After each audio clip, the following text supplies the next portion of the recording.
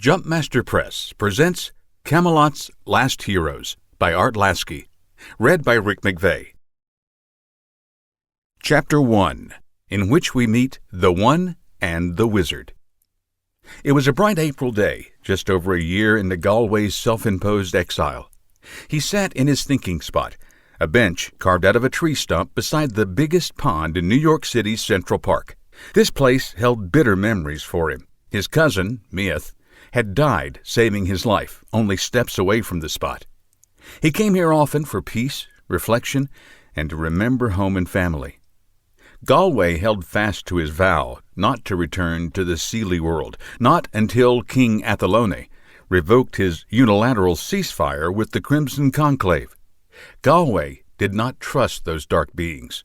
With or without the king's blessings, there will be a reckoning. I will see those vile creatures pay in full before I offer them peace.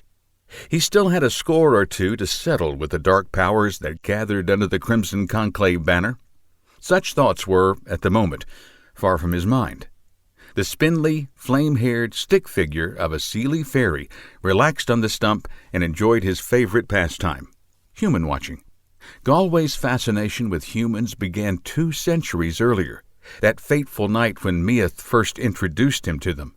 Now, a full-time resident of the human world, he enjoyed his first-hand experiences with the peculiar creatures by immersing himself in all things human. He watched TV, read newspapers, and pored over many a Zane Grey novel. Galway deeply inhaled, savoring the green, earthy scent of spring. In front of him, a family of turtles sunned themselves on a convenient rock in the middle of the pond. To his left, a family of humans sunned themselves on a rock not in the middle of a pond. "Seymour, give it a peanut," came a woman's voice off to his right. On the footpath, a gaggle of tourists snapped pictures of a squirrel, as if they had discovered Sasquatch. He tried to figure out for the umpteenth time why sightseers always get so excited when they spotted one of the common rodents. "You look funny." The words startled Galway. He turned toward the voice and saw a human boy perched on the lowest branch of an elm tree. The kid looked about 10 or 11, with dark, owlish eyes and untidy black hair sprouting riotously from under a battered New York Mets cap. The boy intently stared at the fairy. Galway took a quick inventory. Paisley bell-bottoms, check. Neon orange Doctor Who sweatshirt, check. Okay, I'm tall, but not much more than most. I'm very thin, but thin as in. Can't possibly be my delightfully red hair. Nope, everything about me says native New Yorker, right down to my newly acquired accent. Reassured, Galway smirked. "I don't look funny, you're the funny-looking one here, Pee-wee." The boy snorted, swung off the branch, and lightly landed on the ground. He scooped up a crutch Galway had not noticed and limped toward the fairy. He plopped down on a nearby bench facing Galway and gazed up at him. "Aren't you too young to be in the park by yourself, kid?" "I ain't alone. Duffy's with me." "Who's that, your invisible friend?" Galway teased. "My dog." "Oh, your invisible dog?" The boy whistled. The bushes behind the tree swayed, rustled, and explosively parted. A brown streak of lightning arrowed through them and resolved itself into a scruffy terrier bounding around his young master's feet. Duffy, a knee-high bundle of energy with twig-tangled, mud-caked fur, spotted Galway and froze. The dog quickly looked from the boy to the fairy and back. Canine for, "Do you see what I see?" "Yip, yip." The dog joyously leaped into the fairy's lap, kissing his nose, his left ear, right ear, nose again, chin, left cheek, forehead, right cheek, and nose again, an easy target. Duffy did not score direct hits on all of his targets, since the fairy was too busy laughing, hugging, and kissing the squirming pooch to hold still. The exhibition proved what any dog you ask would readily tell you.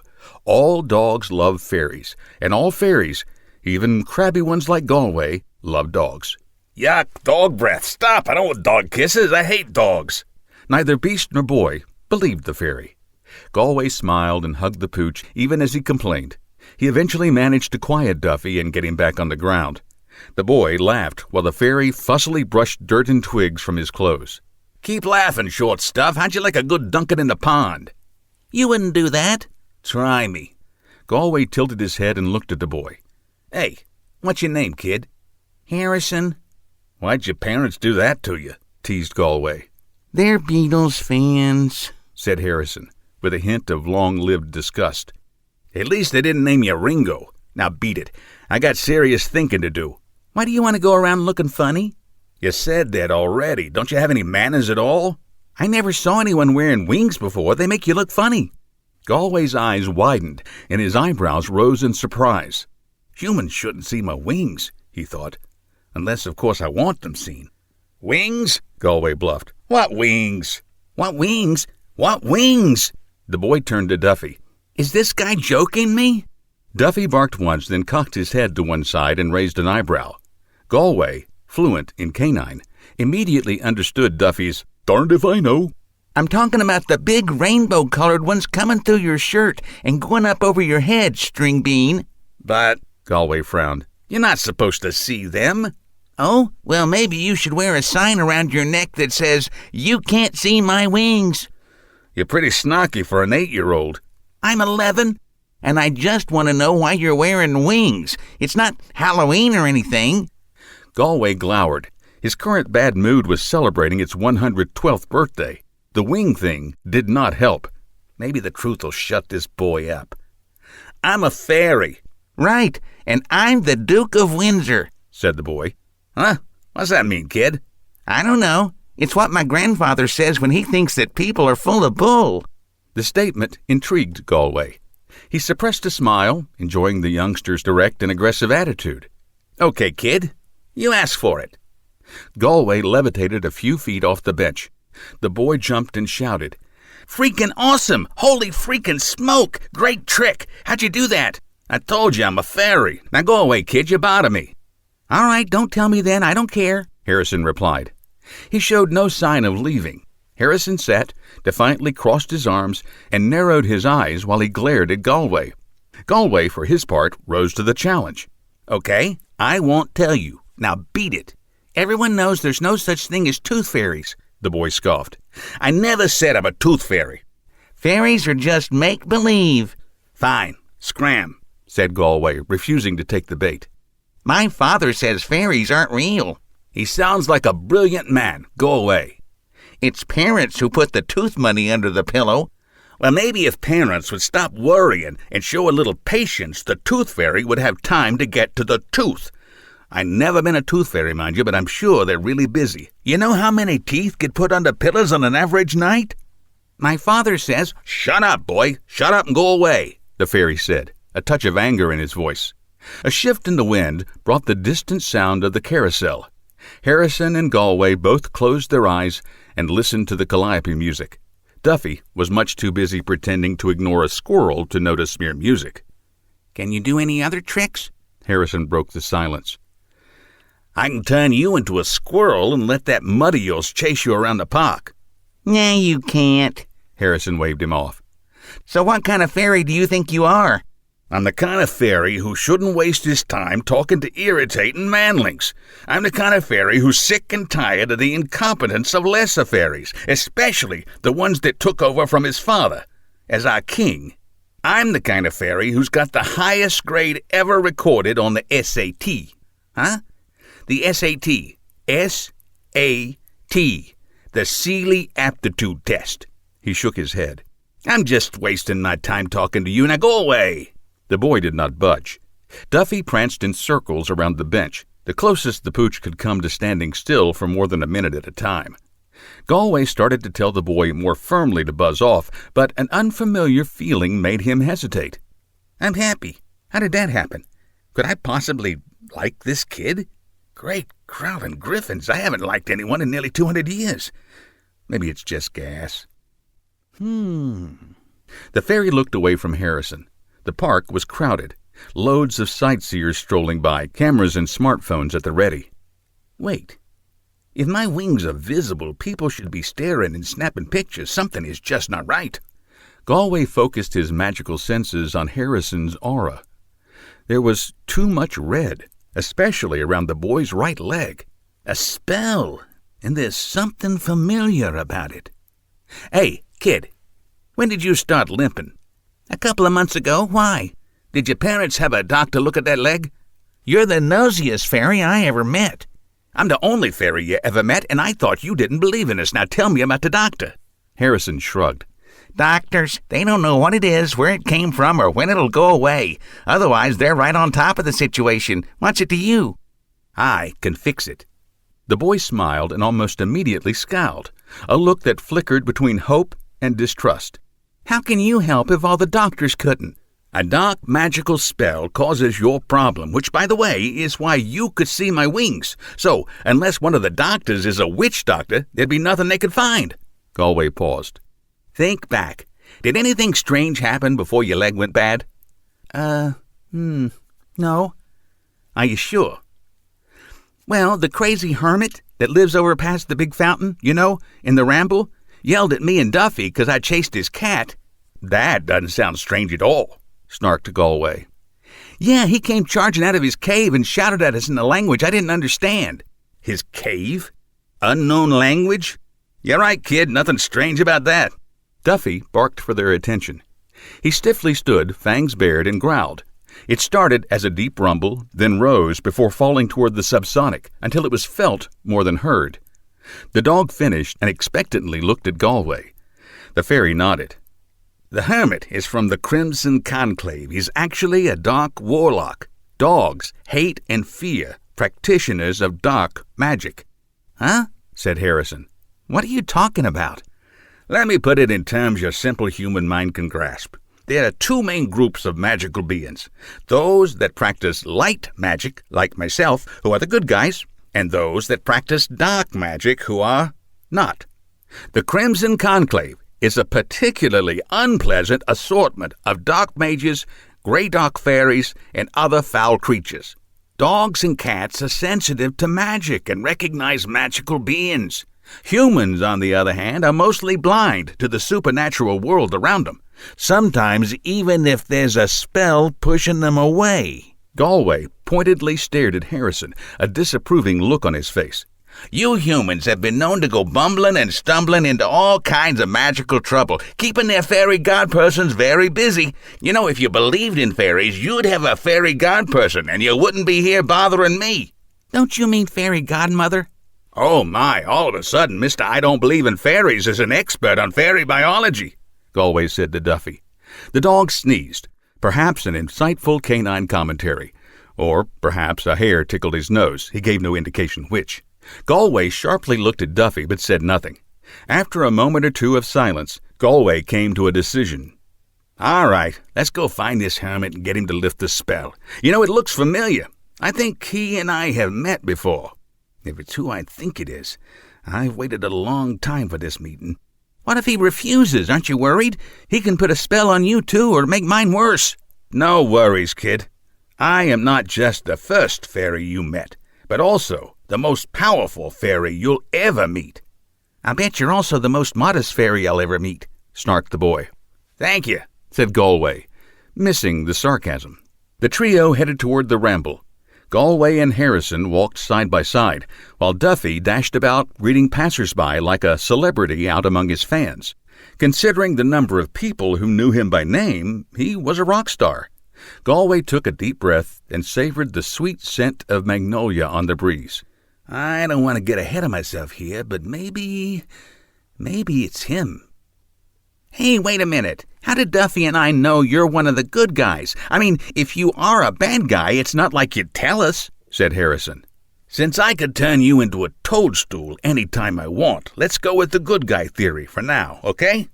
"One more question. What's your name?" "Kid, you are really bucking for toadstool status." "I'm Galway," growled the fairy.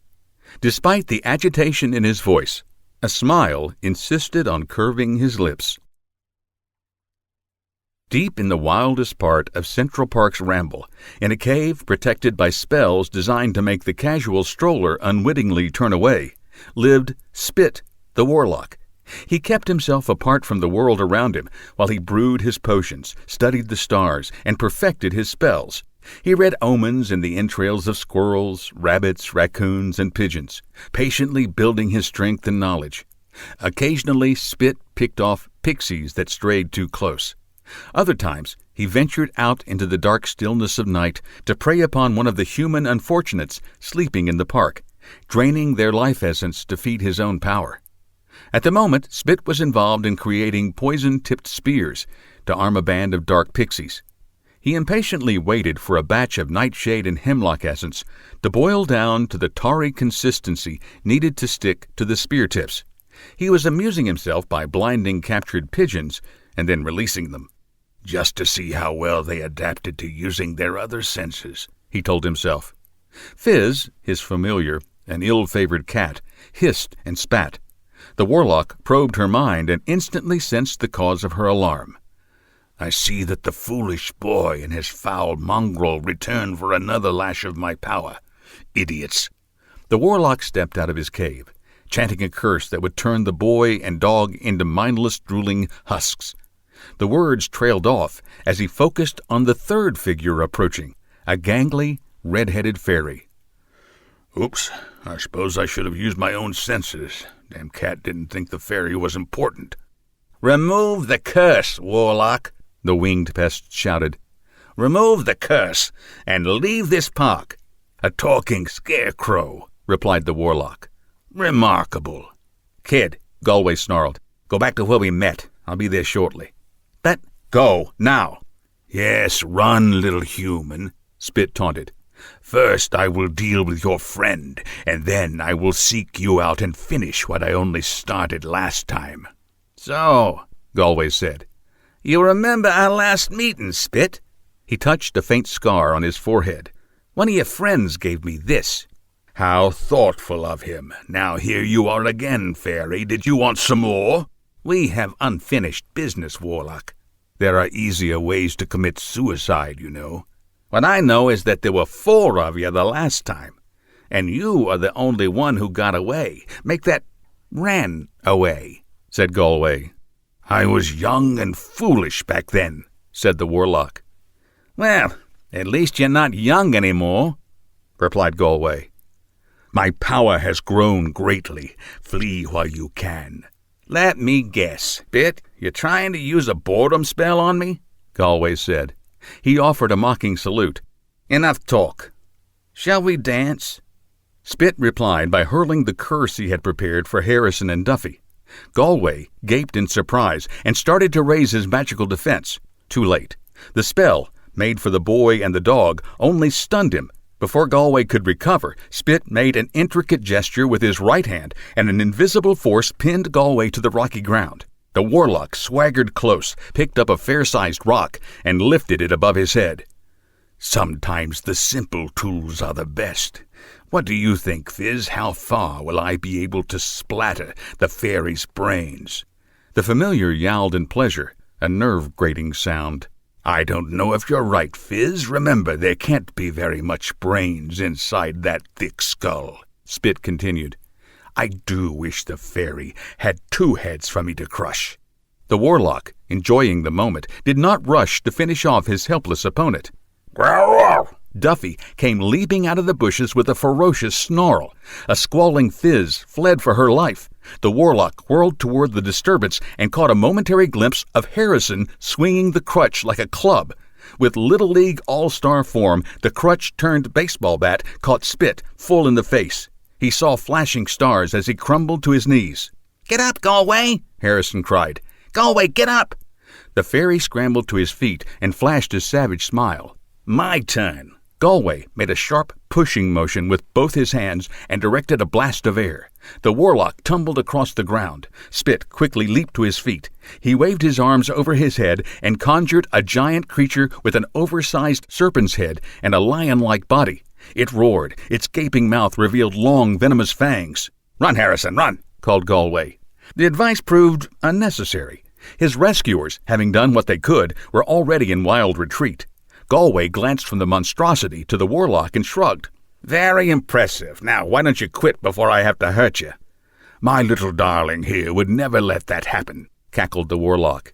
He'll quickly put you out of my misery, and then I'll return to my research.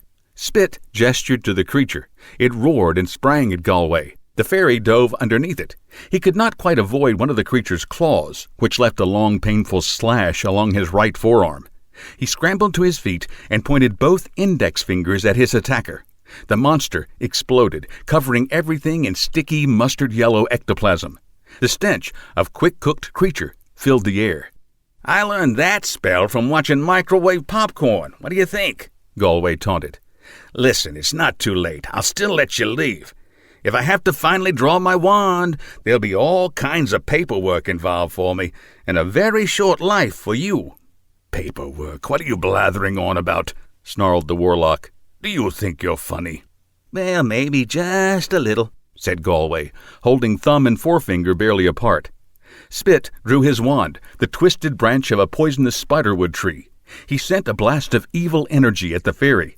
Galway held up his hands, palms facing the warlock. The energy slammed into them and pushed Galway backward against a tree. The bolt scorched his hands and turned his sweatshirt into a charred and tattered mess. "Damn, that stings." Galway grimly smiled. "I'm beginning to think you don't like me." The warlock clenched his jaw, purple-faced with rage. He tightly held the wand in a two-fisted grip and pointed it at the fairy. Bolt after bolt of lightning flashed toward Galway. The fairy raised his wand in one hand and pointed the other at the ground. The lightning struck his outstretched wand, traveled down through one arm and out the other. Each bolt harmlessly disappeared into the earth. Spit weakened. His lightning bolts grew less intense and less frequent. They finally stopped. Spit dropped to his knees, exhausted. Galway held up red, stiff, and blistered hands. His forearm throbbed and blazed from the creature's poison. His head ached and his throat burned. "That's it?" Galway taunted with all the bravado he could muster. "That's all you got? Now I know why you pick on little boys and shaggy dogs. Let me show you how I aced Section 2 of the SAT. Spit raised his arms and weaved all of his remaining life force into a powerful defensive spell surrounding his body.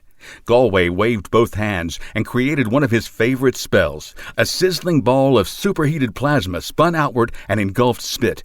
Galway liked this particular attack because once he released it, his work was done. He could sit back, catch his breath, and watch the show. A glowing ball of ionized gas enveloped the Crimson Conclave warlock. It brightened from dull red through the spectrum to a blinding blue-white.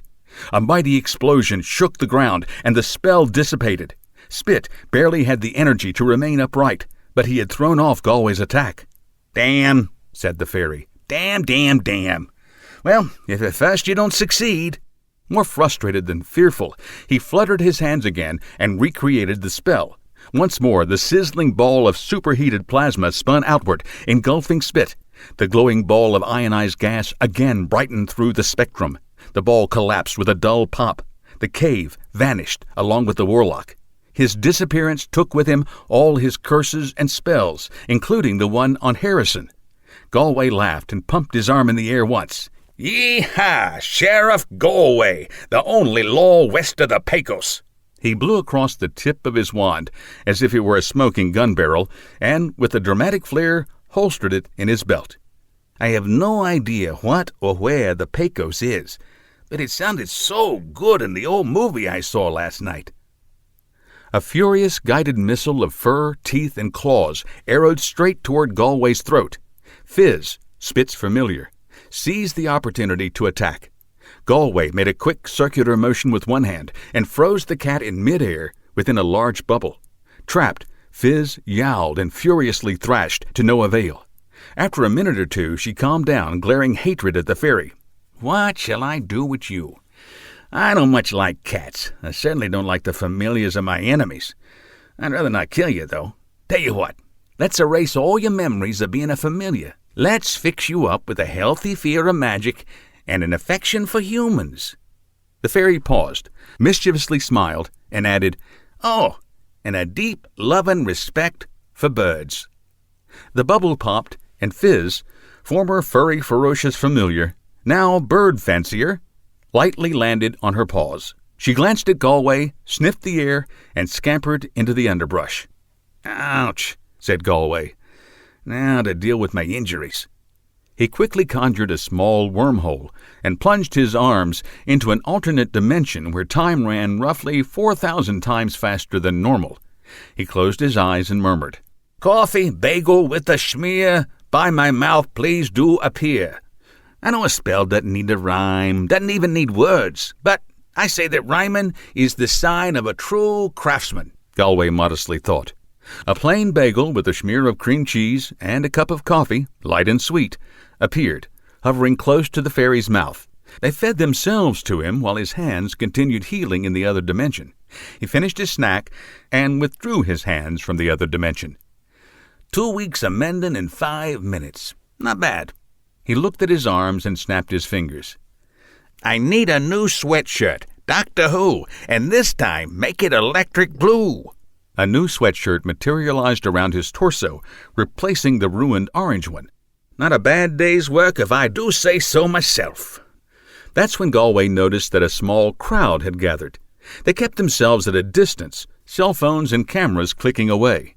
One individual slowly approached, and Galway thought over his options.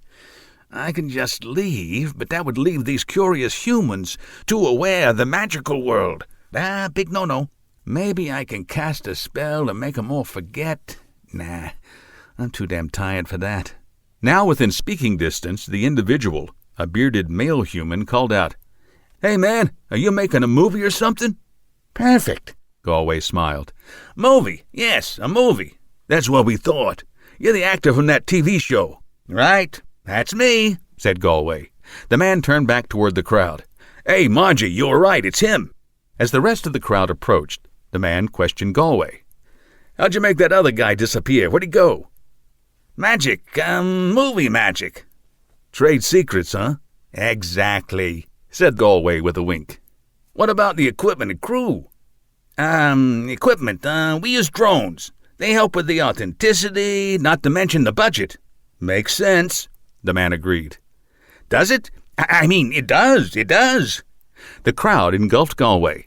The next half hour passed with lots of questions which he ignored, lots of posing for pictures, and autographs. He signed Galway Sealy Fairy in an indecipherable scrawl. Finally, as the crowd quieted and began to straggle away, Galway called out, I really gotta go now. Bye. He turned his back on the dwindling crowd, whistled a merry tune, and sauntered back to his thinking spot. Duffy raced towards him and almost knocked the fairy down with his happy assault. Harrison, running without his crutch, closely followed. He leaped up into the fairy's arms. Galway hugged Harrison tightly before stopping himself and abruptly putting him down. Beat it, kid. I got things to do, and you and the mud are wasting my time. You're nothing but trouble. Neither beast nor boy believed him. Chapter 2, in which Galway remembers grief and growth. Galway eventually wound up alone, lingering in his thinking spot. The setting sun pushed shadows across the pond, and the park slowly emptied. The air grew cool as sunset slid into dusk. Lost in memories, Galway sat unmoving and ignored the goosebumps raised by the chill breeze. His warm breath formed little cloud puffs in the cool air. His thoughts found their well-worn way to his life-changing first encounter with Spit, and all he had lost in the years since. It started with his 16th birthday, nearly 2 centuries earlier, and the first step on the path that brought him to his new home, the human world. 16. The long wait was over. Galway reached his 16th century and was finally an adult.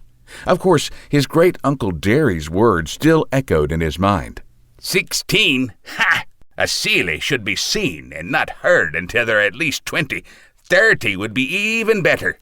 No one's going to hire a young puppy like you. Maybe you could open up a mushroom juice stand with your little friends. Galway thought otherwise, but judiciously waited for Uncle Derry to leave before voicing his opinion. No fair. I get the highest score ever on the Sealy aptitude test, and they expect me to just hang around the magical realm, sliding on rainbows and dancing in pixie circles until I'm older. I am ready to become a knight of the realm. Or, at the very least, a fairy god person. His cousin, Myth, a tooth fairy first class, patiently listened while the gangly teenager complained, his anger-flushed cheeks almost as red as his wild hair. You're smarter, better, and you just don't get any respect, she mimicked his tone. Don't make fun of me. You know it's true. I know you should relax and enjoy being young, G-Way. Go have some fun with your friends. I don't enjoy being young. I need a job. I want to accomplish things, great things. Besides, I don't have any friends. Everyone's jealous of me. You're my only friend. Then as your friend, let me give you some advice. You have a good heart. Deep down inside, I know that you care. Let people see that and you will make friends. I don't need friends. I need a job. Galway, at least take my word for this. Working isn't as great as you think. Easy for you to say. You got a job. A real job. Tell you what, my anxious young cousin, why don't you come to work with me tonight? You'll see how little you're missing. The ready room of Tooth Fairy District 274, New York City, was crowded, noisy, and smelled of cinnamon-toasted dewdrops, a fairy favorite. Galway, would you please take those plugs out of your ears? You're being rude. But, Mia, it's too noisy in here, Galway groaned. It's also too crowded. You wanted to come to work with me. Here we are, she replied. Now don't embarrass me in front of my co-workers. Pausing dramatically, Galway uttered a melodramatic sigh, rolling his eyes as he waved away the earplugs. Mia took her cousin's hand and led him across the room. Come on, Galway. I want you to meet a few of my friends. The room quieted before they reached a group of fairies in the corner. Sergeant Drogheda, the supervisor, appeared at the front of the room. She quietly stood. Her powerful presence and no-nonsense look quickly commanded everyone's attention. Okay, team, it's shaping up to be a busy night. Don't get sloppy.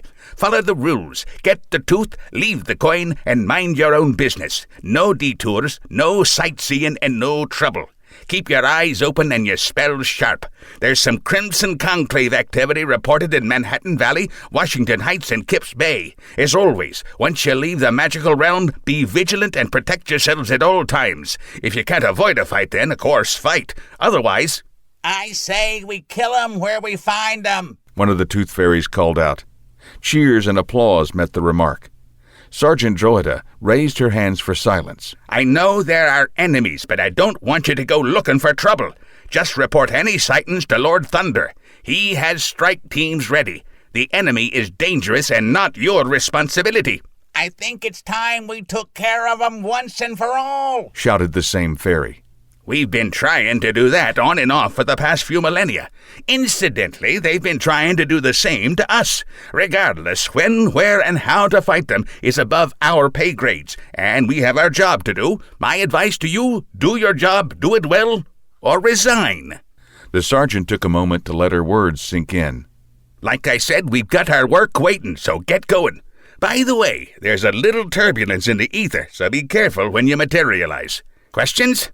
None. Good. Hey, let's be careful out there.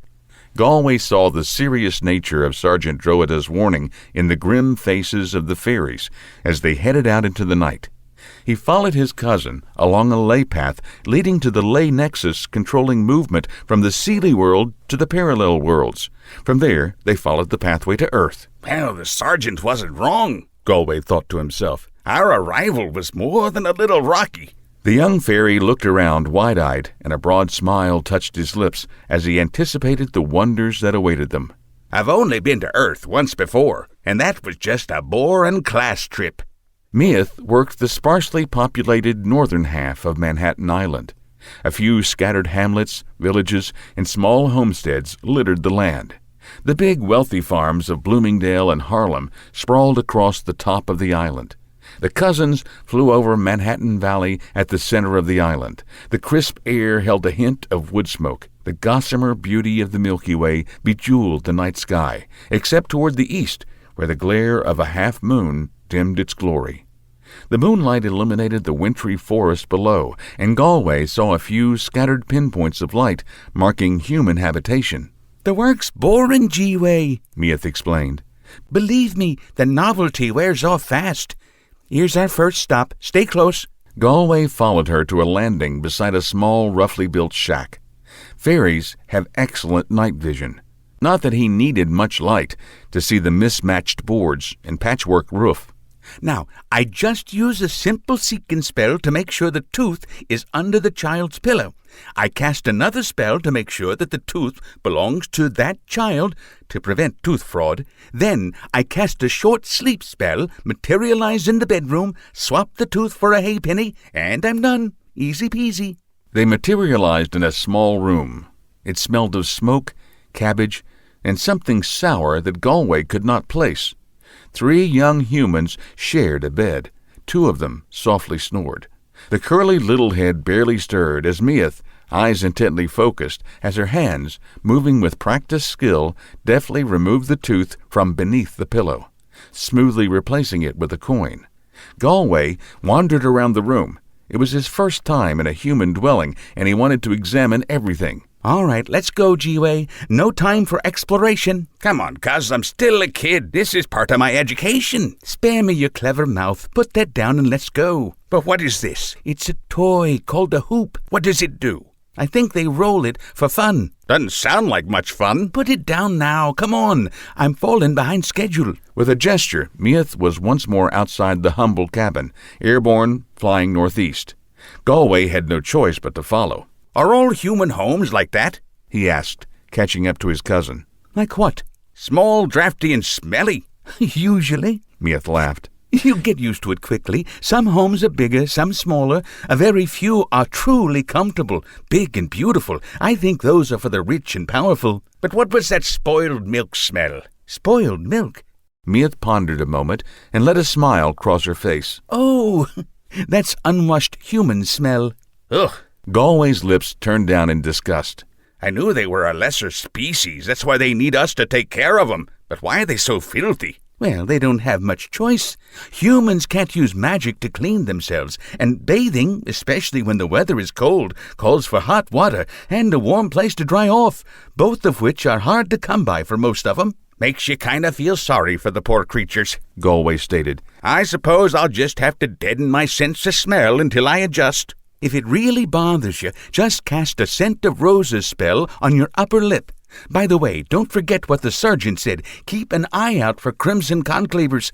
I haven't seen any for ages, but I'd hate to have to explain how I lost my young cousin on his first night with me. Galway followed Meath from house to house. Meath is right. The job itself is boring. But humans, well, how can such simple, short-lived creatures be so fascinating? I gotta see more. Know more about 'em? Meath, is it true that humans never live past 100 years? Yes. Is it also true they don't have any magic? Mostly, I guess. They like to eat cows and pigs? Yes, Galway, yes. Ugh. Do they eat fruits and nuts like normal creatures? Galway, please stop asking me questions. I've got to concentrate on work. One more question. What is this? Eyeglasses. It's a pair of eyeglasses. What's it for? Weak eyes. Weak eyes? Why? Galway, shut up. Hurry up, I'm falling behind my schedule. They arrived at the next cabin. Galway emerged from his stream of thought, and his heart pounded wildly. He was alone in the serene emptiness of a Central Park midnight. It's been 200 years. No matter. I'll still remember it all in 2000. Every blade of grass, every pebble, every splinter of wood in that cursed cabin. He settled back into his memories. The cabin sat in a clearing, located in a rough and rocky little dell almost exactly in the center of Manhattan Island. A sturdily built log cabin stood within the clearing. An unusually large amount of light spilled from each window in the place. Meath hovered and held up a warning hand. Wait a second, G-Way. This doesn't look right. I sense magic. Crimson conclave? Galway asked. Yes. Grey darks, Meath hissed. We should beat it. We can report this when we get back to the office. Just a second. Some child's tooth led us here. Let's get closer. I want to see what's going on. You really shouldn't. You heard what Sergeant Roeda said. It's dangerous. We should mind our own business. You're no fun. Will you wait here for me? Don't go. Someone could get hurt badly. I'm going to report it. I just want a quick look. Without waiting for an answer, Galway landed and carefully approached the house. SAT Section 1, Problem 73 will work nicely here, he whispered. He quickly cast a spell and shielded his magical aura so any enemies within could not detect him. He drew his wand from his belt and crept up to an open window. He listened to the voices inside. "Are you sure you know what you're doing, Spit?" Of course I do. Human children cooked with just the right herbs and spices, using the right incantations, served medium rare, and eaten before the flesh cools, will double our power," replied an arrogant voice. "I hope you're right. I'm normally a vegetarian." "I wouldn't waste my time or yours if I weren't certain. Now, if there are no further annoying questions, I have the children under my spell, and you know the incantations we need. Shall we start the ceremony?" A chorus of voices chanted in a harsh language that Galway did not recognize. Gardre, Lemron, Sarget, Drem. Garsdre, Blendron, Sarget, Drem. The grating sound of it raised the hairs on the back of Galway's neck. The incantation buzzed in the background, and Spit's voice rose above it. "Be good, children. Take this worm root and this dragon's bane. Next, I sprinkle some pixie blood on each of you. Good. Now, where did I put the powdered bones from the unhallowed grave of a murderer?" Galway risked a peek. He saw a large room with a huge oven at the far end. Waves of heat radiated from the open door. 3 gray-dark fairies stood to the side with their backs to him. A warlock, Spit, he guessed, stood beyond them and sorted through items on a cluttered table. 2 naked human children stood in the center of the room. The body of an adult human lay unmoving in one corner. "Ah, here it is. Now I mix the bone with some brimstone and pitch and use it to mark these symbols on each of the children. There and there. Good. Now I command you, children, climb into the oven."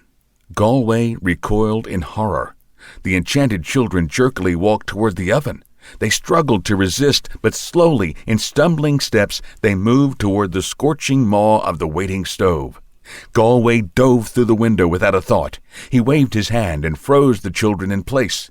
He turned and hurled a spike of energy toward the warlock. Spit stood in stunned silence, his eyes wide, and took the bolt in the chest. He slid across the floor, dazed. "Okay, Spit, into the oven yourself now, and hold the screamin' down." The human children fled. Galway raised his wand high and prepared to force the warlock into his own stove. A blast of magical energy caught him full in the back, disrupting his spell. He had forgotten about the Greydark fairies. His natural defensive shield absorbed some of the shock, but the impact threw him across the room. He slammed against the wall amidst a storm of shattered furniture. Galway groaned and struggled to his feet. A gash on his forehead streamed blood into his eyes. He smiled, a ferocious curve that revealed tightly clenched teeth. His upper lip curled over his slightly elongated canine teeth, giving him a predatory look. He wiped the blood from his eyes with one hand. He extended his wand toward the fairies with the other. He was not fast enough. His foes peppered him with jagged bolts of explosive plasma from their fingertips. Galway reinforced his defensive shield. It glowed a shimmering violet, absorbing the assault. "I know I'm more powerful than most fairies, but I can't keep this up forever. I gotta try and fight back." Each time he tried to summon the additional strength to counter his enemies, their attacks redoubled. "There has got to be something I can do." He dug down deep and found the magical strength he needed. He blasted superheated air toward his assailants. It knocked them back, momentarily disrupting their attack. They recovered and renewed the attack before he could capitalize on the lull. Galway backed into a corner of the room. He kept his defensive shield high and looked around. There was little chance of escape. Galway's strength slowly ebbed. He dropped to one knee, stubbornly maintaining his shield even as his senses dimmed. Lightning cracked through the window, a searing electric fork that vaporized one of the enemy fairies. Meath materialized in the room right next to Galway. "Is this what you call a quick look? Come on, G, I don't have your power. I used up all my strength taking that Greydark out. Let's get out of here." The 2 remaining Greydarks attacked in tandem, sending streams of magical energy toward Meath. Her defensive shield quickly failed under the dual assault. She returned fire, despite losing strength. Weakened, she leaned against a wall for support. Galway shook the cobwebs out of his head. He leaped to his feet, ready to resume the battle. Too late. Meath's shield failed, and she died. Rage contorted Galway's face. Before his cousin's body even hit the floor, he reacted. Guided by instinct and skill, he extended both hands and hurled a sphere of antimatter at each of his foes. It was their turn to die. SAT Section 4, Bonus Problem 6, he whispered, voice breaking. Tears flowed down his fairy face. He pulled himself together and turned to deal with Spit. The fight was gone from the Crimson Conclave warlock, and he fled into the night. Galway screamed, wordless grief, anger, and guilt. Fists clenched, raging at the heavens, he unleashed an explosive bubble of energy. The entire cabin burst outward, leaving him at the center of a rubble-strewn circle. Galway turned and knelt beside Meath's still form. He cradled her head and pulled her close to his chest. He gently rocked her broken body and howled his grief into the uncaring night. A patrol of Seelie knights led by Lord Thunder found him hours later. He still clutched her cold remains. The sun rose, the sun set, then another. A season came and went, and then another. Galway did not notice. He remained stuck in the awful night Meath died. He mechanically went through the motions of life with little engagement. Most days he just wandered the woods and fields near his home. A glorious day arrived. Perfect weather, birds singing, butterflies fluttering over a field carpeted in fragrant red and yellow flowers. The air was sweet as cherry wine. Galway did not notice any of it. He sat, blankly staring across the rolling meadow. Grief defined his world. If I had only been quicker to turn from that damn warlock to fight the Great Arcs. He repeated the words so often they became a requiem. A shadow eclipsed the sunlight, and Galway looked up at the imposing figure of Lord Thunder, second in command of the Knights of the Seelie Court. The young fairy stared for a moment, then looked away, disinterested. Less than a year earlier, Galway would have been curious and not missed a chance to make a wise-ass remark. He was no longer that fairy. You have proven yourself a capable fighter, and we need you, Lord Thunder stated without preamble. You are hereby summoned to the Seelie Court as a knight of the realm, serving in King Atheloni's royal regiment under my command. What say you? She's dead because of me. She's dead because there is evil in this world. It was my actions, my mistakes.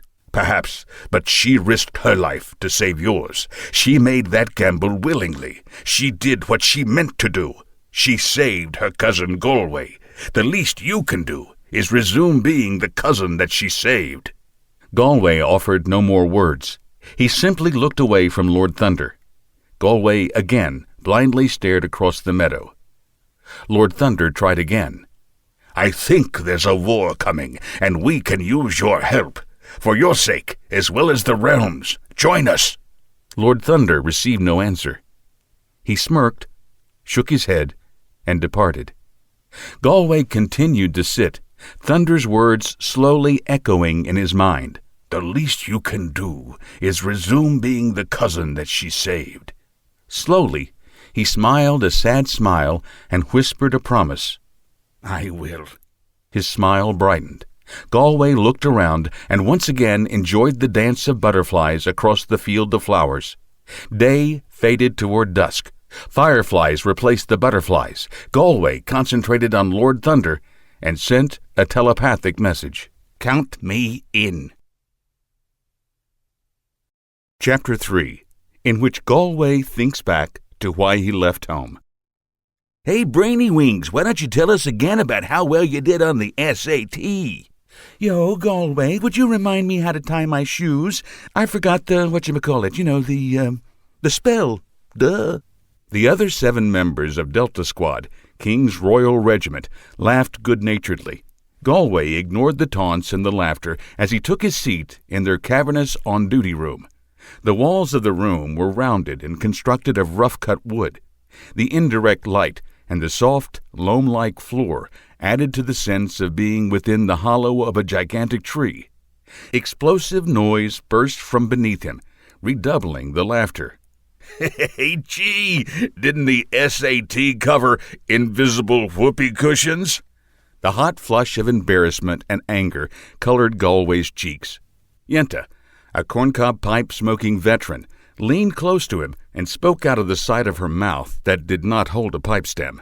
Don't let those clowns bother you, kid. They always razz newcomers. She puffed furiously on her pipe, and a rich cloud of weedy herb smoke surrounded them both. Newcomer? I've been here for over 100 years. Like I said, kid, you're a newbie. Haven't I proven myself?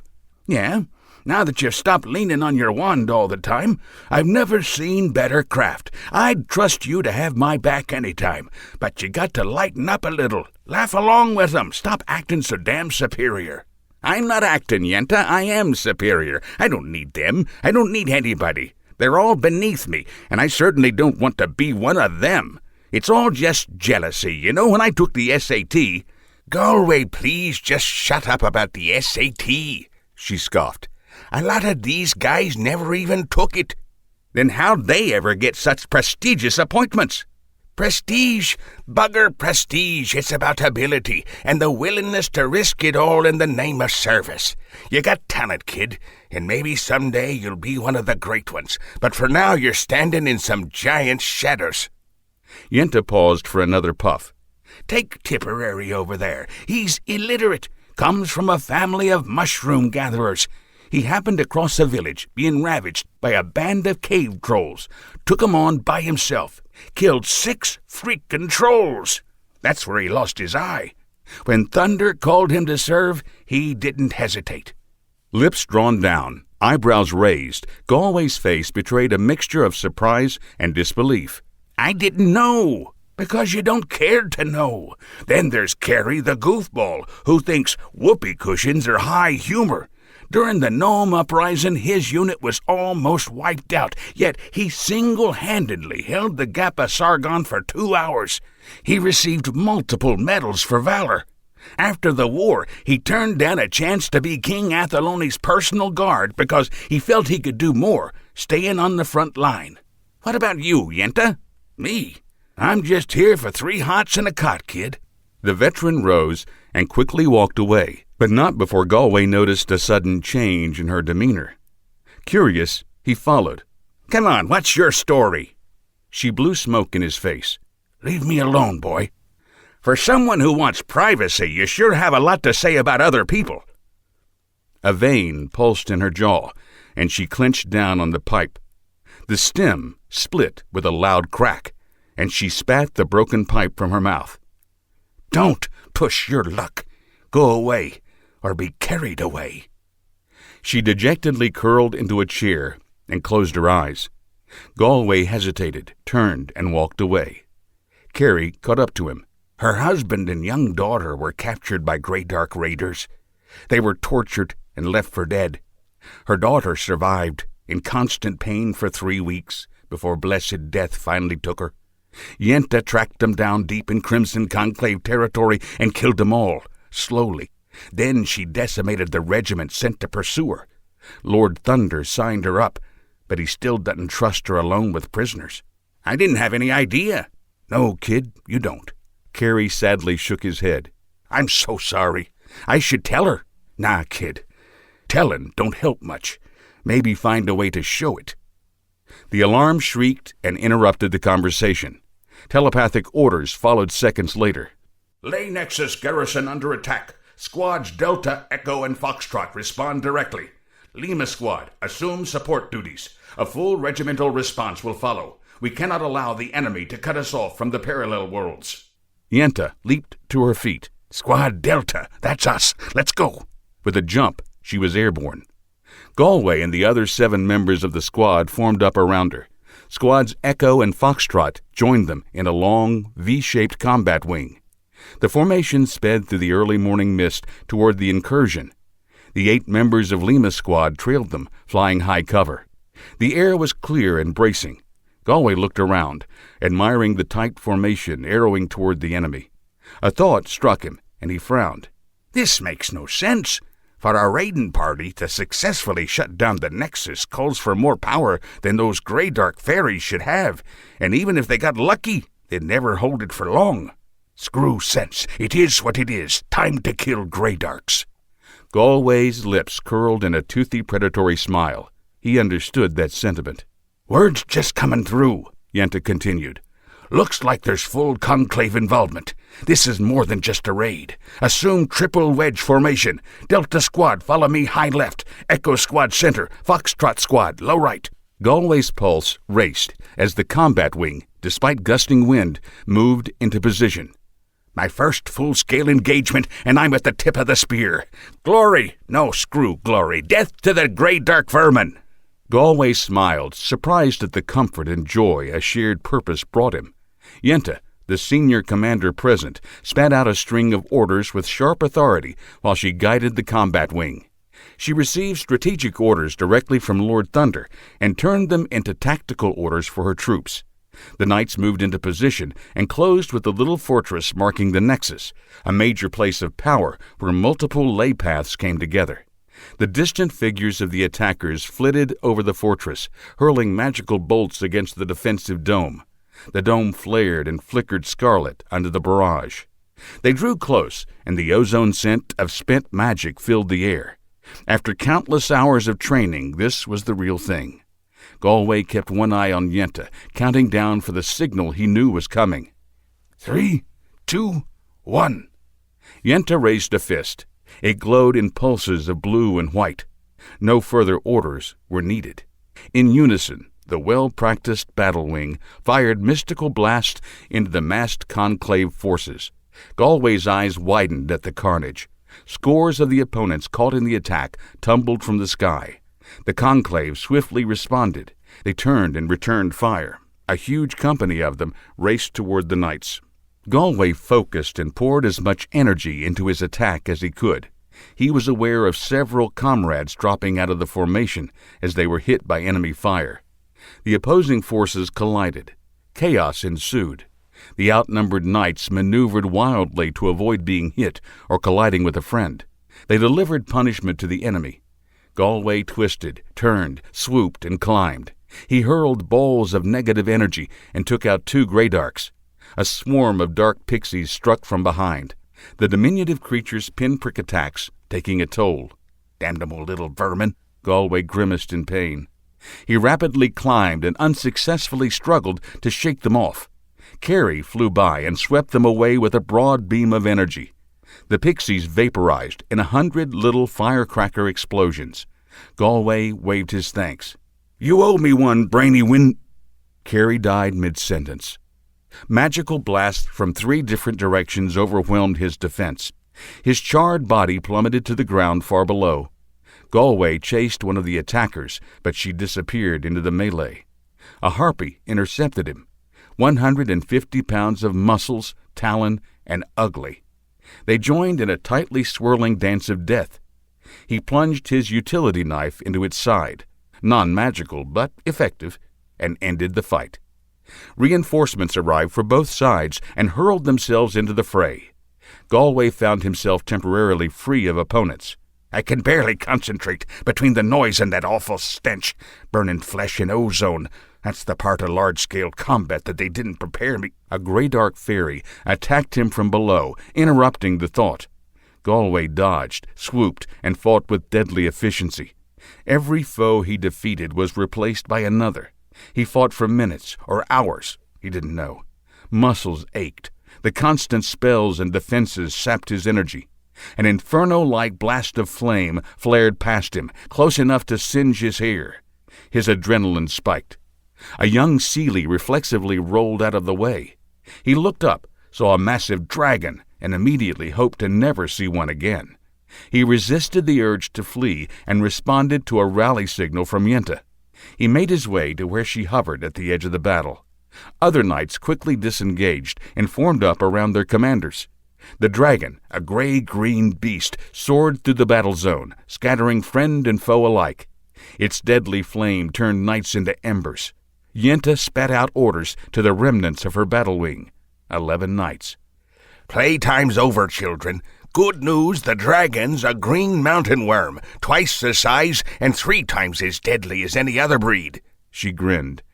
She's all ours. Spread out, keep moving. Don't worry about your tails. Buttercup's wing is flying cover. Let's go. Wait, said one of the knights. I thought that mountain worms were extinct. I guess they forgot to tell that one.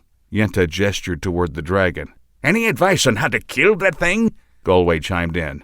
You mean the SAT didn't cover dragons? Tipperary flew past Galway and tossed the question over his shoulder. Oh, it did? Section 3, problem 26. All I need is a unicorn and a griffin's tooth. Hey, everyone, I think Galway almost cracked a joke. Galway ignored the quip, raced to catch up with his wing, and joined the scattered formation attacking the dragon. The fearsome creature circled through the battle, killing Seelie knights and the occasional Crimson Conclave warrior not quick enough to get out of the way. Galway and his comrades hurled a magical barrage against the dragon. It seemed little bothered by their assault. It turned on them, executed an acrobatic 180-degree corkscrew, and belched out a sheet of fire. 3 attackers instantly died. The beast roared with defiance and rage and seized another knight in its talons. It batted Tipperary aside with a flick of its wing. The wounded fairy helplessly tumbled. Galway dove after him, catching him seconds before impact. He gently lowered Tipperary to the ground. Galway knelt beside him and administered the little healing magic he knew.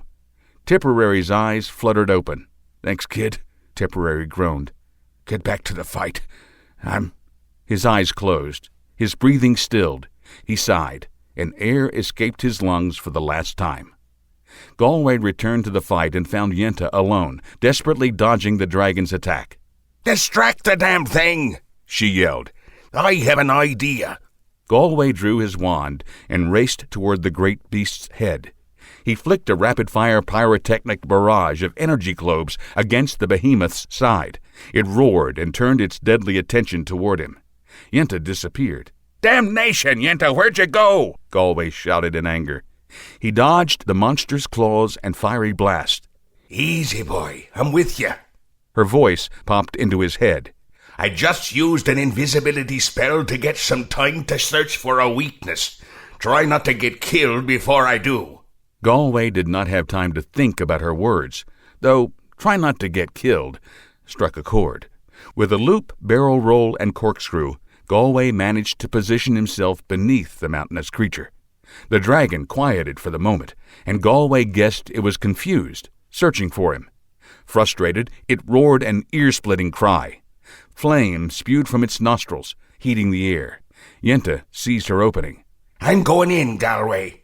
In? No! Galway screamed. Yenta dropped her invisibility spell, drew her wand, and sped straight into the monster's great maw. Nothing happened.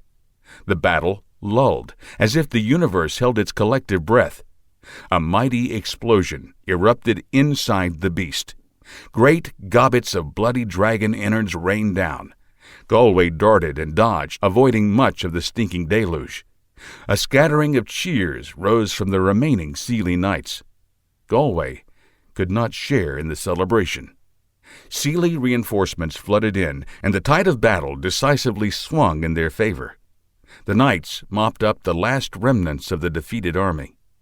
Singed, battered, and heartbroken by the death of Yenta and his comrades, Galway turned away from the battle. I've had enough combat for today.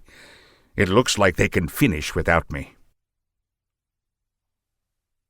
Additional attacks popped up throughout the kingdom in the next few days. The knights stayed busy. The situation finally stabilized enough for them to pause and mourn their losses. Yenta was posthumously awarded the Order of Oberon First Class. Galway, the only survivor of her squad, accepted a unit citation on their behalf. Toward the end of the regimental memorial service, Lord Commander Thunder addressed the full assembly of the Royal Martial Forces. Last week we withstood the largest attack since the end of the last Great War. We paid a heavy price to prevail. It's a small comfort to note that the enemy paid even more, and they lost. Now, we must take some time to rebuild and reorganize. Thunder hesitated. He coughed and grimaced, as if the coming words had a bad taste. He shook his head and continued.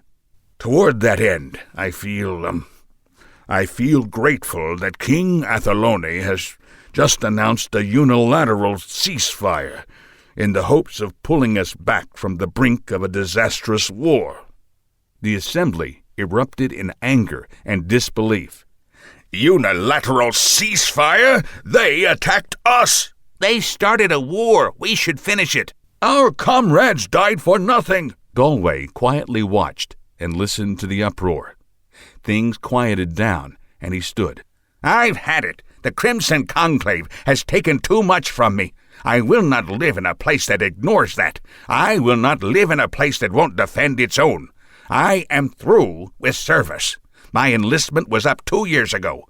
Maybe I'll return when His Majesty is finally ready to do the right thing." "You can't leave," Lord Thunder countered. "Being a Seelie is all about service. We need you, Galway, and you need us. I know your nature. You want to help." "Help? You are right. I'm going to help myself." "Galway, you're a good soldier. You'd be a great one if you just started following orders." "I'll re-enlist when the king finds the courage to confront our enemies." He turned and headed to the ley path that led from the magical realm across the parallel worlds to Earth. He arrived in New York City minutes later. Galway's train of thought returned him to the present. Well past midnight, Central Park was quiet, dark, and cold. "I can use a drink," he announced to the empty park. Chapter 4, in which we encounter the Warrior Prince. The grudging Gargoyle Pub was located in a parallel world not far from the magical realm. The proximity made it the perfect getaway place for Galway to spend an evening. "Haven't been there in a while. It'll be nice to catch up on the news from home," Galway thought. He plotted a path from one parallel to the next. "Not that I'm going to end my exile any time soon, but it's still my home." Called the Gargoyle by its regulars, it was one of the favorite haunts of Seelie fairy knights, and the literal haunt of Brindlemain, the ghostly proprietor. Brindlemain, a centaur, was a customer of the pub for several centuries and, upon his death, decided to put down roots and buy the place. "Brindlemain. He's way too chipper and nosy for a ghost, but at least he remembers my drink order. He's always there, too, which makes sense since he's haunting the place, after all." Galway smiled at his own little witticism. "I wish there was someone clever enough to appreciate it." Galway found the pub's convenient location, superb service, and seriously good drink. Its mushroom stout won the Best Brew Blue Ribbon 732 years in a row. A mixed blessing. The old place was always crowded, and Galway did not like crowds unless they were of the admiring kind. Warm, buttery light, the scent of cinnamon-toasted dewdrops, raucous laughter, and the entrancing tones of fairy music spilled out of the place. The beguiling music quickened Galway's pace as he walked the final stretch of meadow path leading to the gargoyle's ancient oak door. He drew close, the door opened, and Brindlemain greeted him. "Galway, as I live, you don't, and breathe, you don't do that either. Still a charmer, I see. I welcome you nonetheless. There's plenty of room inside and plenty of folks who'll be glad to... Well, a few folks. Well, I suppose there's a chance someone will be glad to see you. You'll be having your usual, a tall mushroom stout, yes? Of course. Why else would I be here?" Galway felt a brief chill as he walked through the spectral innkeeper and into the cavernous common room. Living wood walls and lush green grass carpeting gave the room a warm, cozy feel. He saw many familiar faces in the crowded place, but only a handful bothered offering him more than a slight nod. Not one volunteered to make space for him at their table. "Nothing changes. It's the usual bunch of self-absorbed prigs," Galway muttered. He spotted a nearly empty table in a dimly lit corner. Its sole occupant was a blockish figure seated in the shadows.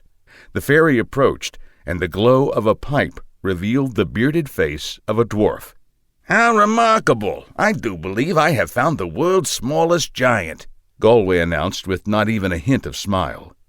The look on the dwarf's face revealed hope that, perhaps, the tall, obnoxious intruder would move on. Galway refused to take the hint and continued talking. Oops, my mistake. It's just unusual to find a dwarf so far from the nearest silver mine digging for all they're worth. You can't be turning much of a profit while sitting here alone. The dwarf looked up, and for the briefest of moments the dwarf's eyes widened and his lips twitched, before returning to a guarded, distrustful look. For a second there, I thought you were happy to see me. I suppose it was just gas. Galway chuckled at his own jape. The dwarf remained silent. I'm not surprised to find a dwarf sitting alone, being so quick to anger and so slow to wit. Dealing with your kind makes for a terrifyingly boring encounter. I believe that the only one who can stand the company of a dwarf is another dwarf, and that only barely, Galway said, taking a seat. Forgive my words, I merely jest. You will find me quite witty. Were I quick to anger, explained the dwarf in a matter-of-fact voice, you'd already be dead. As for wit, if you think what's been tumbling from your flapping gums is wit, then I am slow, because all I heard was mindless prattle. Galway dismissively smiled and plowed ahead. Glad to see you can talk. You know, I wonder why you are traveling so far from your subterranean home. And come to think of it, I've never before seen a dwarf traveling alone. Doesn't your kind only go stomping about with a gaggle of your bow-legged, gnarly-faced, hairy little brethren? I travel how and where and with whomever I will, for reasons that are mine alone. If you have nothing interesting to say, spare your vocal cords and my ears by shutting your yap, growled the dwarf. Galway raised his hands, palms pressed together in a gesture of, if not surrender, at least acceptance, as he sealed the deal, calling over his shoulder. Oh, Brindlemain, add one of whatever my diminutive new friend is having to my tab. The fairy relaxed into his seat and listened to the chatter all around. He picked up interesting snippets of news and gossip. Several hours and several rounds of mushroom stout later, the fierce scowl on the dwarf's face had relaxed into the mildest of glowers. It seemed that the dwarf was beginning to find Galway almost tolerable. By the way, my name's Galway. I'm a Seely fairy. Shocking. I would have guessed you were the world's skinniest giant. I am called Dustoff Brins. Pleased to meet you, Dustoff. The dwarf growled, a bass rumble deep in his chest. Apologies, Dustoff Brins. I forgot that one must always address dwarves by their full name. Anyway, let me tell you my story.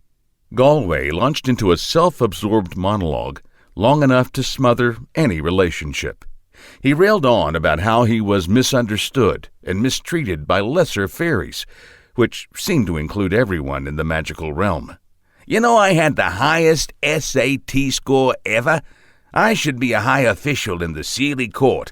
Then they would listen to me. Then the king would agree to declare war on the Crimson Conclave. They are a menace, you know. Hey, are you listening to me, Dust for Brains? Every time I start to think I find you almost bearable, you remind me why I don't, said Dustoff Brins, scowling. Someday I'm going to do a little research and figure out why dwarves are always scowling. On the brighter side, you don't talk much, which leaves more time for those with something worth saying. Now, where was I? Dustoff Brins' scowl deepened, and the fairy continued his monologue. Bad luck, just bad luck, and the jealousy of lesser beings is what put me in my current bind. In the end, I just wanted to be left alone. Is that such a sin? But they just wouldn't leave me alone. No, Galway, being a Seely is all about service. You can't turn your back on that. We need you. You're a good soldier. Just learn how to follow your orders. Don't fight the Crimson Conclave. Sure, they killed your cousin and your friends, but orders are orders. A pox on all of 'em, I say. Dustoff Brins coughed. My point exactly, said Galway. But if life deals you ogre eggs, make an ogre egg omelet, I say. At least I'm enjoying my time among the humans. Say, Did you hear the one about the human, the water sprite, and the enchanted canteen? No? Neither did I. Ha! Get it? The joke was that there was no joke. Didn't I tell you I was a wit? You know the humans are an interesting lot, at least compared to dwarves. What do you say to that, my talkative little pinhead?" Dustorf Brins scowled. Galway laughed. "Just what I thought. I couldn't agree more. Brindlebane, another drink here. And don't forget a short one from my babbling buddy." Galway proceeded to spend entirely too much time expounding upon everything from the weather to the relative merits of various spells to how much better he was than everyone else. His voice finally began to fail. He rose, clapped Dustorf Brins mightily upon his muscular back, and proclaimed, "Enough already. You're talking my ear off with your endless chatter. I'm calling it a night." Glaring at the back of the departing fairy, Dustorf Brins muttered, "I can't believe that he's the one. No denying it, though. I can sense the greatness in him. But it's buried under too much talk and too much ego." Chapter 5, in which the enemy shows an interest in the one. The mildly intoxicated fairy unsteadily made his way to the door and headed out into the midnight darkness. A cool, sweet breeze wafted across the meadow and helped clear his head. He welcomed the quiet after hours in the noisy pub. He paused. Quiet. Too quiet. Something was not right. No insect buzz, no twitter of bats. Reflexively, he threw his full magical defenses up. Die, seely worm! A bolt of sorcerous energy slammed into Galway's defensive shell and spun him around. Galway dove into a forward roll and came up running.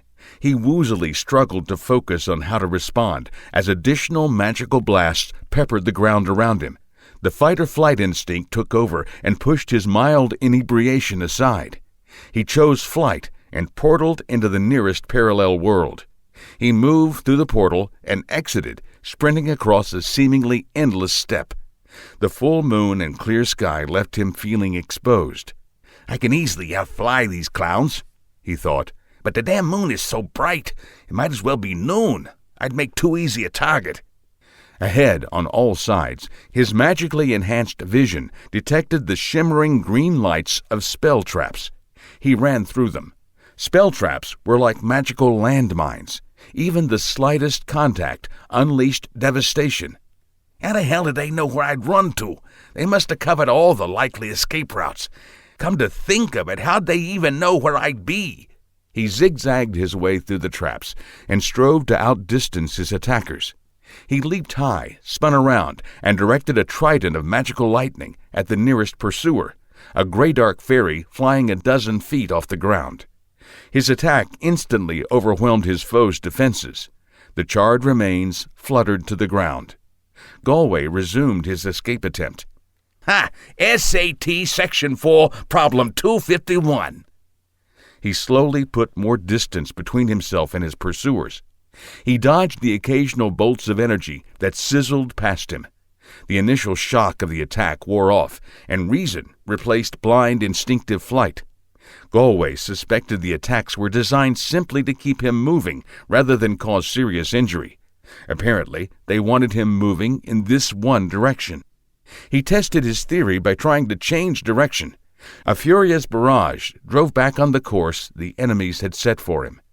"If these losers think they're going to herd me from the frying pan into the fire..." Galway took another spinning leap, directed energy beams from both hands, and picked off two unprepared assailants. The remaining pursuers dropped back and flew lower, just out of Galway's deadly range.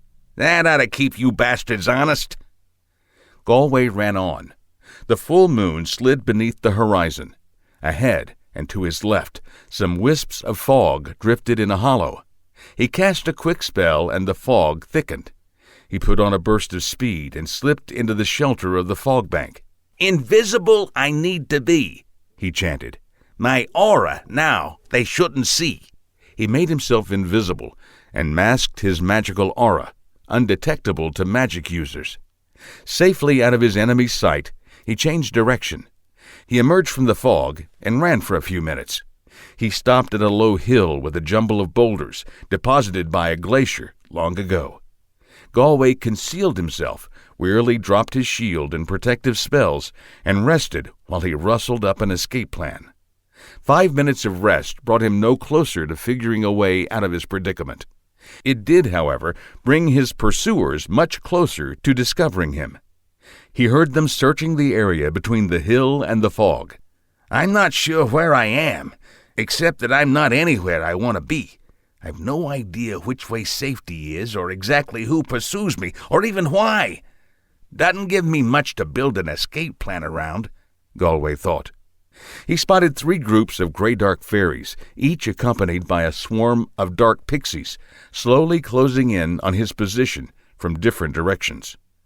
"With so many Greydarks and pixie support to boot, it's got to be the Crimson Covenant." In a perverse way, so much attention from the enemy appealed to Galway's vanity. For once, he did not welcome the attention or dwell on it. "Good to know, but it doesn't help me at all. I suppose the only thing I can do for now is run as far and as fast as possible. But where?" He noticed a big space between the 2 largest groups and decided it was a little too attractive. Instead of running for the gap, Galway broke cover and raced directly toward the 3rd group of pursuers. He leveled his wand and sent a wave of destructive energy crashing into their midst before they noticed his charge. A handful of them went down amidst cries of surprise and pain. The rest scattered, opening a gap. He sped into it before his startled foes could return fire. They quickly recovered and sent a barrage of magic his way. Galway felt the sting of enemy attacks and the drain on his energy. The ozone smell of spent magic hung in the air. He broke into the clear and ran. He sped across the open ground, leaping over the occasional scrub brush or boulder. He did not want to fly. It would make him an easy target. Hours passed as the increasingly desperate fairy raced on, managing to slightly widen the gap between himself and the pursuers. "This reminds me of SAT Part 32, Problem 746, the only question I got wrong. At least I know one thing not to do," Galway thought, smiling grimly. Seelie fairies are far stronger than their frail appearance suggests. They have the stamina of a mule, but they do have their limits. Galway knew he was close to his, and any attempt he made to turn or even slow drew a renewed assault from his pursuers. Pastel streaks of orange and red marked the coming of dawn and silhouetted a ragged line along the horizon, a distant forest. "If I can just make it to the tree line, I ought to be able to elude my pursuers." He drew close to the forest. "Wait, what if this is where they wanted me to go all along? I can't help it now. I'm too exhausted to go much further. I'm never wrong. Still, I'll find out soon enough." Magical assaults came from several points within the forest. His defensive shell shuddered and glowed as spears of energy dashed against it. "Damnations! I can't believe I was wrong!" His pursuers drew close and joined in the assault. "Welcome to the party, you animals!" Galway shouted. "Surrender or die, Seelie scum!" A magically magnified voice threatened. "Withdraw or face my wrath!" blustered Galway. The enemy responded with a furious barrage. Spell after spell pounded the boundaries of his defense, compressing it at a faster and faster rate. His pursuers, sensing victory, powered up their attack. Galway weakened and directed more energy into maintaining his defense. "I will not fall. I will kill you all," Galway gasped. His defensive shell dimmed and flickered like a light bulb on its last legs. "My defense is weakening. I'm spent. My head is throbbing. My legs are on fire. I don't know what to do. Must come up with a plan. Can't think. Can't keep fighting. Can't. Galway's body shook from sheer exhaustion. His face purpled in anger. "I will not fall," he bellowed through clenched jaws. I will kill you all. His vision dimmed from gray to black. He sank to his knees and began to wildly laugh. His laugh rose in pitch and frenzy, echoing off the trees. The attack paused. He soared to his feet, flung up his hands, and defiantly howled like a fairy possessed. The howl became a wail of animal rage. It grew louder and louder until the volume became a physical thing, shaking the trees and shattering enemy eardrums. Galway's defensive shell glowed blindingly bright, a supernova. It expanded, a roiling cauldron of energy and light. It ceased as quickly as it began. Deafening silence filled the air. He collapsed in a heap on the ground, barely breathing. When Lord Commander Thunder glided to a landing beside the unmoving form of Galway, the hot noonday sun amplified the sickly sweet smell of scorched flesh mingling with the lingering sour-sweet smell of death magic. He stood and surveyed the final battlefield, the ground torn and scarred by magical blasts, hundreds of trees shattered. He saw countless little piles of purple ash, the remains of dark pixies. The bodies of 49 enemies lay scattered in the immediate area. He recognized the Greydark fairies, stockier than Seelies, their hair in varying shades of silver rather than the Seelie blonde to red. Another 24 enemy bodies lay strewn across the 53-mile path of the running battle. As Lord Thunder watched the medics working to revive Galway, he shook his head in wonder and cautious joy. He's a berserker. By Zeus's curly beard, a damned magical berserker. Now, the question is what to do with him. Forgive my ignorance, sir, said a young medic. What's a berserker? Nothing to forgive. Berserkers are extremely rare, and a mixed blessing. They have an ability that only comes out under extreme stress. Everything depends on the amount of control they have over their gift. If they can learn how to direct their power, then they are a potent weapon. Without that control, berserkers become fairy time bombs, all too likely to wreak havoc on friend and foe alike. Pain. A universe of pain. Galway slowly crawled back to consciousness. Everything hurt, from the tips of his curled toes to the split ends of his orange hair. He became aware of low, pitiful animal moans. It took long moments to realize that he was the source of that pathetic whimpering. Get a grip. Stifle it, he chided himself. He lay quietly. He was not ready, could not open his eyes. He heard voices and tried to think. Where am I? I remember being attacked outside the grog oil. Running, fighting, endless running. Picking off the occasional attacker that got too close. The battle at the edge of the forest, I was beaten, battered down, then white-hot rage. I howled like an animal. A surge of power, then nothing. Damn, I must be a prisoner.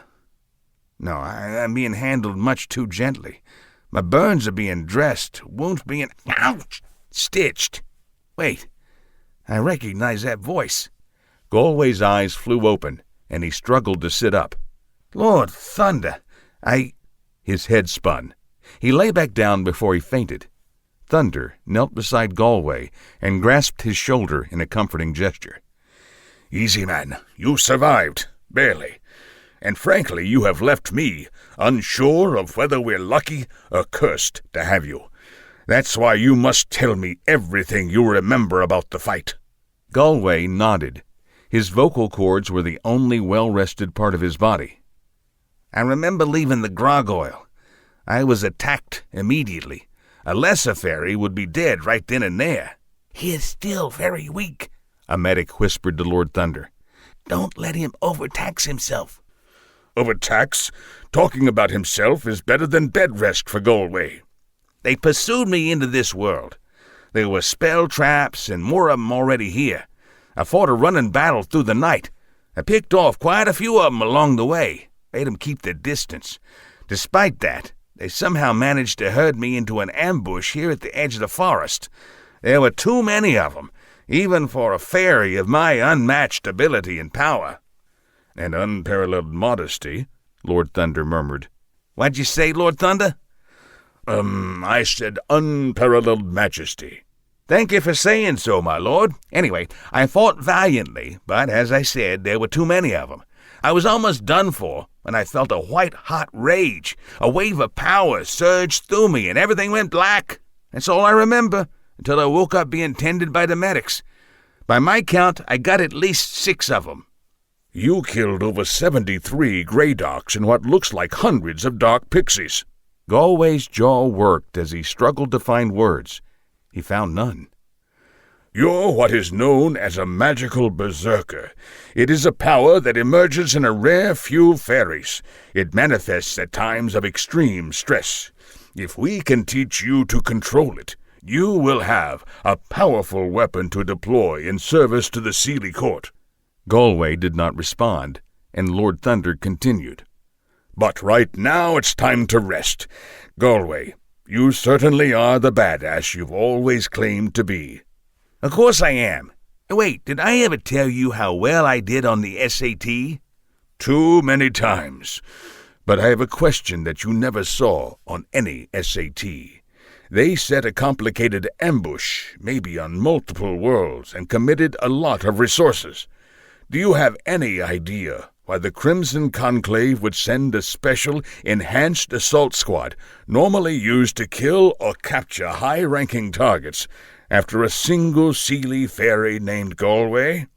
"I can't be sure, but I think it might be because I killed one of their warlocks back on the human world where I've been staying."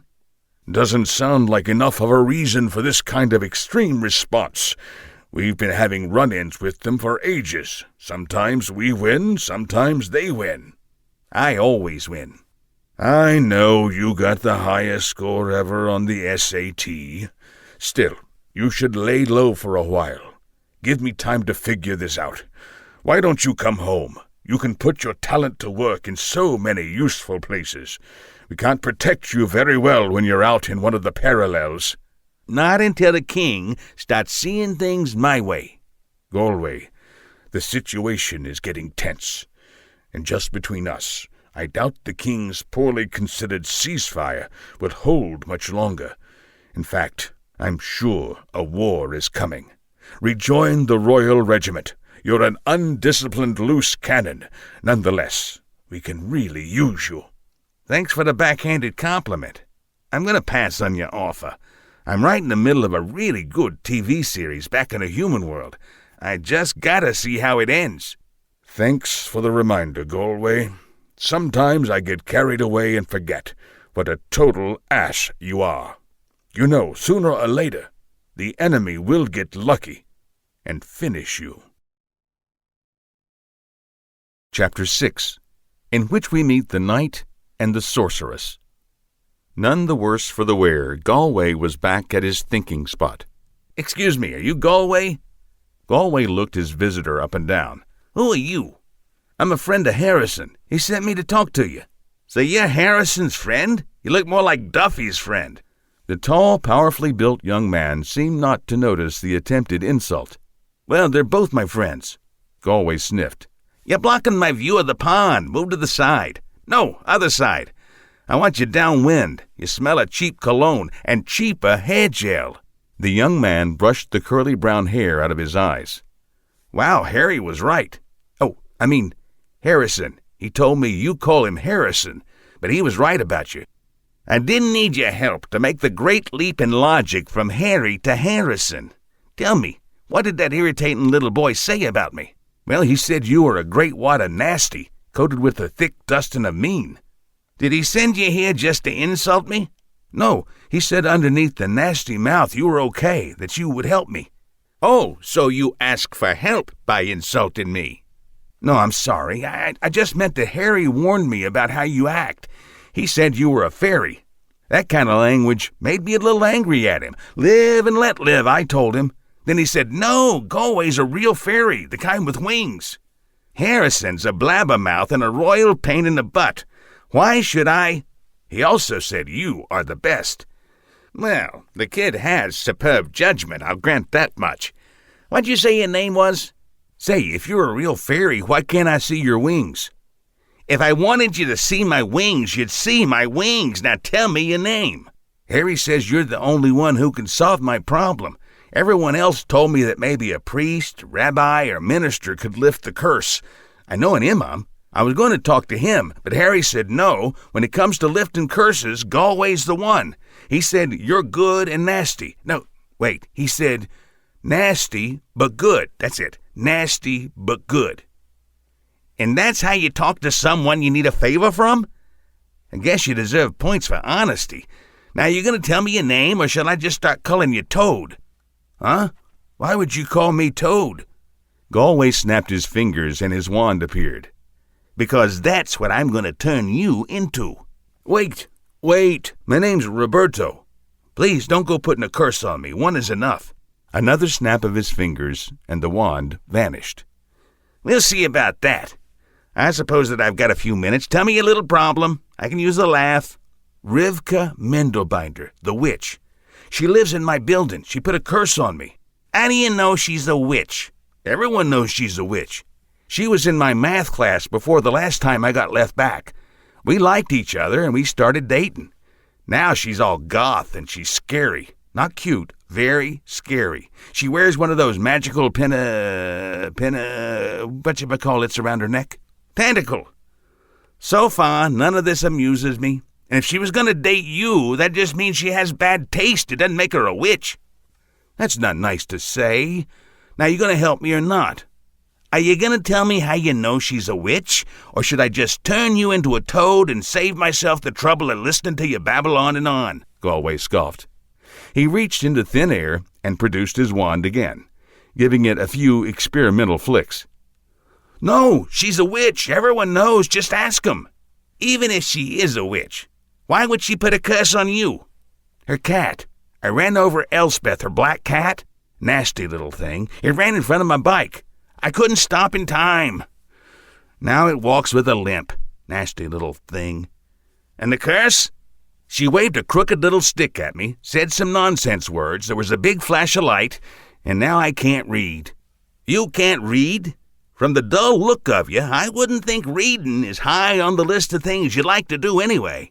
Anger getting the better of him, Roberto snapped. "Why do you just throw out insults like that? I read. I love to read." "Cereal boxes don't count." Again with the insults. "I don't have to take it.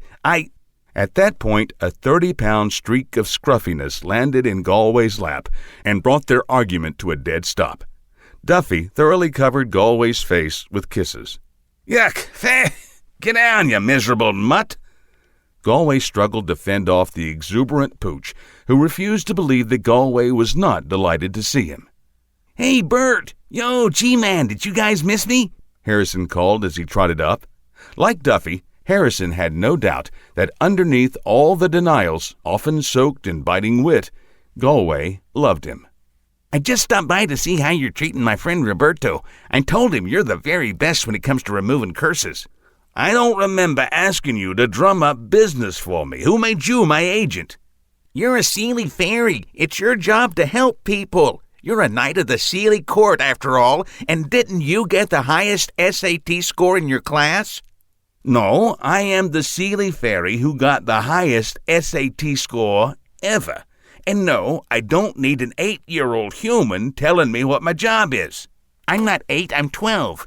"You're 11. For your information, G-Way, I am almost 12. "Your birthday is more than 4 months away," snapped Galway. "Only my best friends know when my birthday is," Harrison explained.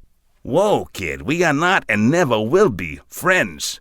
"Agree to disagree." "And by the way, Harrison, just ixnay on the fairy stuff. I don't want every Tom, Dick, and Harry knowing about me." "Roberto. My name is Roberto. I don't even know anybody called Tom, Dick, or Harry." "Well, I know a Harry, but you call him Harrison. He's right over there." "Oh, and I know a Tom. He works at Bread Soul over on Broadway. But why are you talking about him?" Fairy and boy both looked at Roberto, then at each other. "A brainiac he's not," whispered Harrison. Galway nodded. I might be judgmental, hasty, and even, I will concede, a tad nasty, and I certainly love a good argument, but never let it be said that Galway would enter a battle of wits with an unarmed man. Galway, you are the best. Now don't be so obstinate. You know you're going to help, said Harrison. He looked the tall fairy straight in the eye, or tried to from his lower altitude. Harrison took his friend by the arm. Come on, Bert, let's help Galway find Rivka. When they reached Merchant's Gate, the exit from Central Park onto the heavily trafficked Columbus Circle, Duffy paused to let Harrison attach his leash. The pooch allowed this indignity because he knew the importance of keeping his boy close. They left the park and threaded their way through the tourists and hustlers milling around the USS Maine Memorial. The white marble depicted an image of the tragic battleship. The smell of souvlaki, hot dogs, and sausages mingled and normally demanded a snack break. Duffy barked his urgency to Galway and did not slow down. Galway nodded his understanding, and they followed Roberto south, heading toward Hell's Kitchen and the witch, Rivka Mendelbinder. Hell's Kitchen is located on the northwestern edge of Midtown Manhattan, and these days is flipping from blue-collar to yuppie hipster. Bodegas, bakeries, and candy stores gave way to Starbucks and vegan markets. The nondescript 5-story tenement where both Rivka and Roberto dwelt was located on one of the not-quite gentrified streets in the upper 40s near 10th Avenue. Roberto led the way into the building and up 2 flights to the apartment. He knocked timidly on the door, waited, and knocked again. Nothing. Harrison pounded on the door and added a kick for good measure. Still nothing. Galway touched the doorknob. I can sense that she's not home, and she is definitely involved with dark magic. She's a witch, I told you already. A witch, said Roberto. Okay, Mr. Magic, tell us something we don't know, challenged Harrison. Woof, Duffy agreed. I know where she is. Follow me. Galway turned and headed down the stairs. The others followed him back out onto the street. He hesitated for a moment and pointed down the street. Hell's Kitchen Park, follow me. Harrison, why do you New Yorkers call every little open space a park? I mean, Central Park is a park. Anyone would call it a park. Nowhere in the universe would a paved-over lot with a basketball hoop or two be called a park except here. Here, it's a park. I don't know, G. Why do people park on driveways and drive on parkways? What kind of answer is that? My English teacher calls it an analogy. I thought analogy was when you sneeze every springtime, said Roberto. Thank you, Chico Marx, said Galway. Who? Chorused Roberto and Harrison. Galway shook his head in exasperation. Never mind. Harrison, that wasn't much of an analogy. Okay, Galway, we call them parks because that's the word people decided to use for them. What are you worried about? Hell's Kitchen Park is nice. It's got trees and bushes along with the basketball courts. Look, we're almost there.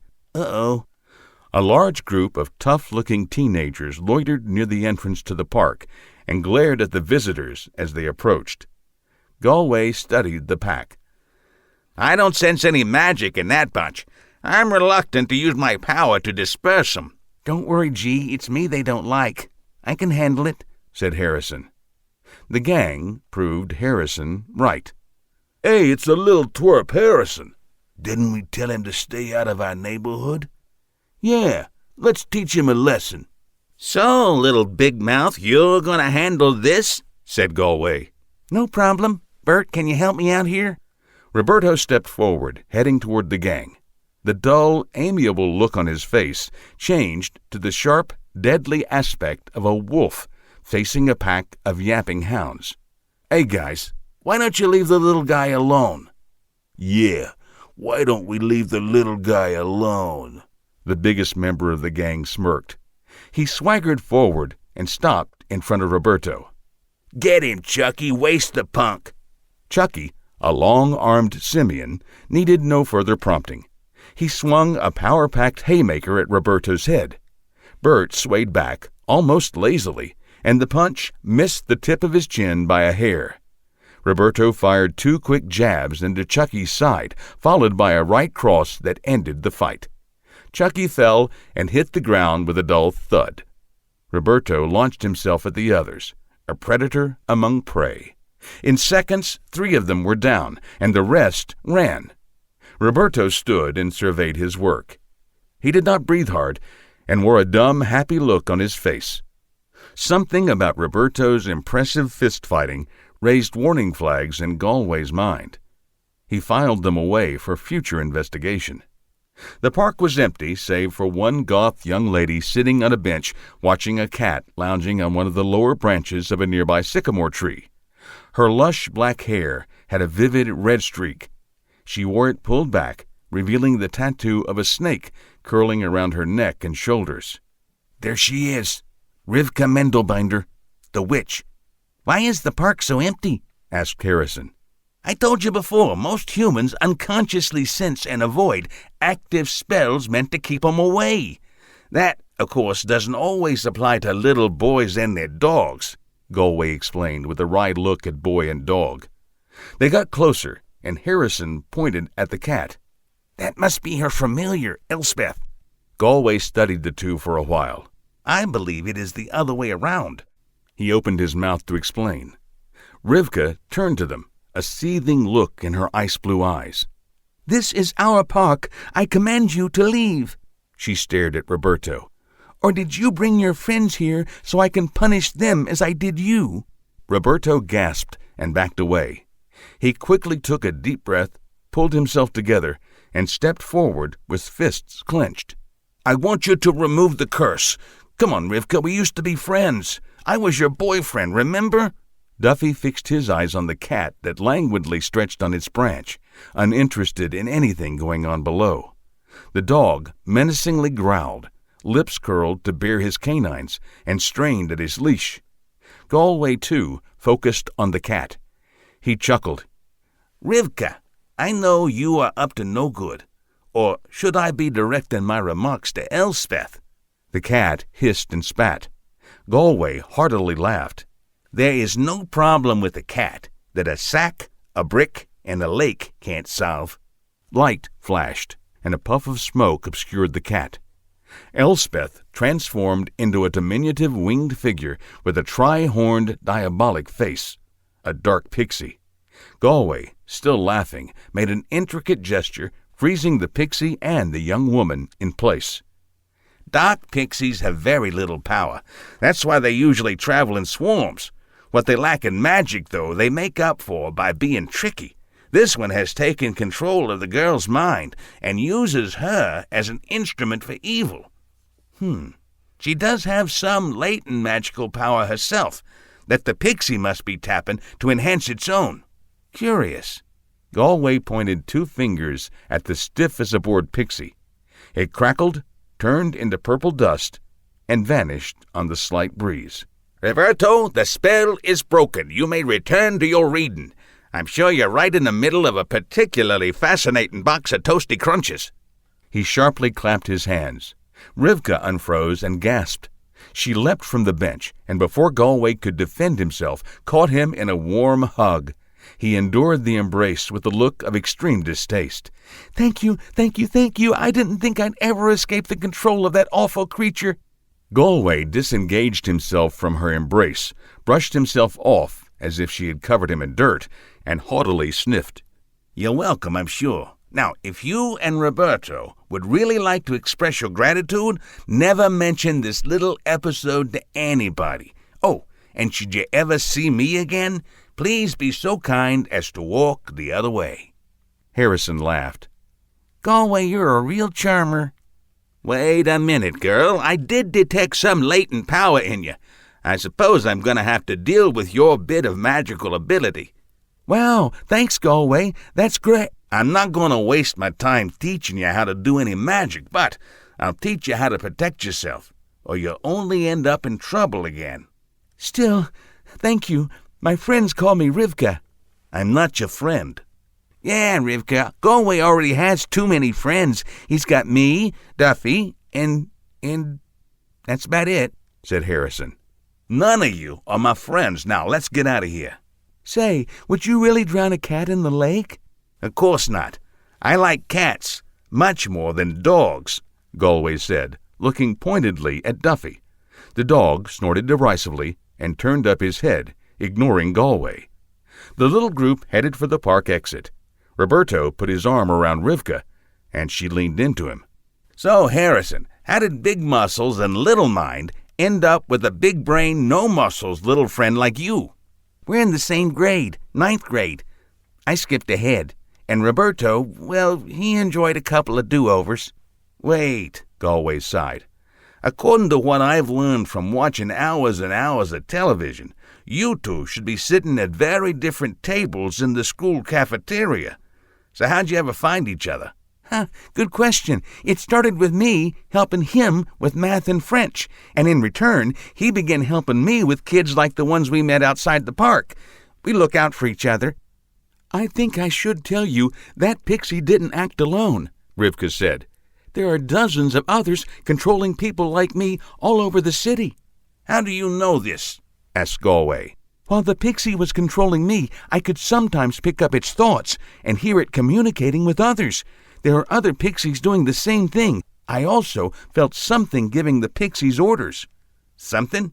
Every time the thing communicated with the pixie, it was terrified. Did you hear what it said? No, I just felt a sense of great power, and there was darkness and heat. One time I caught part of a message, something about bringing something through the portal. With a look of concern, Galway stepped close to Rivka. He placed his palms against her temples. After a few moments of silence, he released the girl.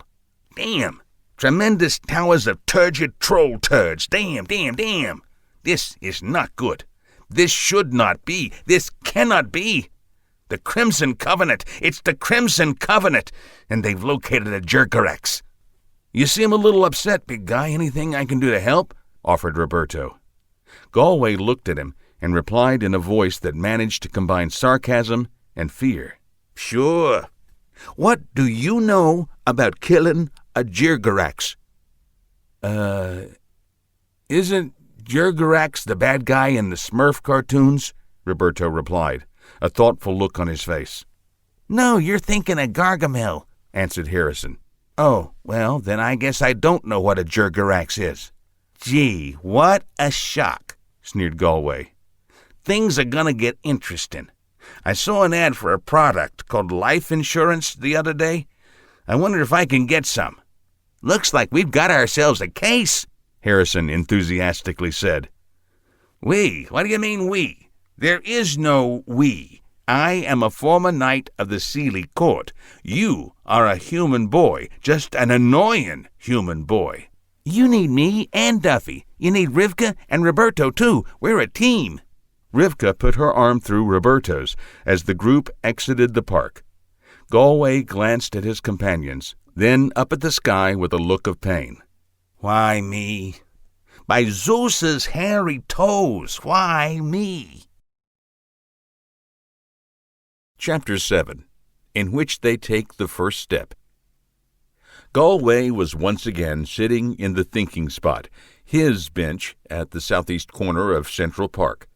10 feet away, 3 young humans and a dog sat on rocks, their backs to the pond, facing him. The trees, the pond, and the gentle breeze seemed idyllic. Their thoughts were anything but tranquil. I'm worried, Galway stated. I can't get through to the magical realm. I got to let them know about this, and I need their help. I thought you weren't talking to them. Aren't you in exile? Harrison responded. I was, but the Jerkerex changes everything. Why? It's an incredible threat. They're not even supposed to exist anymore. The last one was supposedly destroyed way back in the 5th Great War. Oh, maybe they missed one? Roberto asked. Gee, do you think?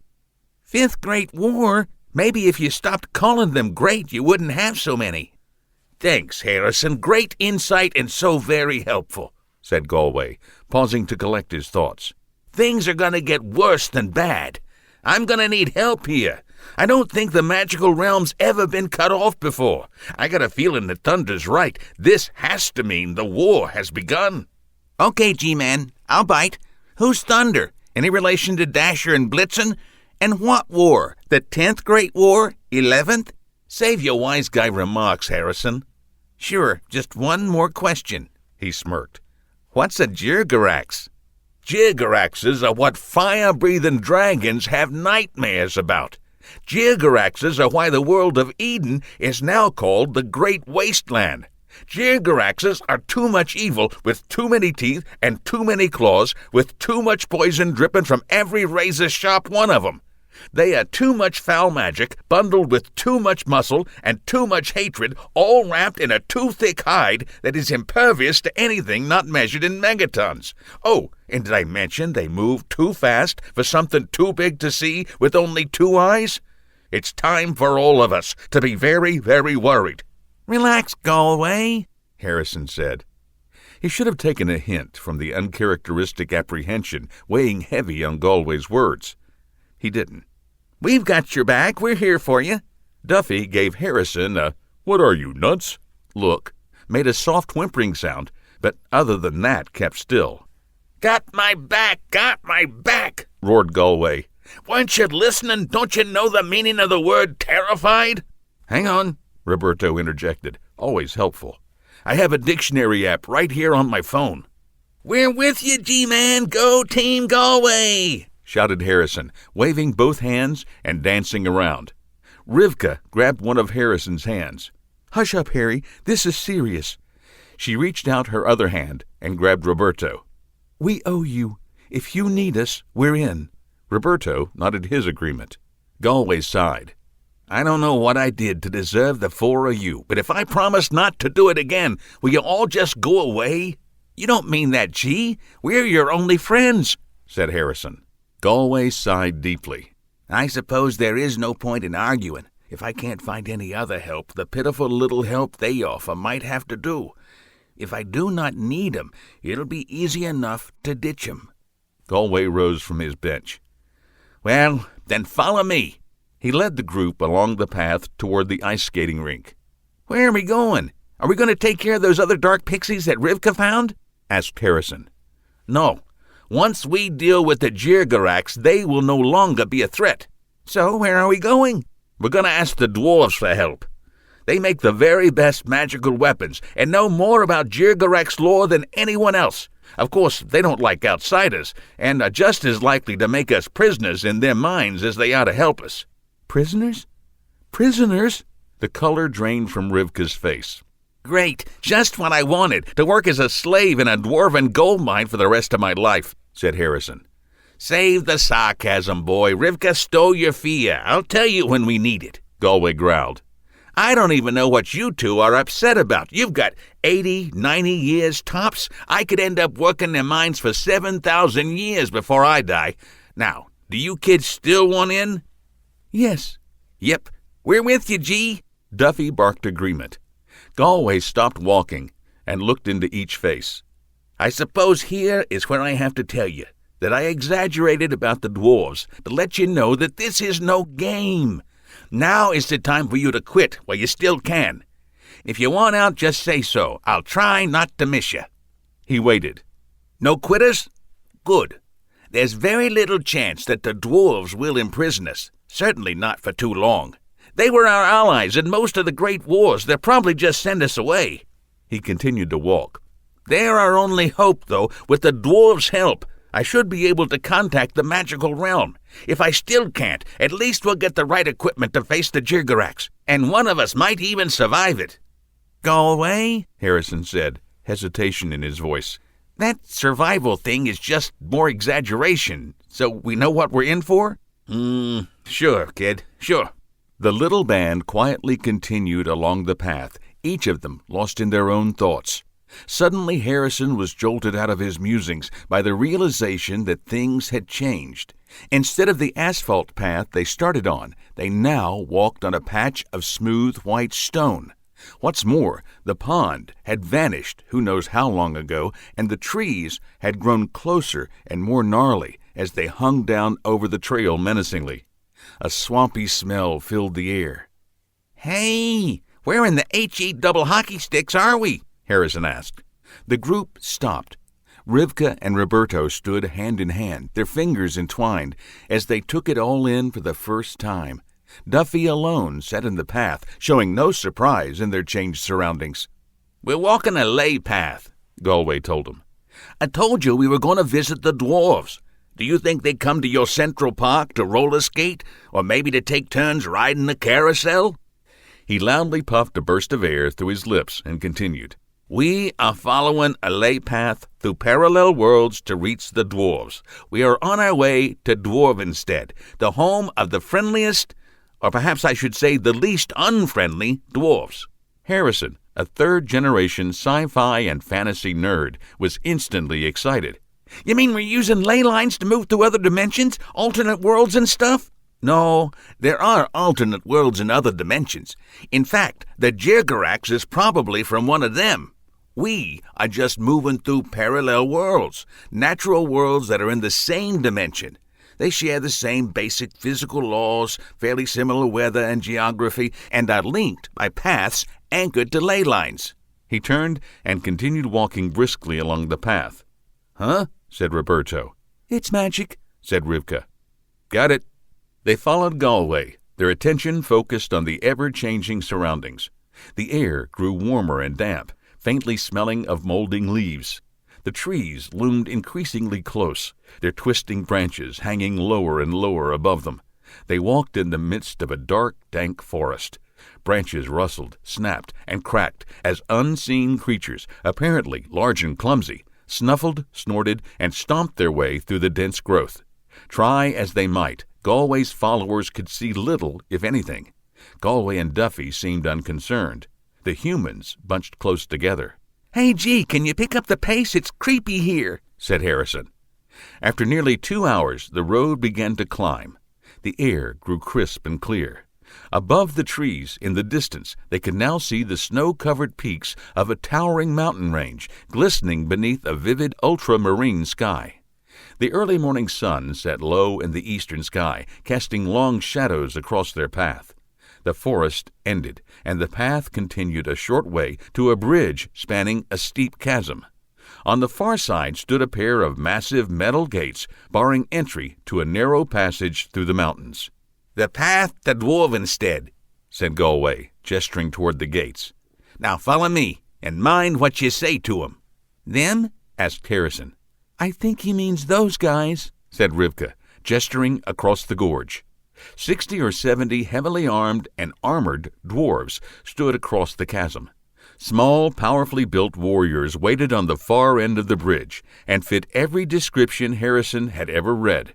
In the center of the group, with their backs to the gates, stood several rows of soldiers, clutching long pikes tipped with seriously scary blades. Dwarfish bowmen lined the far edge of the gorge, on either side of the pikemen.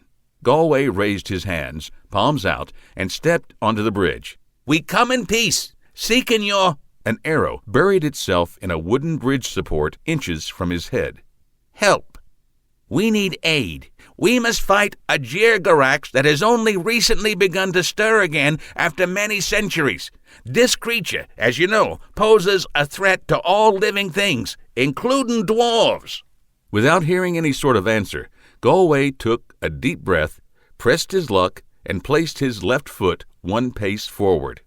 Immediately, with machine-gun speed and noise, rows of black arrows blossomed in the planks just ahead of the tips of each boot, and on the bridge's railing, nearly grazing his right hand. Frozen in place, Galway did the only thing he could. He spoke. "Rivka, do you remember when I told you to save your fear until we really needed it? You better get it ready." "I get the feeling they want us to turn around and leave," Roberto volunteered.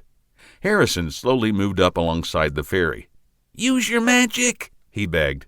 "No use. They wear magic-resistant armor, and their weapons are protected by powerful spells. Oh, and those unarmored fellas way in the back of this lot are all wizards. If I got lucky, I might knock off a few of them before we're all turned into giant pincushions." "We can't fight them. We need their help," offered Rivka. Duffy strained against his thick-woven leash and made it clear he favored strong, decisive action. Growls stirred deep within his chest, and he bared his canines. Galway noted the votes from his team and took one last shot. "I am Galway, knight of the Sealy Court and friend, only stretching the truth a little, of Dustorf Brins, the dwarf." A dwarf, wearing armor slightly more ornate than all the others, stepped forward a few paces onto the bridge. "Stay," he responded in a thunderous baritone. He followed the command with a series of orders in Dwarfish to the troops. They slightly lowered their weapons. "What do we do now?" asked Harrison. Galway silently turned and led them back to the tree line where he stopped. He faced back across the span and bellowed, "We stay!" He settled himself on shady ground beneath the nearest tree. Rivka took her cue from Galway, relaxed a bit, and pulled a couple of O. Henry bars from her backpack, along with 2 bottles of water. "Who's hungry?" Galway laughed. "I can do better than that." He waved his hands and chanted, "A tasty bone and hot dogs 3, a bowl of sprouts and herbal tea." A table appeared, covered in food and drink. 3 hot dogs with everything, 2 Cokes, and a draft root beer for the humans, a bowl of sprouts and a mug of hot tea for Galway, and a bone with a goodly amount of meat for Duffy. They ate in silence, watching the dwarves across the chasm. The diminutive warriors milled about on patrol. They finished their meal, and Roberto and Rivka wandered a little way off, snuggling down together under their own tree. Heads together, they whispered and snuck an occasional kiss. Harrison dismissively shook his head and returned his attention to his drink. He slurped the last of the root beer. "Galway, I've been thinking." "Congratulations, there's a first time for everything. I'll alert the press." "Ha, ha, you are so funny. I'll laugh later, when I have a lot of time to roll on the floor holding my sides. I've been thinking. You said that the physical laws are the same in all these parallel worlds, correct? Then why don't the dwarves have guns, tanks, and jets? Why can't we just bomb the Jirgarax? So you do pay attention. Magic messes with technology. Guns misfire. Planes don't fly. Any weapon much beyond a crossbow just gets wonky. Okay. Wait a minute. Why doesn't Rivka's magic stop cars and buses? The stronger the magic, the stronger the effect. With her little bit of power, Rivka probably causes some static on a cell phone. If I didn't shield my magic, planes would fall out of the sky. Got it. Mind if I ask one more question? Considering how ignorant you are, I applaud any and all of your questions. Thanks, Galway. Once again, ha and ha. Now I'll have to schedule even more time later to roll on the floor laughing wildly. But before that, tell me why ordinary people aren't constantly getting lost when they accidentally walk along a lay path. Once in a while they do. Most of the time, though, it takes magical ability to pass from one parallel to another. Thanks for the info. Duffy and I will see you later. We're going to explore the woods. All right. Don't wander too far, and try not to disturb the wolves. On second thought, maybe we'll just stay right here. Chapter 8, in which the warband is formed. The sun was well past high noon before anything happened. Then, with the blare of trumpets and the boom of bass drums, the gates swung open, and rank upon rank of dwarven warriors marched out. Behind them rode a dozen ornately armored dwarves mounted on sturdy hill ponies. The infantry split into 2 columns, with a space between them for the riders to cross the bridge. Galway and company stood ready at the forest's edge as the mounted dwarves approached. 10 of the riders formed a circle around the Fury and his companions, and leveled serious-looking lances at them. The final 2 riders entered the circle and stopped short of Galway. "You are Galway, the Sealy Fairy," one spoke in a voice deep even by dwarven standards. "Your companions are the humans known as Harrison, Roberto, and Rivka, plus the dog Duffy. I am Quentin Rockbrand, spokesman for the King Rory Brins, protector of Dwarfenstead, and master of the Crystal Throne." Galway did not respond. He stared intently at Quentin Rockbrand's companion. Rivka spoke, filling the gap. "Thank you for the welcome. How did you know our names?" "It's not a welcome," Quentin Rockbrand replied, "but merely a statement of fact. It's Dustorf Brins," Galway said. "By all the gods of Olympus, my old friend Dustorf Brins." Mounted alongside Rockbrand, Dustorf Brins, Galway's drinking companion from the Grudging Gargoyle, surveyed the group with his customary dark scowl. It softened into something almost approaching a smile at the sound of Galway's voice. Dustorf Brins, you say? Don't you usually call me Dust for Brains? Quentin Rockbrand erupted in anger. His face turned purple, and he spat. "You dare make fun of Prince Dustorf Brins, fifth in line to the crystal throne, you wretched, silly upstart! People have been put to death for less. I will see you face the death of 1,000 pebbles. I will rend your flesh!" Dustorf Brins held up his hand. "Silence. The words are harmless. They are just part of what he is. I find his attempts at wit amusing. But tell me, Quentin Rockbrand, since when has a fairy's opinion been important enough for us to care about? But, my lord, you're not just any dwarf. You're our prince, fifth in line." The prince again silenced him with an upraised hand. "Remember, this particular annoying fairy happens to be the one, and the others his chosen companions. Can you not see it?" The dwarven spokesman looked skeptically at the fairy and shook his head. "The one?" he muttered. "There's a better chance that the carbuncle on my hairy bottom is the one. And as for his warband, I only see some young humans and a little dog."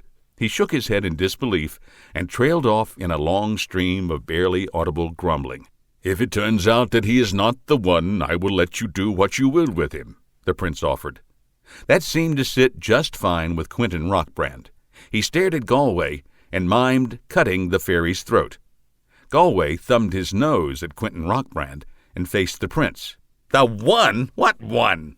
Harrison waved the index finger of each hand high and gleefully sighed.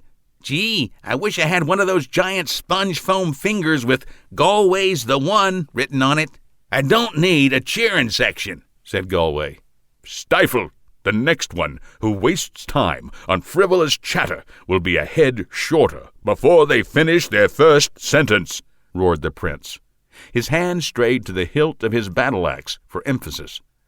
"The Eternal await you. Your arrival has long been anticipated and is part of their grand plan. They will explain everything." "Who are the Eternal?" Roberto, Rivka, and Harrison all asked at once. "Wait, I'm your leader. Let me handle this," Galway commanded them.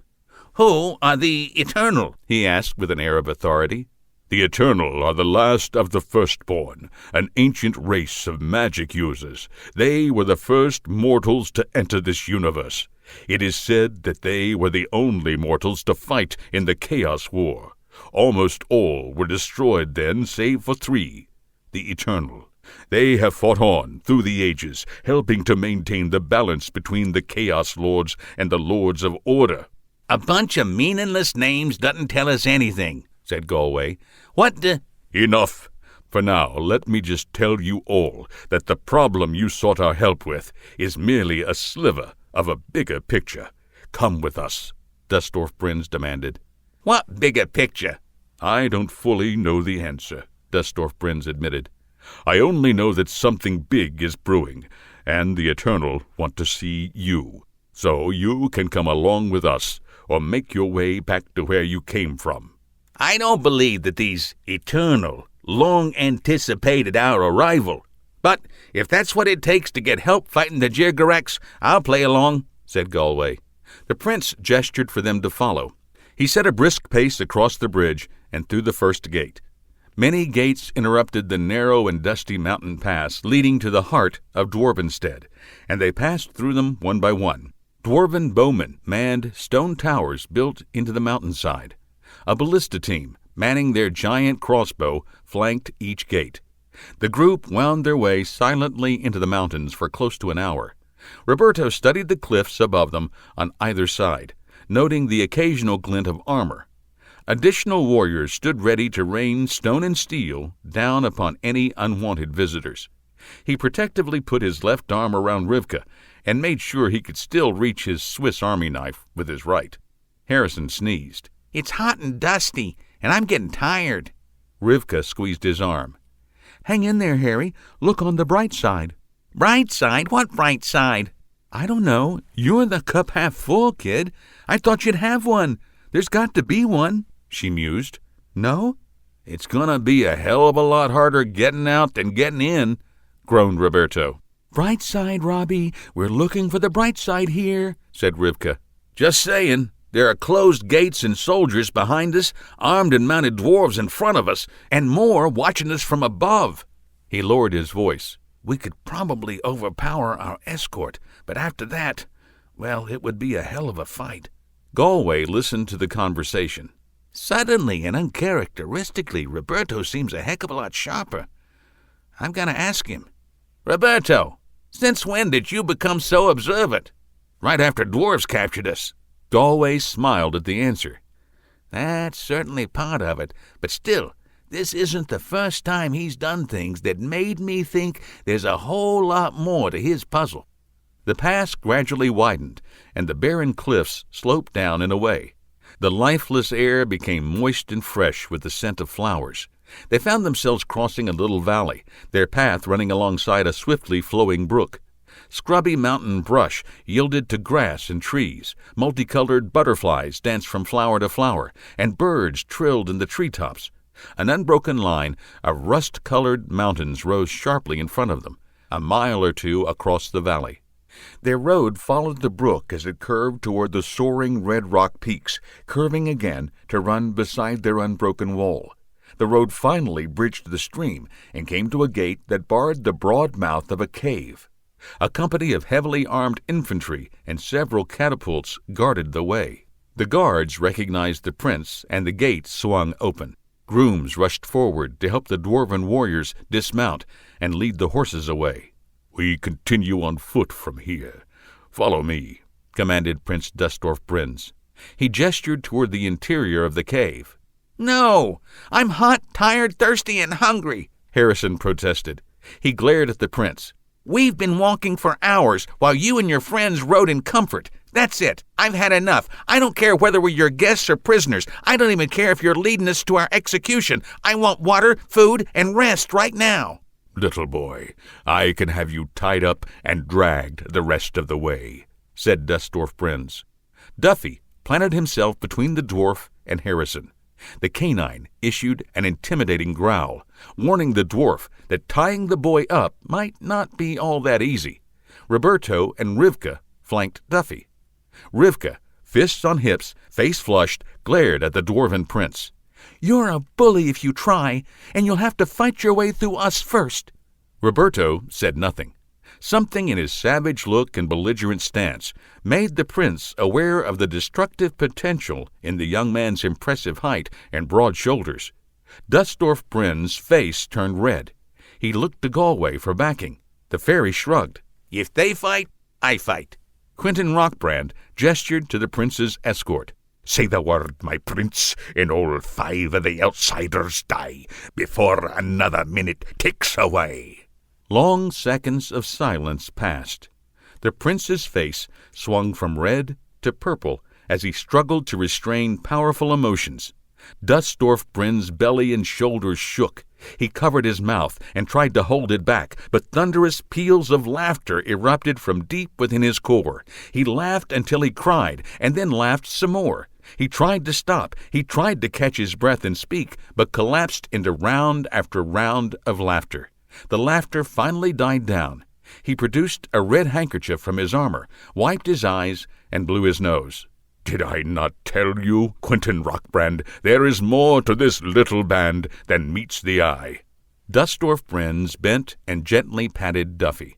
The canine grudgingly accepted the affection, not sure if he should be so quick to welcome the friendship of someone who had just been threatening his boy. The prince moved on. He gave Roberto a knuckle-cracking handshake, lifted Harrison off the ground in a mighty hug, and kissed Rivka on each cheek. You I like, he pronounced, and your young man. You are both brave and loyal. And Harrison, you I like most of all. I have half a mind to make you and that dog of yours honorary dwarves. He glared at Galway. You I just barely tolerate. Galway deeply bowed, and sarcasm filled his voice. I will try to live with that crushing disappointment, my old friend Stifle! Don't push your luck, you overgrown moth. warned Quentin Rockbrand. "We can spare several hours," Dustorf Brenn said. "Let us not enter the caves just yet. We will rest here under the open sky and be refreshed." In a short time, several long tables were produced and heaped generously with an array of food, some familiar, some odd, but all appealing to the tastes of the hungry travelers. The fairy had a little trouble folding his lanky body onto a dwarf-sized bench, but otherwise everything was perfect. Duffy ended up the biggest winner, getting a haunch of venison bigger than he. Galway, a strict vegetarian, selected a bowl of exotic fruit. The humans ate their fill of gammon steak, potatoes, assorted vegetables, and several delicious mushroom dishes whose dwarfish names had no English equivalent. Prince Dustorf Brenz declared their charges friends, and the demeanor of their guards drastically changed. Stern expressions and stony silence gave way to gripping stories, good-natured jests, and easy laughter. The impromptu party continued well into the night. The sky became a jet-black background for brilliant jewel-like stars and gossamer ribbons of silvery stardust to the delight of the 3 city-dwelling humans. Duffy, too busy gnawing on a dinosaur-sized bone, would not be distracted by a mere light show. Rivka dozed, cuddling against Roberto. Harrison lay on his back, using Duffy for a pillow, and studied the sky. Dustorf Brenz looked up at the stars as if checking a clock whose alarm had just sounded, and broke the silence.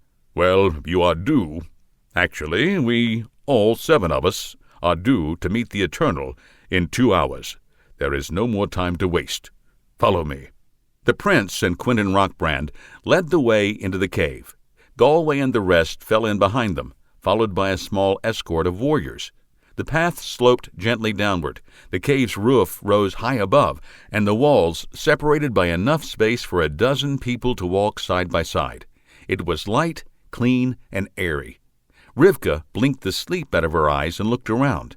"This doesn't seem like a cave at all. It's like walking down the corridors in the Chambers Street subway station beneath the World Trade Center, except it's much cleaner and brighter. Light! Where is all that light coming from?" There seemed to be no source of illumination, just a uniform, shadowless light. "Dwarfen magic," offered Galway. "They may not be the equal of Seeley's, but they do have an amusing trick or two." "Ignorant fairy! Your knowledge is as small as your mouth is big," snapped Quentin Rockbrand. "Don't let Chatty Wings the fairy get under your skin," advised the prince. "He has a habit of mistaking abrasive for clever. Now, everyone, can we have more walking and less talking?" The party moved on, aided by the gentle downward slope. Along the way they passed through numerous intersections where small companies of armed warriors stood guard. The ground leveled out, and the tunnel opened up into a seemingly endless chamber. The walls disappeared into the distance, covered with rock crystals of all shapes, colors, and sizes. The ceiling, so far above them, was pale blue, like the late afternoon sky on a hazy day. Their path wound through a forest of crystalline stalagmites, narrowing as the stone forest grew thicker. The light faded. None of the humans had much experience of real forest, let alone a spooky one made of stone. They agreed this felt like a haunted forest. The dwarves seemed equally uneasy. Galway detected the sweet scent of ozone, as something akin to static electricity crackled around his fingertips. "There is magic here. I feel it.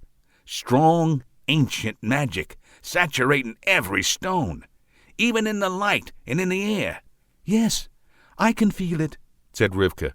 "The hair is standing up on the back of my neck, like when I rub my bare feet across a carpet, and the air smells like before a thunderstorm." Harrison deeply inhaled. "Yes. What about you, Bert?" Roberto sniffed and sneezed. "Nope, nothing. Just plain air. Maybe a little dusty." He sneezed again. The fiercely focused look of a warrior in Roberto's eyes had never been sharper.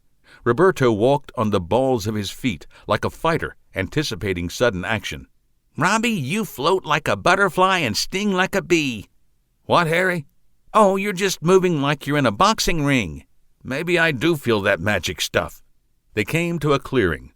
3 figures, hooded and cloaked in dark flowing robes, sat in the dim light, hunched over a crystal that shone with a pulsing scarlet glow. The trio sat in silence, giving no sign or even showing awareness of their visitor's arrival.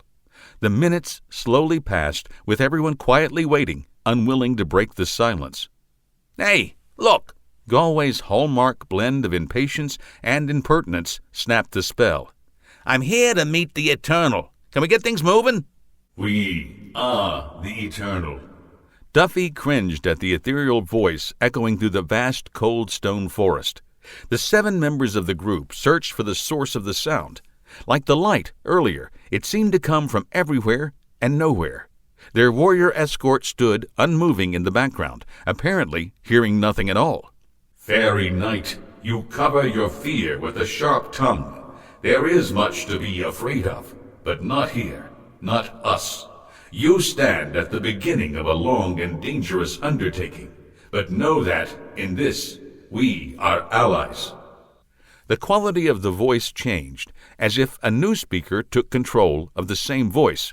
But try not our patience. Time grows short. We have labored long to bring the 7 of you together here. We need you, and if any of your kind are to survive, you need us as well.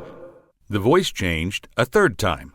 We welcome the One and his warband, dwarven battle mages, wizard, knight, sorceress, and spirit dog. There is much to explain, much and little time. The quest you were all born to is nigh. Make yourself comfortable. Much will be revealed. Everyone took seats on nearby bench-like stones. Harrison spoke hesitantly. "I'm not sure who you're looking for, but it's just us. Galway, Rivka, Roberto, me, Harrison, and Duffy, my dog." You, Prince Dustdorf Prinz, and Quentin Rockbrand, all of you, yes, make up the One and his warband. Chosen companions all, yes, your time is at hand. You are those that we have worked many centuries to bring about. The Chaos Lords stir from their dark domain. They are powerful and fell. The original voice returned. A long-expected war has begun. Chaos minions move quickly and boldly. They strike across multiple dimensions. The war is being fought at many levels. We are engaged in battle elsewhere, even as we communicate with you. The group sat in silence. Their looks ranged from confusion to disbelief to fear. The first voice continued. In this place, this set of parallel worlds, that which you call Geogarax is a far greater threat than you know. It has been possessed and changed by a Chaos Lord. It is the enemy's lieutenant in this dimension. Its success will be their success. It is yours to fight. It is yours to defeat. The world of the Seelie fairies has already been cut off. They have their own problems. There will be no help from them. Galway cleared his throat. "Ahem." Silence, commanded the Eternal. Time is short. If chaos triumphs, the universe will die and be reborn, ruled by madness and dominated by the Chaos Lords. The newly named warband sat in shocked stillness as the Eternal described their unbelievable task. This time of dire threat was foretold, and we have worked many long ages to bring the right elements together at the right times and places. In this here and now, it is you, the One. "Okay if I speak now?" Galway said. "Warband? Only hope? My warband? They're just 3 human kids and a dog." "Don't forget Dustdorf Friends and Quentin Rockbrand," whispered Rivka. Look beneath the surface, the Eternal continued. You must sense that there is more than what they just appear to be. Surely you realize that Dustdorf Prinz and Quentin Rockbrand are wizards as well as warriors. Know that your Harrison is the recreation of Merlin, Rivka of Morgana Le Fay, Roberto of Lancelot, and Duffy is possessed by Boko Kachina. And you, Galway the Fairy, are the one who will lead. After several moments, The Eternal answered the unspoken questions. Yes, thee, Merlin. Yes, Lancelot, knight of the Round Table and greatest human warrior. Yes, Morgana Le Fay, sorceress and half-sister to Arthur, the once and future king. No, not reincarnation, but recreation. Copies rather than returning originals. Duffy needs no further explanation. He knows now that he carries within himself Poco Cacina, the great dog spirit. Galway sighed and crossed his arms, not totally surprised. He had sensed something more lurking beneath the surface of each of them. He had just never gotten around to looking into what it was. "Why me?" he asked. "I've always known that I'm special after all." "Don't say a word about the damn SAT," hissed Rivka. "What do I bring to this warband that any other fairy couldn't?" Your power has never been truly measured. Its untapped depth and breadth will startle even your overweening ego. You also have the courage, the empathy, which you hide well, and skill to help your companions realize their own potentials. Rivka and Roberto sat hand in hand with matching expressions of shock and disbelief. Roberto struggled and finally summed up their feelings. Wow. Well said, and what masterful use of language, Galway reflexively said. Harrison was shaken and not entirely ready to accept or even believe the news that he was the most renowned human wizard in all of history. Duffy, great dog spirit notwithstanding, licked the stunned Harrison's nose and snuggled against him. "We are recreations? What does that mean?" We, the Eternal, had some involvement in aligning the right DNA to bring into being copies of the heroes that are needed. "So, I'm some kind of science project, a weird clone?" asked Harrison bitterly. Rivka squeezed his arm. "You are still you." "Okay, what happens next?" asked Galway. You will travel to the world of Avalon, where Harrison and Rivka will have their magical ability brought forth. All 3 humans will receive as much training as time allows. "Maybe we should just sit for a while and get used to all of it." No one argued. Time passed. Galway appraised each of his companions. Harrison sat, slumped dejectedly. The fairy moved and settled down next to the boy. "What's bothering you, kid?" "I'm a clone. I'm scared of facing the monster. I don't want an adventure. I want to go home. I wish I'd never learned any of this." "Harrison, you're brighter than most. You know more than most. You know you're not a clone. So what? A few genes got moved around somehow. You're still you. Your parents are still your parents, and your friends are still your friends." "I know. In my brain, I know. In my heart, not so much." "It's a big chunk to swallow, especially for someone who actually thinks about things. Give it time to sink in. You need it here. But if you want to go home, let me know. I'll take you there, and nobody will stop me." "Thanks, Galway. That's really nice." "Yeah, don't let word get out. I got a reputation to think of." Chapter 9, in which the warband prepares for the journey to Avalon. Early morning found Galway, Dustorfbrins, and Quentin Rockbrand sharing breakfast in the corner of the prince's private dining room. "In light of what we learned," Galway said, "I'm fairly certain that the attack on me when I left the grudging gargoyle is connected to this." That's a safe assumption, and that is how we have to proceed. The prince emptied his steaming mug of mushroom tea in a quick gulp and signaled for a refill before he continued. Normally, the easiest lay path to Avalon is just a day's walk through a series of cheerful forests connecting the 2 worlds. In light of what the Eternal has revealed and your recent experience, I don't think quick and easy will get us there. "Certainly not in one piece," Galway nodded. "I think we got to plan a more roundabout way of reaching Avalon." The prince nodded his agreement. I will call together a few trusted advisors, and we will plot a path that is both indirect and safe. No path will be truly safe when a determined enemy is involved, Quentin Rockbrand cautioned. Don't take this the wrong way, little guy, but I agree with you. I'll little guy you with my axe, you great flame-haired buffoon, growled Quentin Rockbrand. Before the argument could go further, Dustorf Bryn spoke. Plans and preparation will take a few days. Quentin Rockbrand, why don't you do what you can to get the humans ready for what is to come? Morning was well underway when Quentin Rockbrand marched into the suite that had been given to the humans for the duration of their stay. Though technically within the massive cave system that housed Dwarvenstead, their accommodations were not cave-like at all. The rooms were carved into the cliffside, offering sweeping views of the valley below. Don't be thinking that you youngsters will be lazing about snacking on mushroom fritters whilst our leaders make their plans. Unless we can get them with hot sauce, I'm not interested anyway, said Rivka. Don't be cracking wise with me, lass. Why, I've... Quentin Rockbrand stopped mid-tirade when he noticed her playful smile and twinkling eyes. I'll ask my wife to whip up her secret hot sauce. It'll melt your eyeballs. But until it's ready, I think it's time for some exercise. What kind of exercise?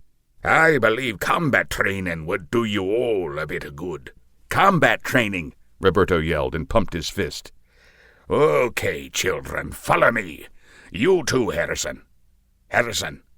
Harrison sat unresponsively, staring out of the window, a sad downturn to his mouth. Duffy lay curled at his feet. Let's go, Harry. Didn't you hear him? Combat training, called Roberto. Harrison felt like a broken record played in his head. His thoughts circled on a never-ending loop. I'm Merlin. I have to fight a horrible monster to save the world. All the worlds. Humans, fairies, dwarves. Hell, I'm a kid, and I may get killed fighting a monster. How am I going to fight a monster? Just last week, Patty Larson knocked me down in the schoolyard and took my lunch money. Shoot, make that damn. Damn. If I have a grown-up problem, then I can curse like one. Damn, I'm Merlin. I can't do this, he said, a bitter edge to his voice. I don't want to be Merlin. Harry, Rivka interrupted him. I know it's a lot to absorb. All of a sudden, we're legendary heroes. My mind's totally blown, but think about it. We're right in the middle of a real-life Tolkien story. I'm a kid. I'm not Merlin. I don't want to be Merlin. I don't even want to be Gandalf. I'm just a kid. Quentin Rockbrand moved and stood behind the boy's chair. He placed his calloused warrior hands lightly on Harrison's shoulders. Come, young one, I know you've been handed a great deal to chew on, but daylight's a-wasting. Let's go hit things. It'll make you feel better. Moping never solved anything. The fierce, hard-edged warrior leaned over and gently kissed the boy on the top of his head. Harrison sighed and stood. He clapped his hands together and painted a smile on his face. Let's do this. Quentin Rockbrand led them along a passageway lit by sunlight streaming in through openings in the cave wall, and brought them to a wide, round chamber. Smooth sand covered the floor, and the walls housed a virtual museum of weaponry. Roberto raced erratically around like a little boy in a candy shop. He ran to each weapon, stared at it for a heartbeat, and moved on to the next. A wide grin covered his face. Enough sightseeing, Roberto. Let's begin, said Quentin Rockbrand. Put these on. He handed the humans bulky leather gloves, the fingers and backs of which had metal strips inset. How are we going to do any fighting with these cumbersome things? Said Rivka. They're almost as bad as boxing gloves. We're not going to be boxing, are we? She tugged the first one on. This weighs almost nothing. What? It's adjusting itself to fit my hand like... She laughed. Well, like a glove. Dwarven magic, said the warrior with a smile. I'd like to see that useless Seelie make something like these. He held out flexible metal vambraces. The extremely light armor accommodated itself comfortably to the kid's forearms. What are these for? asked Rivka. They'll protect your arms during combat, Roberto answered. Yes, they'll come in especially handy when fighting with these. Quentin Rockbrand handed each a quarterstaff, appropriately sized at slightly taller than they were. They had all seen enough Robin Hood movies to know what they were. You two are holding 'em all wrong, Quentin Rockbrand said to Rivka and Harrison. You don't hold 'em like a kayak paddle. It might be okay for defense if they don't get slapped out of your hands. Look at Roberto. That's how to hold a quarterstaff. Roberto stood, proudly smiling, and held his staff with one hand near the bottom and the other about midway along the staff. His palms faced in opposite directions. You can stop admiring Roberto now. It's time to learn some basic moves. Come over here, Quentin Rockbrand ordered. He stood in front of a large mirror. Stand behind me and try to do what I do. He put them through 2 hours of exercises. They followed him as he pivoted, swept, and thrust the staff, moving and changing their grip with each move. By the end of the session, everyone except for Roberto was winded. While they rested, he twirled the staff over his head like a drum major, tossing it high and catching it behind his back, one-handed. Duffy alertly watched him. He abruptly bounded toward the young man and excitedly barked. He rapidly circled Roberto, who spun himself around like a top to keep sight of the pooch. Duffy stopped and faced Roberto, his front paws extended in a kind of bow, the canine invitation to play. Want to play, boy? Try your luck with a quarterstaff? The dog yipped once and raced toward him. Roberto swung a half-speed downward chop at his pretend foe. Duffy instantly swerved around the stick and scrambled between Roberto's legs, nipping lightly at an ankle as he passed. Roberto laughed. Oh, so we're going to play rough, huh? The playful pooch rushed at him again. Roberto dealt a sweeping strike, fast and low. The dog nimbly danced over the staff and again nipped at the warrior's ankle. The pace quickened as the contest continued. There was nothing to hear but the whoosh and clack of the weapon as it struck the ground, and little to see that wasn't a too-fast-to-follow blur. Duffy ran straight away from the tall young man, caromed off a wall, and rebounded toward his opponent. The dog changed in mid-flight. Duffy morphed into a huge black hound and hit Roberto in the shoulder, sending him sprawling. The massive beast of a dog with fiery red eyes and paws the size of baseball mitts pinned Roberto's shoulders to the floor. The dog shrank into the playful Duffy again, smothering his big friend in dog kisses. Poco caccina, Quentin Rockbrand explained matter-of-factly to the shocked and bewildered humans. I think it's time for lunch. I believe I know someone who has the recipe for a human delicacy called burgers and fries. Care to join me? Chapter 10, in which the warband leaves Dwarvenstead. On the morning of the 4th day after they had arrived in the kingdom of dwarves, the newly formed warband was ready to leave. Galway wore a sword strapped to his back, as well as a heavy pack, as did the dwarves.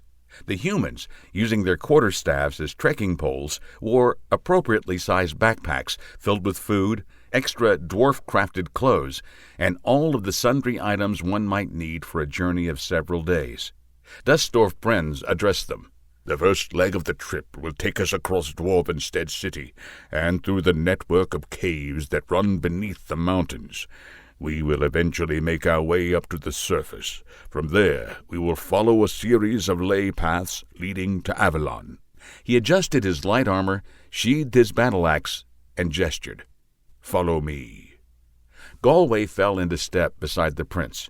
The humans, each with a spare quarterstaff lashed to their packs, came next. Quentin Rockbrand, clad in armor and leading a peculiar-looking pack mule laden with food, weapons, and camping equipment, brought up the rear. That mule has the biggest, whitest ears I've ever seen, said Roberto. Yes, Fabio is a handsome fellow, said Quentin Rockbrand. He lowered his voice to a whisper. He's very sensitive about his looks. Watch what you say, my friend. Okay. Yes, Fabio is very handsome. I wish my ears were so big and white. The young man gingerly patted the mule and searched Quentin Rockbrand's face for any sign of the joke. The dwarf laughed and punched Roberto's arm. You're a good-hearted lad. Galway and Dustorf Brins set a comfortable pace as the party moved through the cave system. Duffy was his usual bundle of energy, running ahead to explore, falling behind any time he found a particularly exciting rock to sniff. He made sure everyone had ample opportunity to pet him. All 3 humans were subdued. Harrison barely looked at the crystalline trees that had so entranced him just days before. He pondered what his new and utterly unexpected future held. Gradually, something intruded on his thoughts, a sound like the distant rumble of thunder. Thunder? He thought. Can't be. We're underground. Subway trains? Machinery? And voices. Lots of voices. That's it. It sounds like City Field during a game when a plane is passing low overhead on its way to LaGuardia Airport. The way ahead grew brighter and brighter, and the noise reached its crescendo as they emerged from the tunnel they'd been following for the better part of 2 hours. The warband stood in an enormous cavern. Ahead, the path split, curving left and right to join a wide roadway that ran along the perimeter of a vast opening. Directly in front of them stood the teeming heart of Dwarvenstead. Level after level of the city stood above and below them. The noise was the din of industry. Massive cranes swung loads from one level to the next. Lights flashed, and artificial lightning arced between a dozen mysterious machines. Dwarves bustled by, following the path or riding large open-platform elevators to different floors. Some hauled loads, others carried tools or piles of ledgers. All moved in a rush. "We call this place the Engine," Quentin Rockbrand proudly said. "It is the clockwork that drives our society. This cavern is nearly 3 miles across and 1 mile from top to bottom. At the very bottom are dozens of mine shafts that lead even further beneath the surface. Every day, bushels of precious stones and hundreds of ounces of gold, silver, platinum, and rare earth minerals are brought up from the mines. We extract tons of iron ore, copper, and titanium. Most of our industry is located in chambers that lead off of the different levels of the engine." The humans stood near the edge. Dwarves bustled by, barely sparing the time to give them a second glance. Roberto craned his neck and counted the levels rising up above them. Harrison was mesmerized, trying to make sense of the industrious pandemonium around them. "So much noise and energy wasted trying to equal the magic of Seelie fairies." Galway watched with a smug grin. "You know nothing, ignorant fairy. Comparing Seelie magic to the industry and wonder of Dwarvenstead is like comparing a fly to an eagle," replied Quentin Rockbrand. "More like comparing a beautiful butterfly to a cave-dwelling moth." "I'll moth you in a minute, ya." "Let's continue our journey. We've got a long road to travel," suggested Dustorf Brins. The prince shouldered his backpack and quickly walked along the path. He chose one of the corridors that branched off, sloping gently downward. Harrison took one last look at the spectacle and hurried to catch up. The noise of the engine faded behind them. As they traveled more deeply into the cave system, the path became rougher. The walls closed in. There was little to see between the unchanging light and the monotonous rock. The occasional glint of a crystal, too small to be pried from the wall by the hard-working dwarves, broke the scenery from time to time. Passing a group coming the other way became an event to look forward to, with the unexpected sight of 3 young humans and a dog in the company of Prince Dustorf Brins, drawing smiles and greetings from the customarily reserved citizens of Dwarvenstead. After several stops for rest and refreshment, Harrison decided that there had to be a better way. "Hey, gee, why can't you, Dustorf Brins, and Quentin Rockbrand just magic us out of here? Haven't you learned anything yet, kid? That would take way too much power and show the enemy our location as if we'd fired off a dozen flares. It wouldn't matter if you zapped us right into Avalon. None of us has that kind of power." "Yet," inserted Dustorf Brins, glancing at Rivka. The further they traveled, the warmer and drier the air became, and the fewer dwarves they encountered. Idle chit-chat petered out, and they marched on in silence. Gray rock. Nothing but the same gray rock on the floors, the walls, and the ceiling. Gray, same. No wonder you dwarves are a sour lot," spouted Galway, a dour expression of his own. "Shut your yap, you ignorant fairy," said Quentin Rockbrand.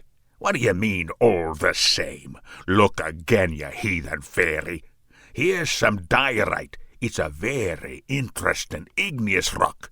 This particular example is mostly iron and magnesium. Now, over there is some schist." "Oh, I know," exclaimed Harrison. "Schist is a metamorphic rock, mostly quartz." "Nicely done, boy," said the dwarf. "Now, that over there is—" "Looks like basalt," said Rivka.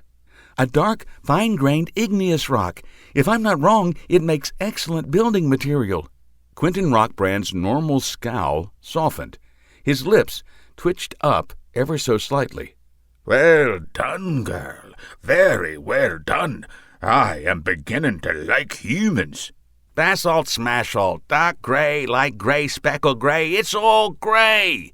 Drab and boring," insisted Galway. Before Quentin Rockbrand could vent his anger at the fairy, Rivka burst into, of all things, song. 100 foolish fights off the wall, 100 foolish fights. If one of those fights should happen to fall, 99 foolish fights off the wall, 99... Roberto joined in, his voice a pleasant tenor complementing her husky alto. At 96 foolish fights, Harrison added his own enthusiastic but totally atonal voice. The trio reached 57 foolish fights, and Quentin Rockbrand's sonorous baritone joined the choir. They sang all the way down to no more fights, then all the way back up to 100. Next came Row, Row, Row Your Boat, sung in rounds.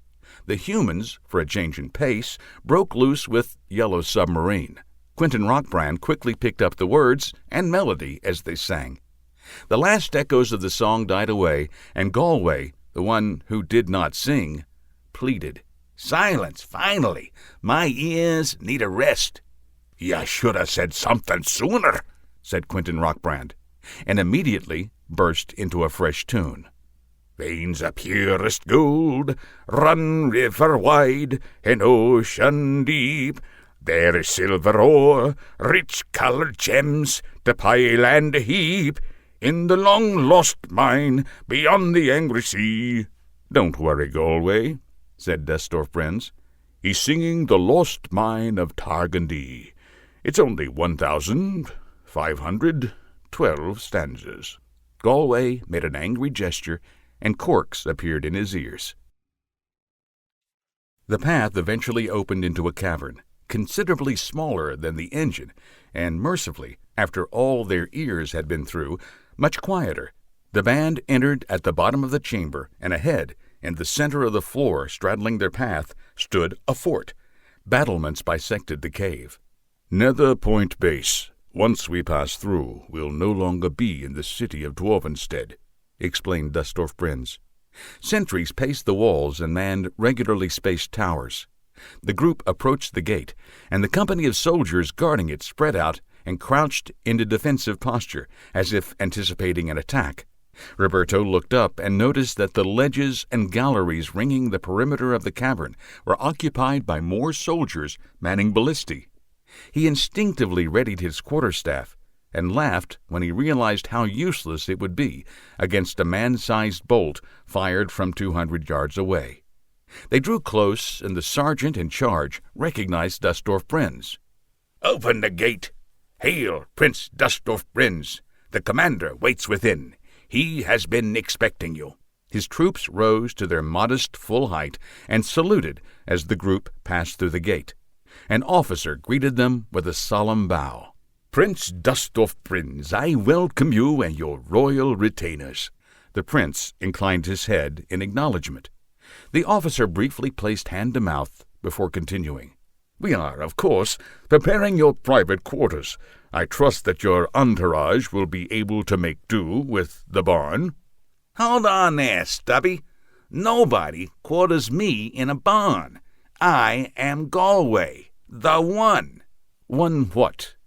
"The One, and I am not your prince's lackey. This is my warband, and he is a part of it, as are the humans and that mutt. None of them will stay in a barn. If this is what you dwarves call hospitality, keep it. We'll be moving on." The officer laughed. Quentin Rockbrand, Dustorf Brins, and, surprisingly, Rivka joined in.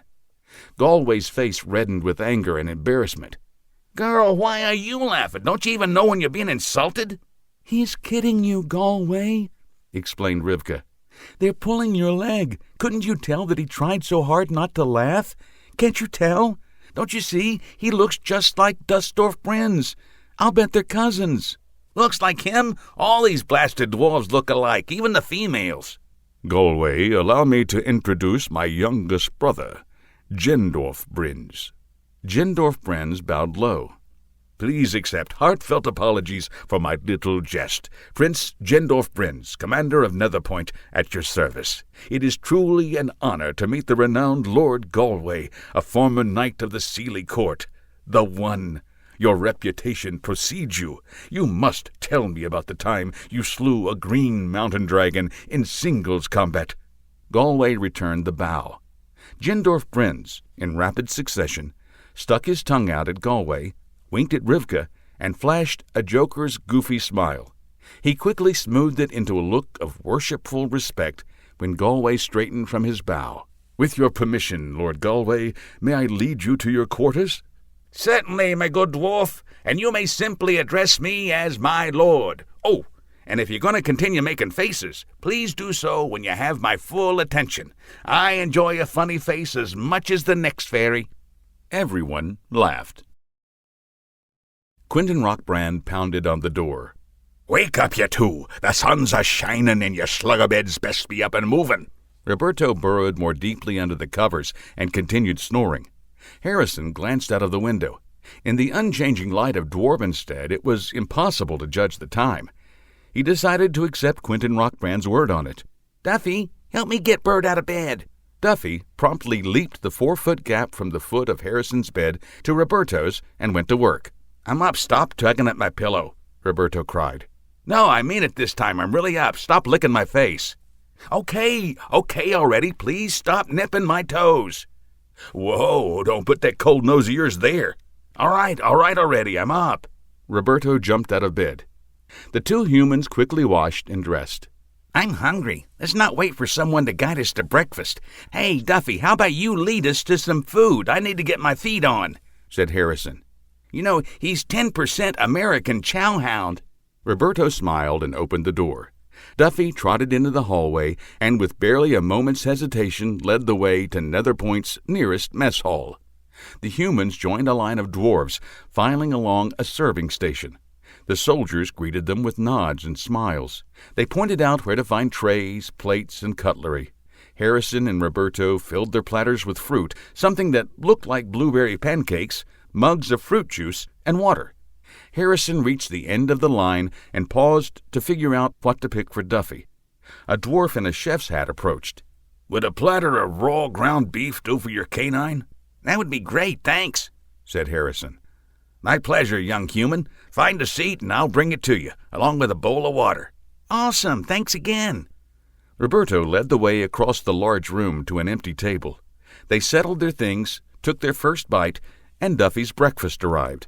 A few minutes later, Galway, Rivka, and Quentin Rockbrand joined them. This is not at all like the mess hall I remember from my days on active duty as a Seelie knight, the fairy immediately complained. I'm not in the mood to begin his day hearing about the wonders of fairy military kitchens, Dustorf Brins thought. He cut Galway off.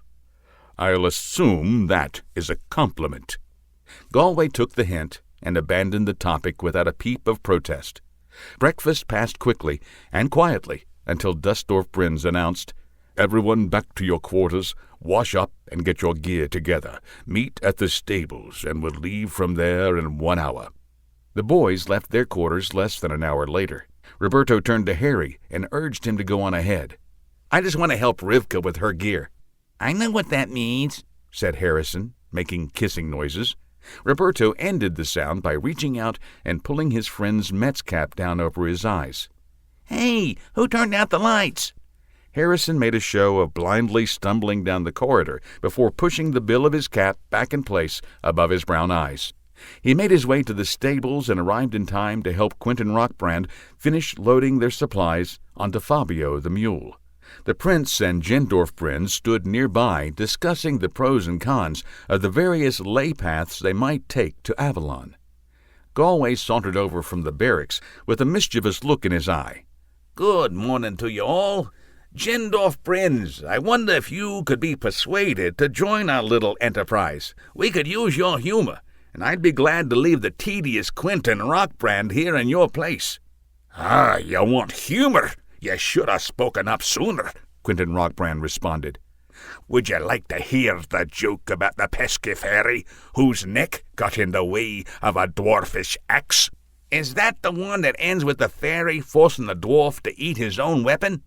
"No, it's the one that ends with the fairy buried in a shallow grave." "So it's a fantasy story. You must tell me someday. I always enjoy a good yarn." "Maybe instead of telling, I'll show you, you flea-flicking fairy." Roberto and Rivka arrived, totally blind to anything but their own joy. Harrison took one look at his beaming friend and snapped, "Hey, Bert, your shirt is on backwards." "Ha! I got dressed in a hurry this morning." "I don't remember it being on backwards when you left me to, help Rivka with her gear, I believe you said." "Ipsay or ipslay, Harry," growled Rivka. "Enough chatter. Let's move out," said Dustorf Brins. Chapter 11, in which the warband heads to Avalon. As soon as they passed through the gates, Harrison noticed that the cavern's previously empty floor now teemed with activity. Overnight, a strange tent city had sprung up, orderly rows of tents with wide avenues running between them. There was the tantalizing smell of mushroom fritters in the air, a new favorite of the humans, and the noise of workers adding still more tents, stalls, stages, and seats. Mule-drawn carts laden with goods and families traveling by wagon or foot streamed into the space through several tunnels. Dustorf Brins answered the about-to-be-asked question of the non-dwarfs. "It's Netherpoint Market Fair. Happens once each season. Farmers, merchants, and craftsmen gather to sell or swap their product to dwarves from all over the kingdom. There will be performances and contests and drinking. Lots of drinking." Meanwhile, fairy, dog, and humans had begun to receive a great deal of attention from the less worldly dwarfs from outside the city who had never seen actual humans. Instant celebrities, the humans busied themselves waving, shaking hands, and high-fiving the friendly out-of-towners. Duffy, never shy about making friends, played with the more adventurous children. Galway, when he thought no one would notice, patted a young dwarf head or two. "Hey, human girl, heads up." Rivka turned in time to catch a small ball from a boy in a passing wagon. "Where'd you get the tennis ball?" Rivka called. She tossed the ball to the distant wagon. She could not quite hear the shouted answer, but swore it sounded like, "What's a tennis ball? This is a Spalding fruit." Rivka did not have time to wonder if the boy was pulling her leg. She noticed a small group of hooded and cloaked dwarves rushing toward them. Duffy snarled and charged the closest one. Roberto, half a beat behind, shouted a warning and brandished his quarterstaff. Harrison's angry recall of Duffy rose to a shout of surprise when the dwarves raised crossbows concealed beneath their cloaks. Duffy's furious assault put one of the attackers on the ground. He struggled to keep the dog from his throat. Roberto disarmed two of the others before they could fire. The hurried shots of the remaining assailants missed. They paused to reload. Dustorf Brins dropped two with his axe. Quentin Rockbrand grabbed one enemy in each powerful hand, dashing their heads together, and dropped their lifeless bodies. Galway froze the surviving enemies with a spell. Rivka hugged Harrison, shielding the boy from the bloody corpses. Roberto joined the duo, placing himself between them and the bloody scene. Quentin Rockbrand disarmed the frozen crossbowman. Galway studied the three humans for damage. Concern clouded his face. "We're okay," Rivka assured him. Galway nodded. That evening they gathered in Gendorf Brins' quarters to make new plans over dinner. The surprise attack topped their agenda, demanding answers before any serious plan could be made. "Your attackers were wanted brigands," Gendorf Brins told them. There is a large band of them hiding in the green fen swamps. Until now they've kept their activities to cattle rustling and the occasional highway robbery. With this, they've gone too far. The whole dirty nest of them will be cleaned out within the month." "I don't care about that. It does nothing to help me," said Galway. "Can you tell me anything useful? Why did they attack us? Are there others nearby? How many? Are there more in Dwarvenstead City? Where else can we expect to run into them?" Having attended their questioning, I can tell you the assassins were hired by a grey dark fairy to kill you, Galway, and as many humans as they could, said Dustorf Prinz. "Is the Crimson Conclave behind this, then?" asked Galway. "They didn't know, but it's a reasonable assumption." "So, all of our secrecy is for naught." "Perhaps, Galway," said Dustorf Prinz. "But we also learned that brigands are watching all of the paths out of Dwarvenstead, which means they aren't sure of exactly where we are." "Then the safest assumption is that they know we're here, but don't know when we will leave for Avalon, nor exactly how we will travel."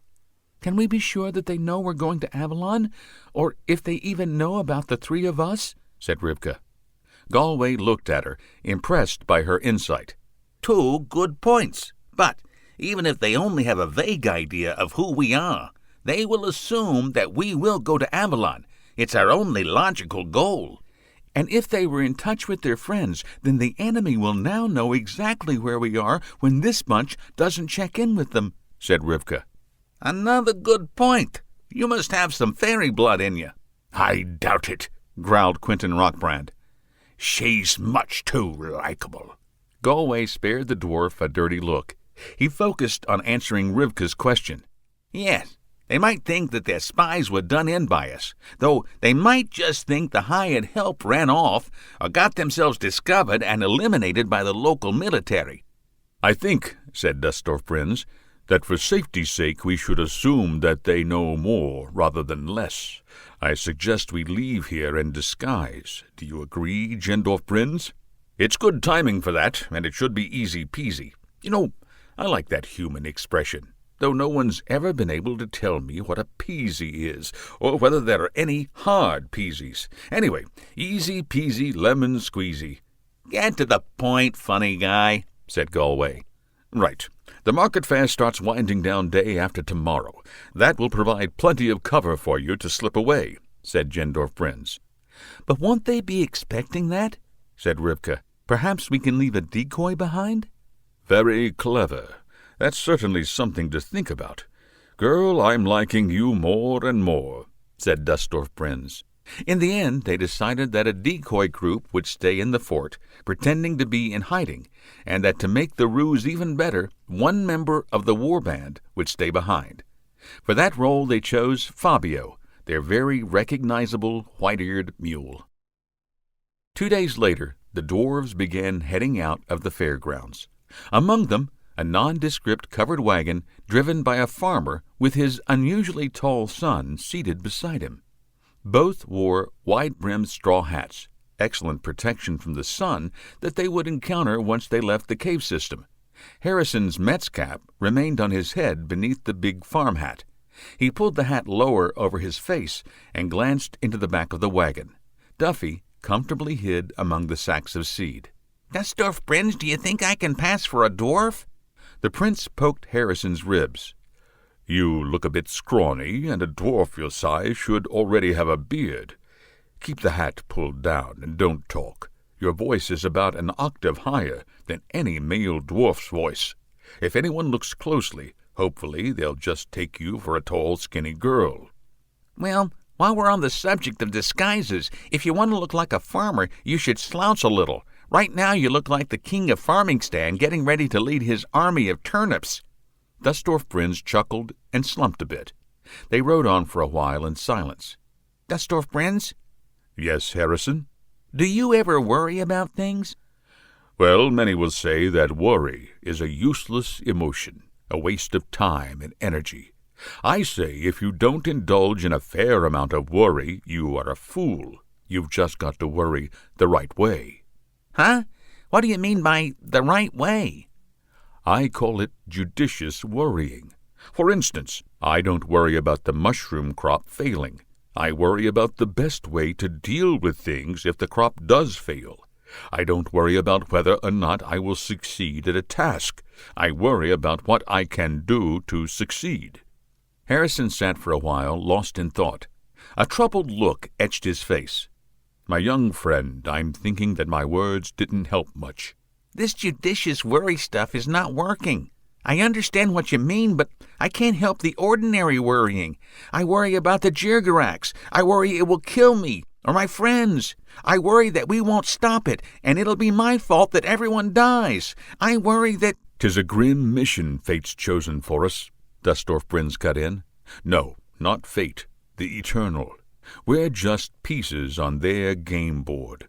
Still, it's a job that must be done." "Yeah, but I just wish they'd pick someone else," said Harrison.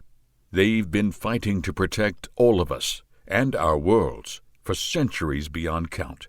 I do not fault them for using every tool they can lay their hands on, and I also do not fault fate for putting us in the right place at the right time." "You mean the wrong place at the wrong time?" Dustorf Brins opened his mouth to reply, but Harrison continued. "My gran would say, play the cards you've been dealt. Whining won't get you a do-over in life. She's a soldier. I wish I could be brave like her." "Your gran is right. All things considered, I'll concede your right to whine about this, but it won't change what we've got to do." They rode on in silence for a minute. The powerfully muscled dwarf wrapped his arm around the boy's shoulders. "Just know this, my young friend. Quentin Rockbrand and I have pledged our lives to protect you, Roberto, and Rivka, and we both know that for all his nonsense talk, Jabberwings the fairy would do the same." Harrison leaned into the comfort of the dwarf's arm. "I know," he said, swallowing a sob. "It's okay to cry. Were I 200 years younger, I would too." The boy did. The path they followed slowly rose toward the surface and forked several times. At each branch, travelers chose the way that would take them to their next destination. Still, many of the travelers continued to follow the same path. The throng gradually thinned out. "Let's hope the others are faring well," said Dustorf Brins. Several hundred yards back, the rest of the warband sat in another covered wagon. Dozens of pots and pans hung and clanged from the cart. "Shut your yapper, Galway, blatherwings," Quentin Rockbrand snarled. "You're supposed to be quietly hiding back there, not flapping your gums about how rough you have it." "Well, if you promise to stop hitting every pothole on the path, I won't have anything to complain about." "You won't have anything to complain about. You won't have anything to complain about. You always have something to complain about. Even death won't stop you. You'll go right on complaining until your worthless carcass turns to dust." "Hey, Quentin Rockbrand, shh," Rivka hissed. "You're supposed to be pretending that you're alone. Maybe you shouldn't be looking over your shoulder and shouting into the back of the wagon like some sort of lunatic." "Don't you be siding with the fairy, Rivka girl." "I'm not siding with either of you. I'm siding with my two friends, Peace and Quiet." Rivka's remark brought silence, save for the arrhythmic clatter and clang of the fake tinker's wares. Rivka sat back. Roberto put an arm around her waist, and she snuggled close. After a few minutes, she waved her hand and created a ball of fuzzy blue light. It floated in the air above her head, dancing in sync with her fluttering right hand. Roberto laughed with wonder and delight. "Hey, cut that out," said Galway. "You don't know what you're doing. One mistake, and even your little bit of magical power can hurt somebody." "Okay, all right, sorry." The journey continued peacefully. The road eventually brought them out of the caves of Dwarvenstead City and into the bright sunlight. A fresh breeze rustled the wagon's canvas cover, cooling the three passengers. They forced themselves not to leap from the cart after so many days underground. The sweetness of the country air called to them.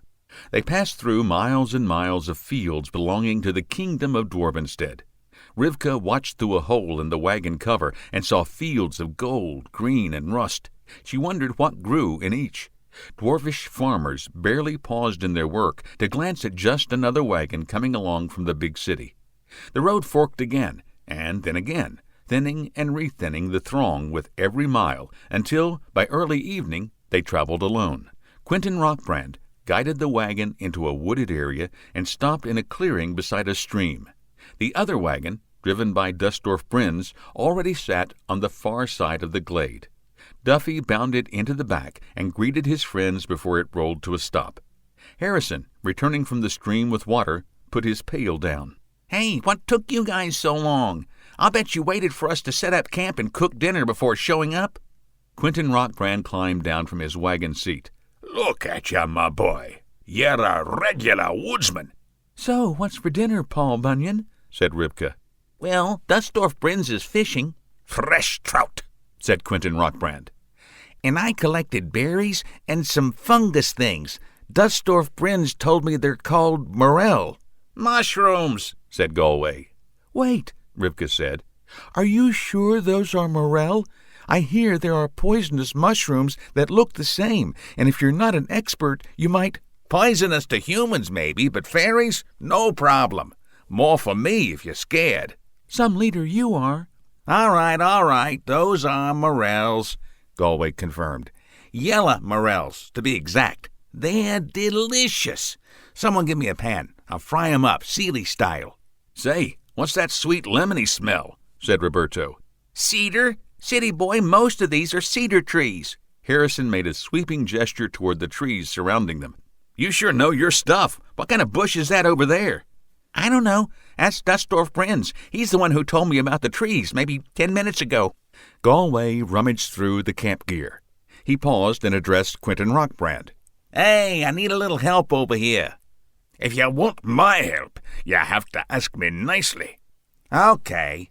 Quentin Rockbrand, you're the littlest one here, and since I need a little help—" No, fairy, you need a lot of help, starting with a sense of humor and ending with a brain. "Oh, little big mouth, don't get too feisty. I might have to cut you down to size, which won't be easy since you're already an extra small." Cut me down to size? Quentin Rockbrand roared. I'll show you who's going to be cut down to size. The angry dwarf drew his battle-axe and rushed at the fairy. Galway leaped to his feet, going airborne and clearing the deadly arc of Quentin Rockbrand's axe by only inches. Come back here, you great cowardly fly. Galway found a perch on the limb of a tall oak tree at the edge of the campsite. "Calm down, Quentin Rockbrand. I'm only kidding." Aye, fairy, so am I. Come down and let my axe whisper a little knock-knock joke in your ear. The twinkle in his eye belied his ominous words. For caution's sake, Galway spent the night sleeping on the broad branch of his tree. Chapter 12, in which the warband is tested. Morning came, damp and gray. The party ate a hurried breakfast and packed their camp. They consolidated everything they needed into one 2-mule wagon and abandoned the rest. Galway led the way, following a lay path heading away from the stream. Quentin Rockbrand, Harrison sitting beside him, kept the cart on a barely discernible dirt road that wound its way out of the woods. "Why are we following this little dirt track? I almost can't see it," said Harrison. This path mostly runs along the lay path we need to follow. "What a strange coincidence." Nah, it's pretty common that roads, sometimes even rivers, follow a lay path, replied Quentin Rockbrand. He anticipated the next question. No one knows why. They moved across a rolling landscape with scrubby trees and the occasional rocky outcrop. The rain slowed to a mist. The sun, a bright smear in the sky, slowly burned its way through the overcast. They crossed into a parallel world, and the scenery changed. The sky was a clear blue, with a few fast-moving storm clouds on the horizon. Gentle hills gave way to sharp, craggy rises in the near distance. Puddles lingered in the low areas, evidence of early morning showers. A freshening wind cut through the lingering humidity and brought the scent of new growth, and a less welcome odor. "I smell something like burning rubber, and it's getting stronger," said Galway. "Goblins," warned Dustorf Brins. Best make for that rocky rise, quickly." The wagon lurched and clattered its way up the stone-studded slope. At the crest stood a tor, a prehistoric monument. Quentin Rockbrand stopped the wagon at an angle to it, jumped down, and quickly unhitched the mules. Dustorf Brins and Roberto turned the wagon on its side and created a protective V out of the towering rock and the cart. "Kids, stay back, but give yourselves a little room in case you need to use your quarterstaffs," roared Galway. "And Roberto, since you're the only one not likely to brain yourself with the staff, you'll take charge of the other two." The humans spread out, standing halfway into the V of the barricade. Roberto occupied the middle.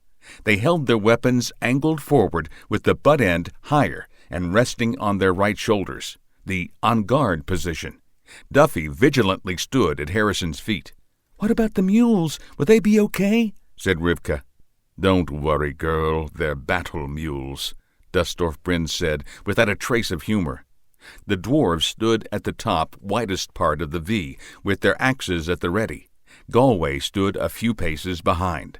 On either side of the ferry, the mules stomped and pawed at the ground. All stood ready and waiting. They had nothing left to do but watch and worry. The wind died down, and the sun rapidly made things uncomfortably warm on the exposed hilltop.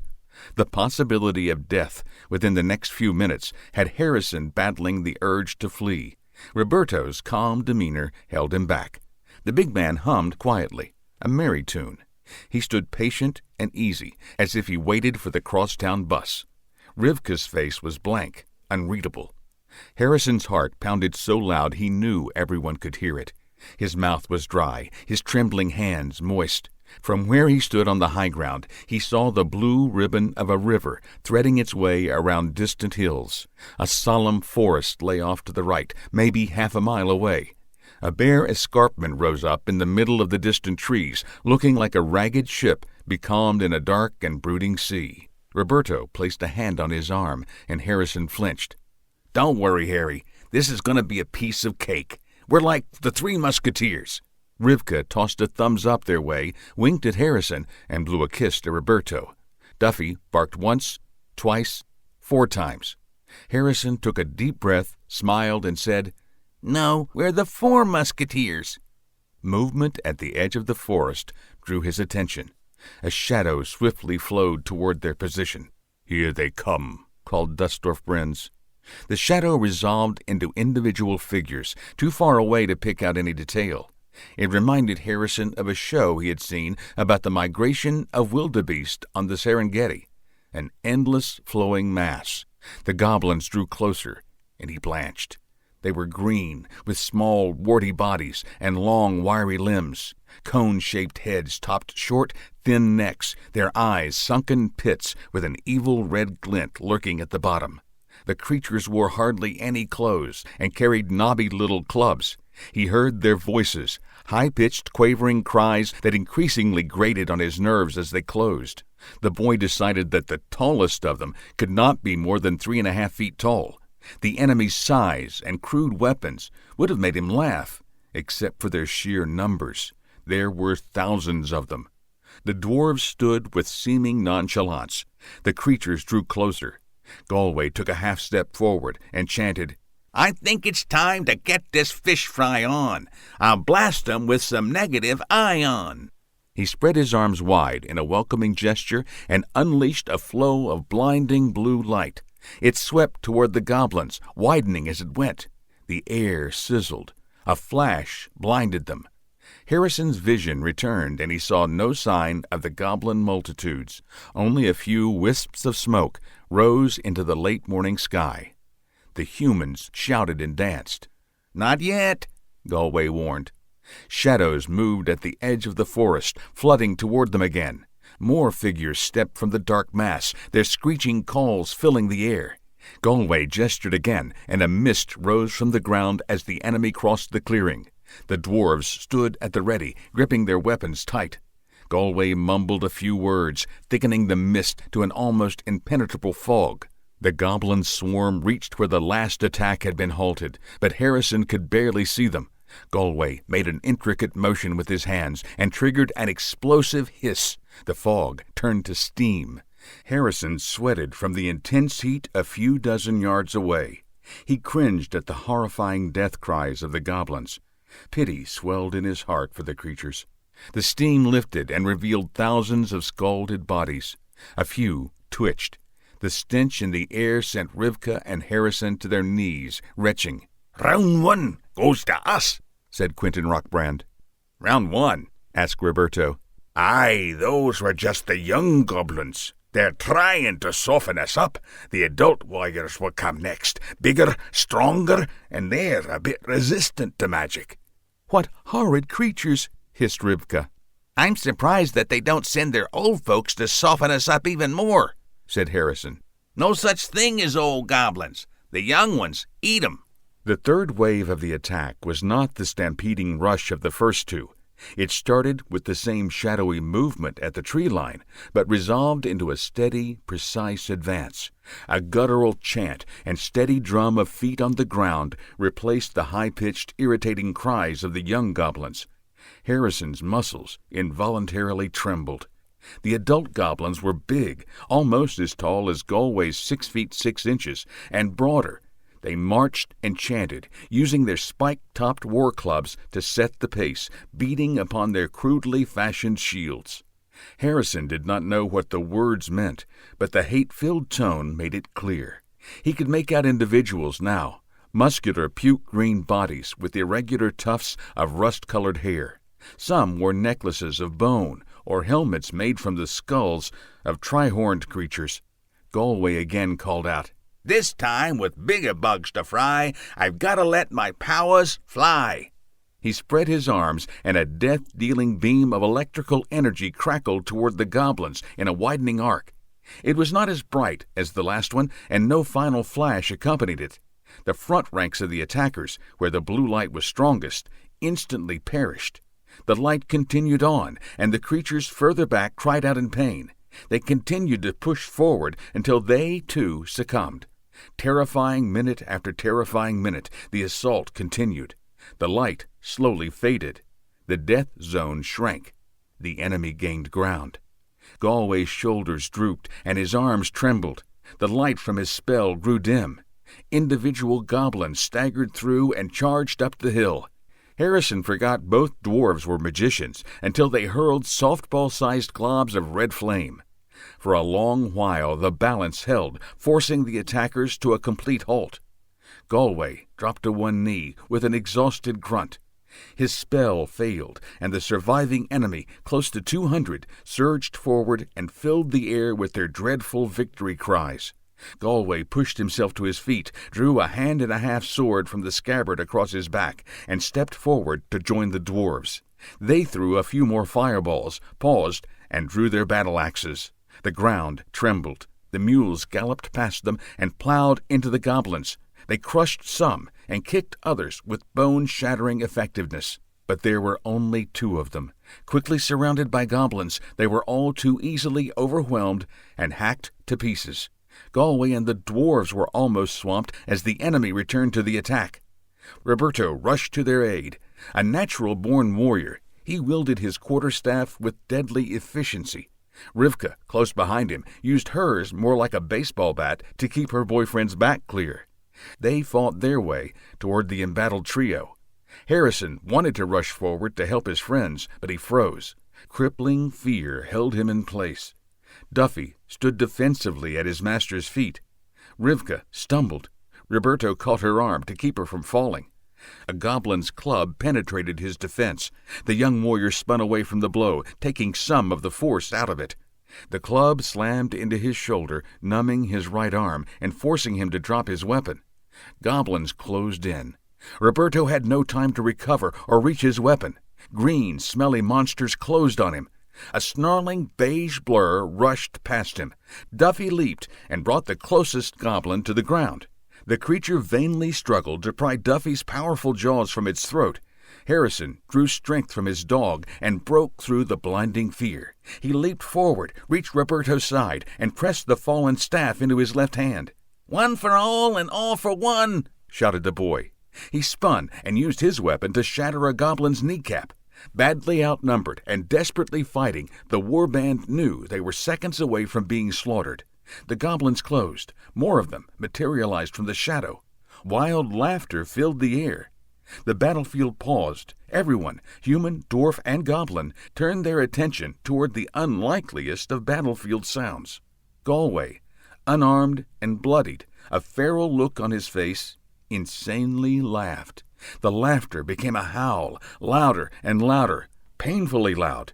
The shriek of a hurricane, a physical assault that grew louder. The entire world spun, and everything went black. Harrison opened his eyes. He lay on his back, dazed. Above him, a clear blue sky shone so bright it hurt his eyes. He remembered the noise and the battle. The battle! His memories flooded back, and he sat up. Bodies lay everywhere, green goblin bodies. The air held a stench like rotting meat and piss, the smell of battle that he never read about in adventure stories. He fought the urge to throw up. "Bert, Duffy, Rivka," he shouted. He barely heard himself shout, his words muffled and distant. He scrambled to his feet. His friends sprawled out nearby, and he sighed in relief when they started to move. Duffy wobbled over to him. Roberto's mouth moved, but Harrison heard nothing. He felt as if he had staggered into a silent movie. They both helped Rivka to her feet. Galway, Dustorf Brins, and Quentin Rockbrand were not far away. They formed a lopsided tripod as they leaned on one another for support. Everyone's mouths moved. They pointed to their ears and shook their heads. No one could hear. Galway's sonic attack saved them all, and deafened them in the process. Galway used gestures to tell them their hearing would return. He motioned them to get moving. The battered warband rummaged through the scattered contents of the wagon and gathered as much gear as they could carry. They mustered as much haste as they could and staggered after Galway along the lay path. Harrison's hearing returned in time for him to hear Quentin Rockbrand and Galway arguing again. "You should have told us you were a berserker." "Why? What difference would it make? What's a berserker?" asked Harrison. "Galway is a magical berserker," Dustorf Brins answered. "That is someone who reacts to dire circumstances with a wild surge of power. They don't usually have great control. We've got to be glad that most of his sonic blast only hit the goblins. We just caught the edge of it." "If you had warned us, we could have been ready," said Quentin Rockbrand to the fairy. "Ready? Do you have to be ready for someone to save your Harry hide?" Silence accompanied the warband. The dwarf finally looked up, caught Galway's eye, and spoke in a near whisper. "You did good, fairy." "What? I didn't hear that." "You did good, you insufferable pile of winged ego." "What?" "I'm not going to repeat myself. If you still can't hear right, I'll be glad to use my axe to fix your great flapping ears." "Okay, you're welcome," said Galway, with a dramatically gracious bow. The band slowly wound its way toward Avalon. The land they crossed changed quickly from rocky hill country to rolling meadows. The sky clouded over. "We crossed into another parallel world," Galway announced. "Let's find a place to stop for the night." "There's still plenty of daylight left, but I suppose we need the rest," agreed Dustorf Brins. After battling the goblins, quietly hiking along the ever-changing but by now boring lay path suited everyone just fine. The places that they traveled through slowly morphed from an overcast day in a lush, fragrant meadowland to sunshine-washed rolling plains to scrubby hill country where the bite of late winter cold rode the wind and tore at their cloaks. Harrison walked with a slight limp and wished his bruised shin was the result of something a bit more glorious than accidentally hitting himself with his own quarterstaff. "Quentin Rockbrand, I gotta say you fought quite well. For someone who has to stand on a stool to reach a goblin's head," said Galway. "And I got to say you fought quite well for a brainless butterfly boy who can't see past his own fat nose." "Fat nose, is it? To that, I say, that's like pots calling kettles black, my little buddy. Your nose looks like a cross between a potato and a tuba. Roberto has a nice nose, don't you all think? Said Rivka, hoping to diffuse yet another argument between the fairy and the surly dwarf. Bertsy Wurtsy has a cutesy-wootsy nosy-wosy, crooned Harrison. Roberto blushed and, laughing, snatched Harrison's New York Mets cap. He held it high, taunting the smaller boy. If you want your hat back, say, please. Please. Say, pretty please. Pretty please. Say, pretty please with custard. Pretty please with custard. Say, pretty please with custard and mustard. Pretty please with custard. Duffy ended the standoff with a leap. He snagged the captive hat in his mouth and proudly pranced back to Harrison with his prize. Everyone laughed. The day plodded on. Harrison settled into the rhythm of the journey, once more studying the slowly changing scenery. It was bright and comfortable, despite a slight haze that lent a mystical look to the heavily forested mountains along the northern horizon. In the middle distance, the silvery blue serpentine of a river wound across their path. The sparse plain that they crossed was a dreary brick red, save for the occasional stand of spindly evergreens of a slightly less dreary pale green. "I've got a feeling that something's watching us," Roberto hissed in a whisper. He dropped to one knee and freed his quarterstaff from the straps securing it to his backpack. The others followed suit. "You're right. I've been feeling it for a while. There's something wrong," said Galway. "I sense a growing threat. I just can't place it." "We are getting close to Avalon. Let's pick up the pace," said Dustorf Brins. "We have only to cross the river up ahead, and we'll be safe." They hurried and drew close to the place where they would ford the river. The banks narrowed at the bottom of a tight curve, the banks no more than a football field away. Rivka glanced from one side of the river and mused. "The air over the water is shimmering like it does at the beach on a hot day." "Run for it!" shouted Galway. "Follow me! We must get across the ford!" The party broke into a trot. A mass of creatures boiled over the riverbank, appearing from nowhere. Four-legged, mottled brown and gray tiger-shaped animals with dark stripes along their sides rushed them from the front and both sides. "Sweetko, river tigers!" Dustorf Brins yelled. "Hurry!" Hundreds of the hideous tigers rushed toward them. Tiger bodies with crocodilian heads and mouths overflowing with jagged teeth gaped wide in anticipation of an easy meal. Galway fired magical blasts to clear the way. The dwarves formed a wedge and charged onward. The rest followed close behind. Roberto spun around and brought his quarterstaff down on the head of one of the creatures. He completed his spin and continued running. The animal collapsed and tumbled into the path of two others. Dozens more surged toward them. The river tigers completely surrounded them, and the warband had no choice. They stopped short of the river. The magic wielders carved huge swaths through the attacking beasts, clawing their way toward them. The humans put their quarterstaffs to good use as well, but the onslaught continued, and the Sweetko drew closer. One of them jumped forward and knocked Harrison to the ground. Rivka drove her staff into its side with enough force to shatter bones before its jaws could seize hold of the boy. The injured creature limped away, pursued by the enraged Duffy. The small dog, beset by multiple attackers, disappeared beneath a pile of slashing talons and snapping jaws. Harrison's cry of grief quickly changed to a cheerful shout as the pile exploded, revealing Poco Kachina, now a grizzly bear-sized mastiff, shaking off his assailants like so many rag dolls. He stood, panting, surrounded by a pile of the bloodied bodies of dozens of river tigers. The remaining horde fled back toward the river. "Is everyone all right?" asked Galway. "All good, G," said Roberto. "That went easier than the goblin attack. It was almost fun." The ground shook. "Fun? Don't be a fool. That attack did its job. It slowed us down." Slowed us down for what? Another stronger tremor filtered up their feet. Another chill cooled their spines.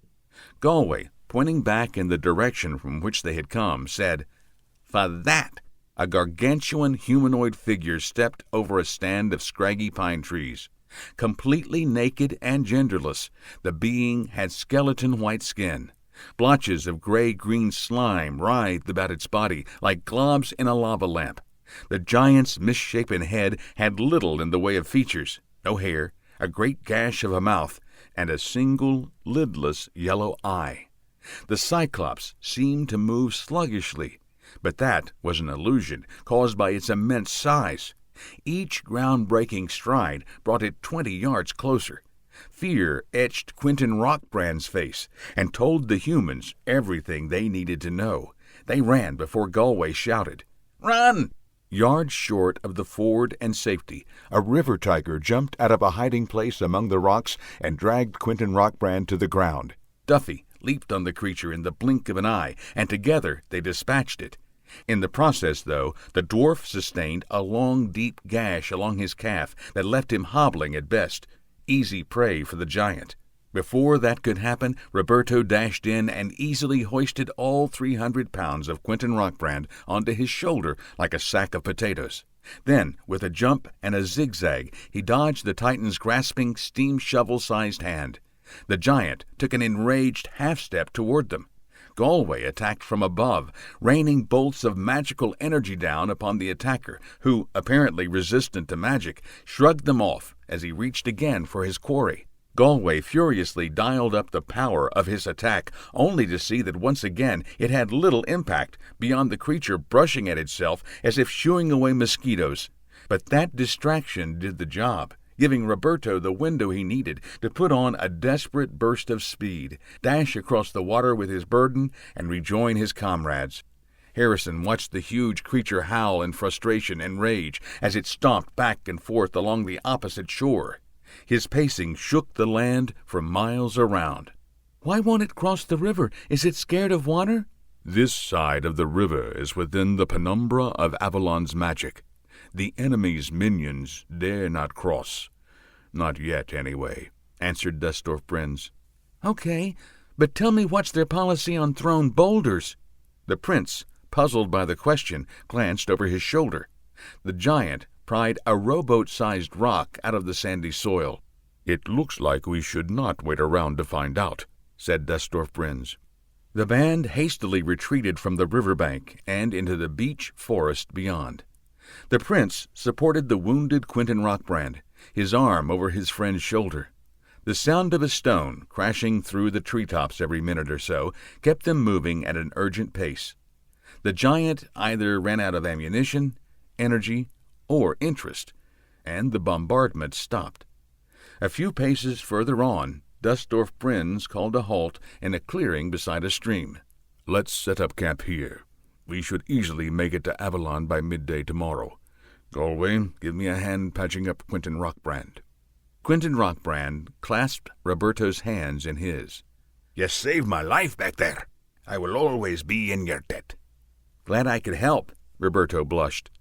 "I have a feeling that before this is over, we will all have saved each other several times over." "Say, gee," said Harrison. "why didn't you do that spread your hands wide and vaporize everything move on the Sweeko?" "Say, Harrison," said Galway, "why don't you play baseball with a tennis racket?" "Because it's for tennis, it wouldn't work well in baseball." "Bingo." "No need to be so sarcastic." "Need? No. Enjoy? Yes." Chapter 13, in which the warband winds through to Avalon. The sun rose on a fresh, cloudless day. "I hate when morning comes so early," Galway mumbled.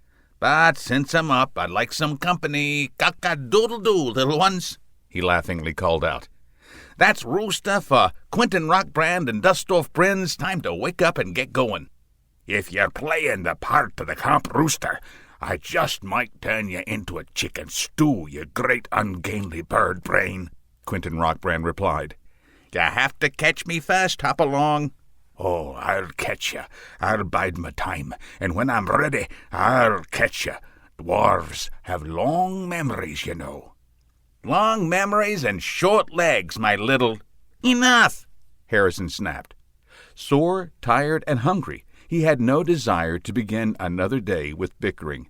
"Let's get our grub on and hit the road." The argument ended, and everyone fell into the camp routine that they had learned over the week of travel.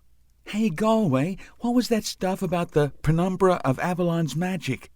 Avalon is different from all the other parallel worlds.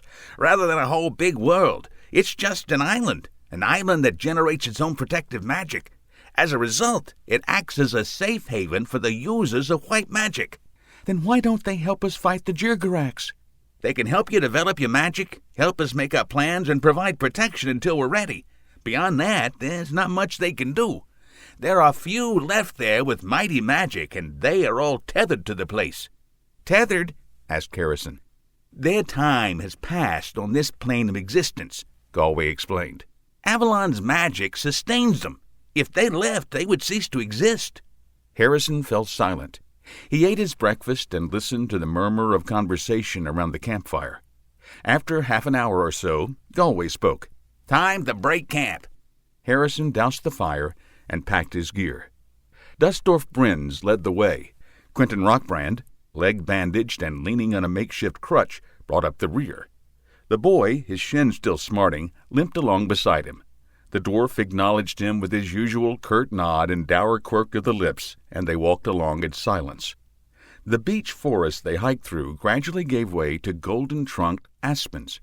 Their fairly straight trail changed from a game path to gravel to a solid black substance that looked like asphalt. The sight of the road immensely cheered Harrison. It made walking easier, and the weary boy felt a little bounce return to his step. Ah, a mighty you! There seemed almost a note of joy in Quentin Rockbrand's voice. Harrison looked around and noticed among the forest of slender young trees with freshly budding branches stood a tall and very broad evergreen tree. Its gnarled trunk and many soaring limbs spoke of great age. Soon we'll be in the ancient and venerable yew forest that blankets the northern half of the island of Avalon, Quentin Rockbrand commented. The woods they traveled continued changing, and more of the towering yews appeared. The road began to meander, threading its way around the evergreen leviathans of the forest they traversed. The tall trees blocked most of the sunlight, but the forest floor never grew gloomy or stuffy beneath their boughs. The path they followed ended at a glade. Across the clearing, a broad cobblestone road led back into the woods. Galway called a halt. "We're here," he told them. "Here?" Roberto asked, arching an eyebrow. "This is Avalon?" Rivka smirked. "Are you sure?" She slowly turned around, a doubtful look on her face. "Aye, girl," said Quentin Rockbrand. "Breathe deeply. The air is like the sweetest wine." Yes, and clear," Rivka added. "The colors are all so rich and bright."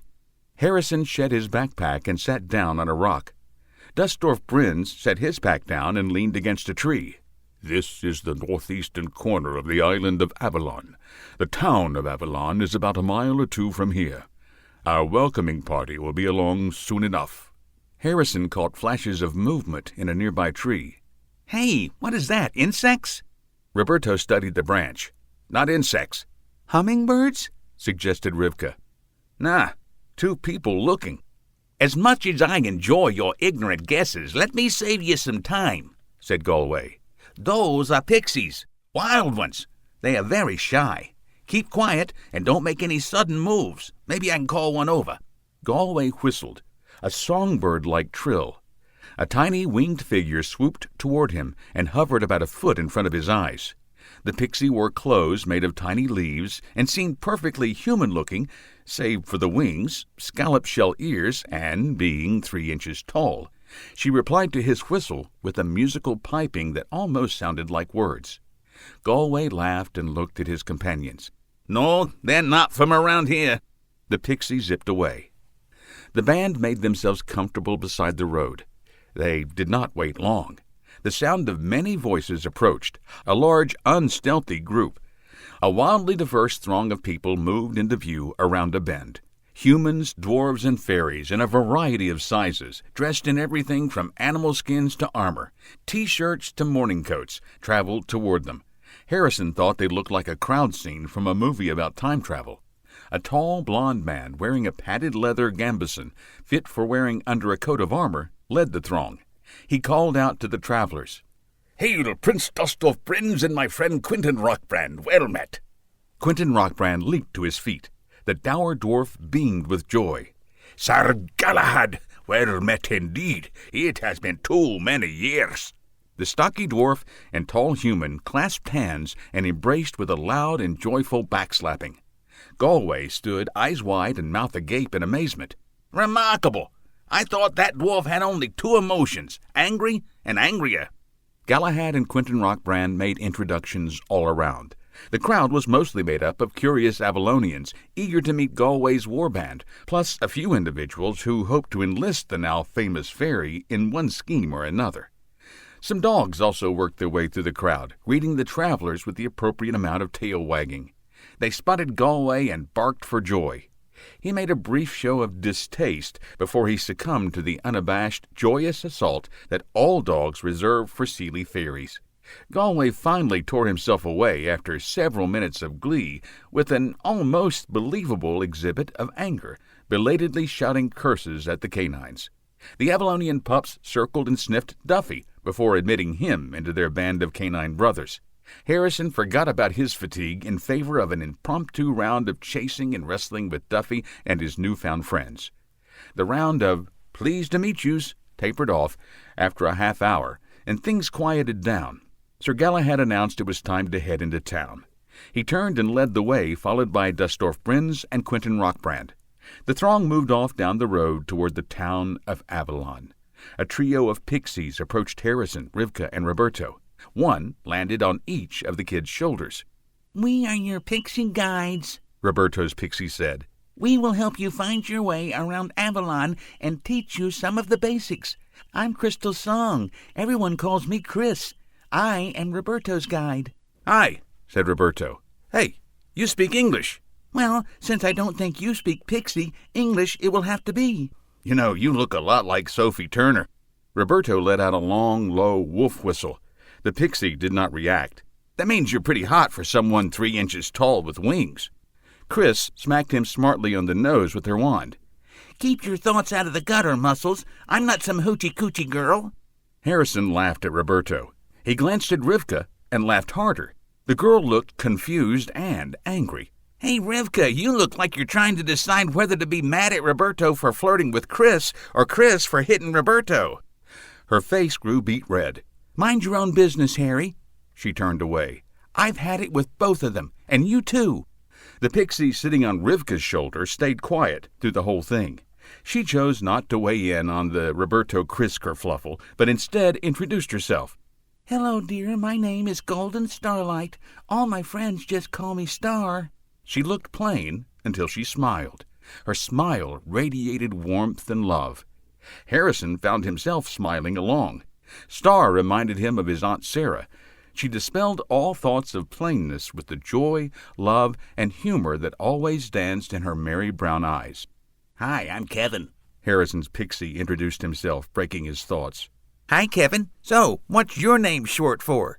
"Actually, it's long for Kev. My parents didn't like wasting letters." Kevin wore jeans and a flannel shirt and looked like a miniature Santa Claus on vacation during the off-season. He gave the boy a hug. Now, you might not think a hug from someone 4 inches tall would not amount to much. Wrong. It was the best hug ever, filled with comfort, peace, and strength. Harrison felt calm, safe, and ready for anything. Duffy signified his acceptance of Kevin with a sniff and a friendly lick or two that left the tiny pixie drenched but laughing.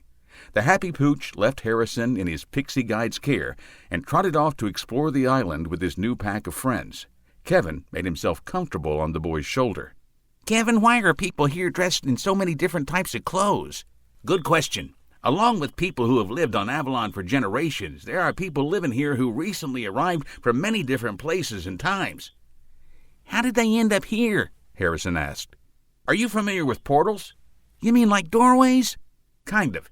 When magical folk talk about portals, they mean passages that they open between dimensions, parallel worlds, or just from one place to another on the same world," said the pixie. "Got it. So when I came here to Avalon, Galway and Dustorf Brins were opening up a portal for us to follow the ley path through." Kevin nodded. Some portals are natural. They're always there. A reasonably talented mage can use magic to open it as she walks along, following a ley path. The more powerful the mage, the wider and longer they can hold the portal open. Thus, the greater the number of people can move through a portal. Harrison nodded his understanding. Okay, why can't a really powerful mage just magic themselves to wherever they want to go, like in books and movies? There were never many with that kind of power, Kevin answered. There are a very few now. I only know of one, and she...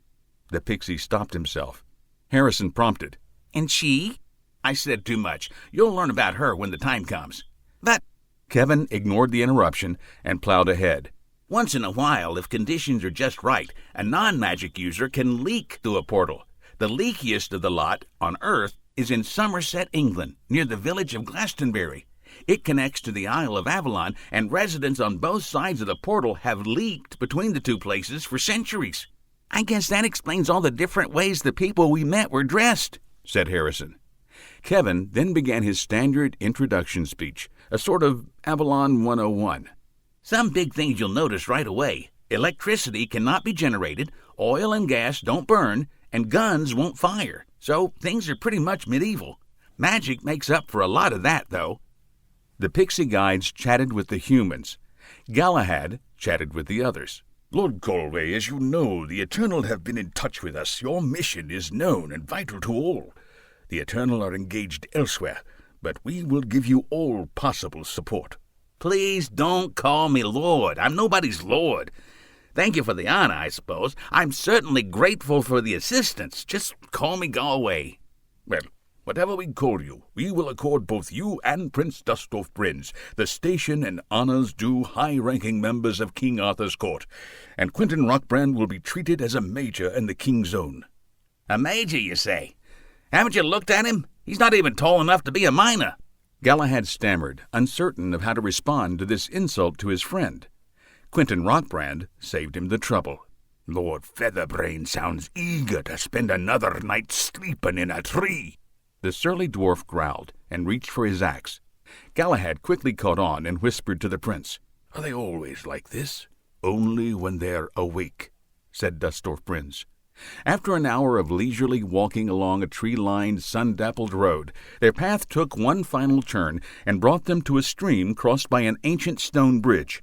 Beyond sprawled a sea of buildings in a wild assortment of styles, colors, and sizes, much like its people, the town of Avalon. That alone should have commanded all of the travelers' attention, but they didn't even notice. All six stopped and stared, just not at the town. They had their eyes fixed above the town. Wow, said Harrison, his eyes wide. I've never seen anything like it, Rivka whispered. Not even in the movies, added Roberto. I've heard stories, but words do no justice here, said Dustorf Brynns. Galway had no words. He just stared, mouth agape. Behold Camelot, said Galahad. The Camelot. Camelot existed in many of the parallel worlds, but none had ever come close to the magnificence of the original. It rose before them, tier after tier of ramparts, soaring arches, and mighty towers. Its highest reaches stretched well above the clouds that sped along as if unwilling to obscure the wondrous view for too long. Up it went, with gravity-defying bridges leaping from spire to spire, a glittering forest of them, poised like spears ready to be hurled into the heavens. 3 mighty walls encircled the structure. The outermost was of brilliant white, topped by battlements 75 feet above the ground. The first level of towers peered proudly over the wall. Behind that sat a second wall, so black that it seemed to absorb all light, crowned by battlements easily 100 feet high. Every tower along the walls boasted colorful pennants waving in the breeze. The long, flowing flags changed color as the wind and sunlight played with them. Red, blue, yellow, green, orange, purple, and several dazzling colors yet to be named. The third and final wall was of the purest royal blue, with immense catapults arrayed along its length. The rampart towered 300 feet above ground level. The catapults looked like mere toys. On a hill behind the walls rose the central keep, with its own array of towers and spires. At each corner of its pentagon-shaped curtain wall soared an even taller set of towers, each clad in thick walls studded with shining jewels. Towering above it all stood the central spire, a deep green emerald, topped by a flag showing a golden crown, overcrossed white warhammers, flanked by silver dragons on a field of sable. "Well, Kevin, do you think we can get in to see the castle?" Harrison asked, not taking his eyes from the wondrous citadel. "You'll have to. You're all staying in the Ruby Tower. And tomorrow I'll give you the grand tour plus a moat-side picnic." For the first time in days, all three of the young humans smiled and looked forward to the future. Chapter 14, in which the humans begin their training. Harrison awoke early the next morning on the biggest, softest bed he had ever seen. On the other side of the bed, Duffy lay curled up, nose to tail, snoring like a contented wood chipper. The boy sat up and looked around.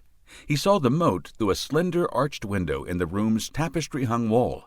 Most of the tapestries depicted battle scenes, knights, horses, and the occasional fire-breathing dragon. One scene in particular arrested his eye. Unicorns fought a horde of one-eyed bears. He studied it, a look of confused wonder on his face. "Once upon a time in a galaxy far, far away," said a wide-awake Kevin from the top of the bedpost he lounged on. "So, my young charge, are you ready for a day of adventure?" Harrison smiled. "Breakfast?" The sound of that food-related word catapulted Duffy off the bed and onto the floor. He raced around the room, spinning like a four-legged dervish. Kevin chuckled. "Wash, dress, then breakfast." 6 minutes later, Kevin perched on Harrison's shoulder, directing him to one of the common rooms where they found Galway and the dwarves standing beside a large wooden table, engaged in their favorite pastime, trading insults. "I swear all this fresh air must be agreeing with you. Why, I believe you've grown at least 2 inches," Galway teased. "I'll wager you're tall enough now to ride the Central Park Carousel. Mind you, not all of them, only the ones on alternate Earths where the man checking your height is a bit tipsy." One more word, and I'll bash your head with a rock even thicker than your skull is, you flame-haired nitwit. "Will you be needing a stepladder, or will you just stand on the table to reach it?" Enough, roared Dustorf Brins, pounding on the table. Stifle. The cursed fairy is daft. The roots of his wings have grown into his brains and addled them. And you, Quentin Rockbrand, are twice as daft for letting his prattle bother you. Harrison stood in the doorway and surveyed the room. A feeling of well-being swept over him at the sight of Galway and Quentin Rockbrand engaged in their usual duel of insults. "What's going on with those two?" Kevin asked, a hint of worry in his voice. "Don't worry, that's just how they pass the time when everything's going okay," said the boy. "Looks like things are going great then." "Ha!" Rivka and Roberto, holding hands, wandered into the room before the argument could continue. Chris and Star rode on their shoulders. Rivka wasted no time in announcing she had higher priorities than arguing. "Hey, guys, arguing on an empty stomach isn't healthy. Let's sit down and eat. Where's breakfast? If you've been waiting for the womenfolk to arrive and make you breakfast, you've got a lot of nerve." Roberto's eyes widened in shock. No, baby, you don't think we're like that, do you?" The looks around the room ranged from concerned to confused. Rivka laughed. "Of course not. Just having a little fun. If any of you were like that, I'd have straightened you out a long time ago. Seriously, though, what's the deal with breakfast?" "No worries. Breakfast is on the way," Kevin assured her. "Everyone find a seat." Galway, Dustorf Brins, and the still grumbling Quentin Rockbrand found seats at the table, as did Rivka and Roberto. The pixies flitted over to a corner of the big table. A tiny table with pixie-sized place settings and chairs for 3 awaited them. Harrison chose a seat close to them.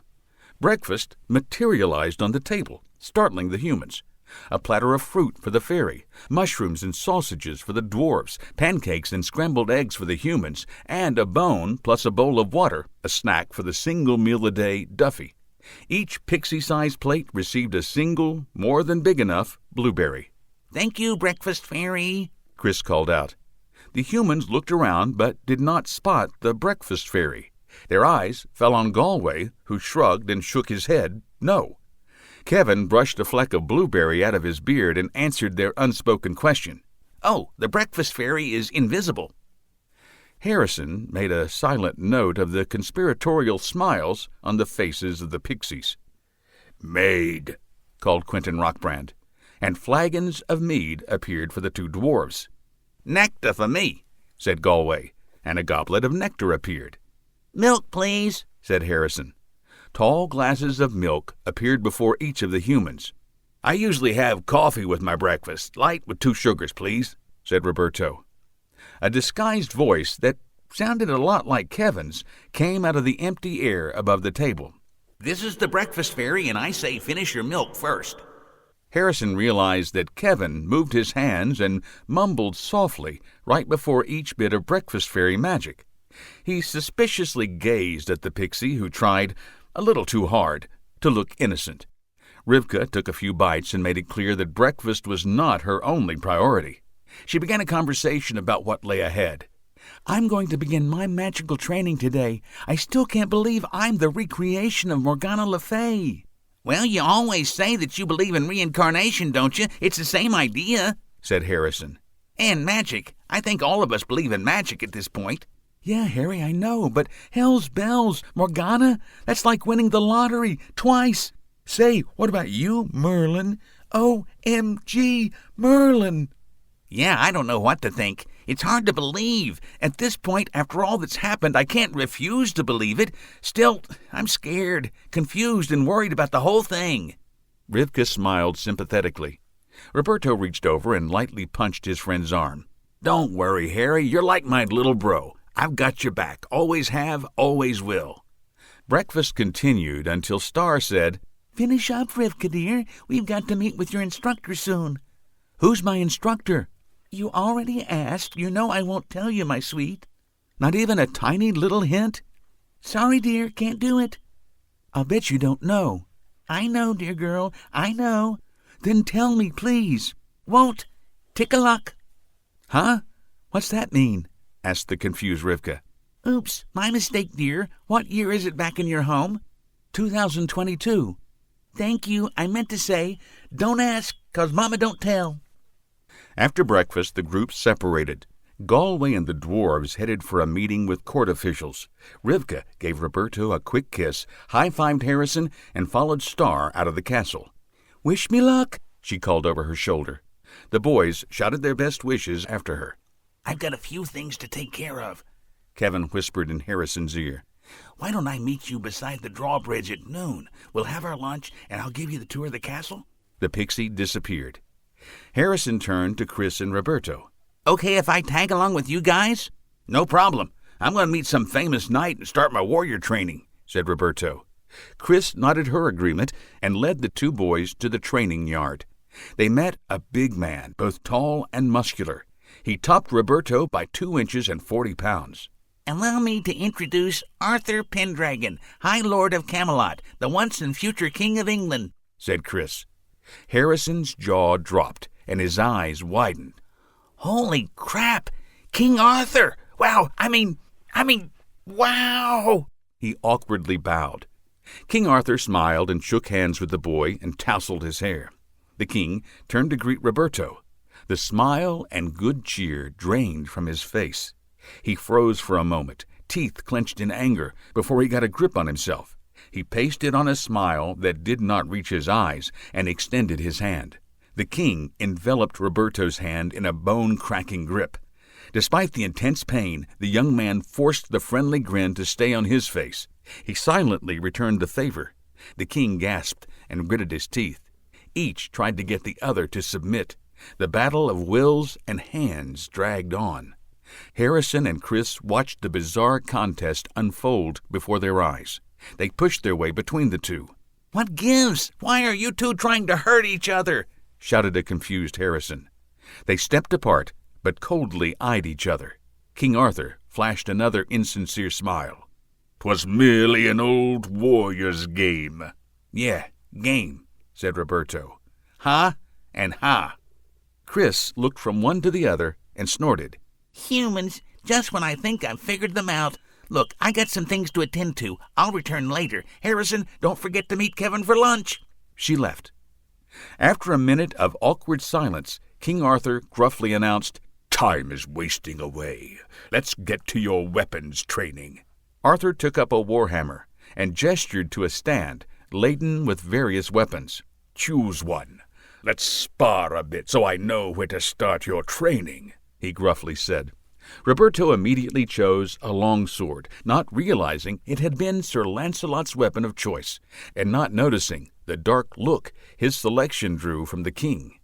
He faced Arthur, the sword in a two-handed grip, and held it straight up but swaying back and forth a little.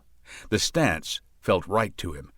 Arthur circled, and he kept turning to face the king. Arthur moved so fast that Harrison could barely follow. The king stepped in and swung the hammer in an arc toward Roberto's head. Roberto, a blur, moved the sword and deflected the hammer. The impact shattered the sword and tore the handle out of Roberto's stinging hands. Harrison screamed for them to stop, but realized they were beyond listening. Roberto executed a rolling dive and scooped up the ruined sword. About a foot of blade remained. He came up and faced Arthur, holding his sword fragment in front, as before. Harrison rushed between them to stop the fight, but the king shoved him aside. Arthur again closed in, swinging for Roberto's head. This time, instead of trying to block the attack, the young man ducked under the hammer, dropped his sword, came up fast, and rushed Arthur. The hammer's momentum turned the king, showing his right side. Roberto shoulder-blocked the king in the direction of the follow-through and sent him tumbling across the yard. Roberto followed. Arthur started to rise. He turned. Roberto threw an uppercut, hook, left cross combo, and sent the king to the ground. Arthur lay still as stone. Roberto threw both his hands in the air and shadowboxed around the yard. "Good night, Arthur. I am the new king of this hill." Harrison rushed to the king's side. "Oh, God! Oh, God! Oh, God! Roberto! The king! What are we going to do?"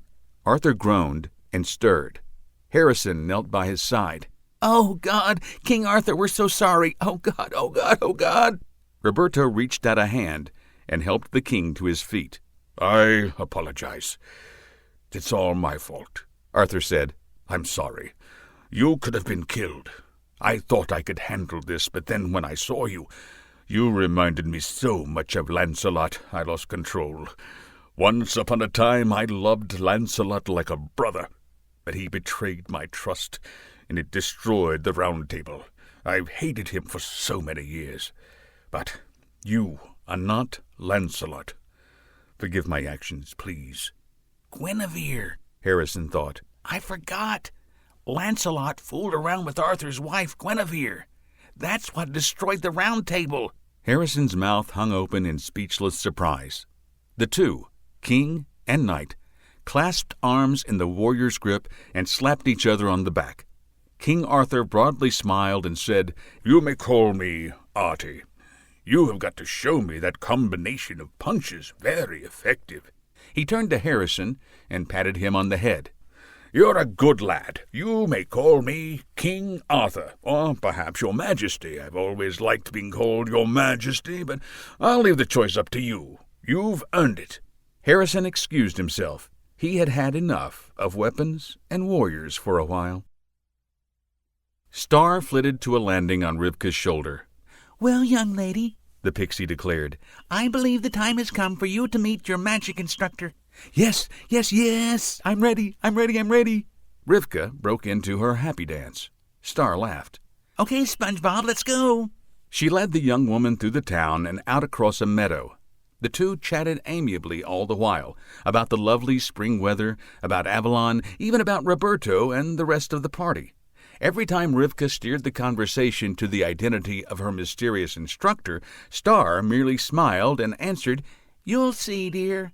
They came upon a dirt path that wound its way toward lightly wooded hills in the distance. "Come on, Star, who's my instructor?" "You'll see, dear. Just a hint. All I need is a hint. Tick-a-lock, my sweet, tick-a-lock. Please. Less talking and more walking will get us there faster, dear." Another half-hour's walk, and they passed between two grassy hills. "We're almost there, my dear. This way now." Star led the young woman off the path and through a jumble of massive rocks. It reminded Rivka of Stonehenge. They passed the rock formation, and she saw a cave in the face of a steep hill. A short, slender woman knelt on the ground at the mouth of the cave and tended an iron pot suspended over a small fire. They drew closer, and Rivka saw that she was dark and pleasant-looking, wearing a simple white toga. The air around the woman shimmered, and Rivka knew she had just come into the presence of a great sorceress queen. "You are just in time for tea," the woman said, smiling. She rose to greet Rivka and Star. The woman's gaze, fierce and regal, mesmerized Rivka. The woman's voice, clear and soft, nonetheless conveyed a sense of vast power. "If this woman ordered me to walk off a cliff," Rivka thought to herself, "I would do it without hesitating." "Circe, allow me to introduce Rivka," Star said. The color drained from Rivka's face, and she struggled to find words. She felt like a novice nun bumping into the Pope outside a Starbucks and being invited to join him for coffee. Holy freaking shoot! Circe, the Circe, daughter of Helios and Hecate. OMG, OMG, OMG! The goddess of magic standing right here in front of me. Sit down before you faint, dear, Star said. Now you understand why I couldn't tell you who your instructor was. I would have had to carry you here. The rest of the day passed with Circe and Star amiably chatting about basic workaday spells and potions, while Rivka slowly grew accustomed to being Circe's pupil. Harrison wandered away from the castle training yard and stopped at the stables to watch the grooms and farriers at work. He found his way into the lower bailey, where he joined a throng of stable boys, pages, and scullions in a game that involved kicking, pushing, and otherwise manhandling a gigantic ball, nearly half his height, around the yard. Harrison never figured out the rules, the name of the game, or even whose side he played on, but he enjoyed it nevertheless. The sun reached its apex, and he headed out of the castle to keep his lunch date. He found Kevin beside the moat, right where he said he would be. The pixie busily flitted around. He took various things out of a basket and put the finishing touches on the picnic lunch, spread out on an old patchwork blanket. Yo, Kevin, it looks like the picnic fairy came through for us. Don't be silly, there's no picnic fairy. This feast comes straight from the lunch fairy. Harrison studied Kevin's face, looking for any sign that he joked, but the pixie's poker face gave nothing away. So does the lunch fairy handle all picnics or just lunchtime picnics? Union rules are pretty specific on the issue of picnics. Lunch fairies handle all picnics held between sunrise and sunset, unless, of course, alcoholic beverages are involved. Of course, replied Harrison. Picnics involving alcohol are strictly the responsibility of the dinner fairy. I see, but tell me who takes care of nighttime picnics after dinner? After dinner, you're on your own. Even meal fairies have to rest, you know. You wouldn't be joking with me, Kevin, would you? Joking? Of course not. That's just how meals work around here. The pixie's smile and twinkling eyes said otherwise. Lunch was perfect. Fruit, veggies, and tiny honey cakes for the pixie, with burgers, hot wings, and fries for the human. Both had fruit juice to drink. The pixie prepared a bowl of dog biscuits for Duffy. The pooch, with his usual terrific treat timing, showed up just as Kevin clapped his hands together and announced, "Let's eat."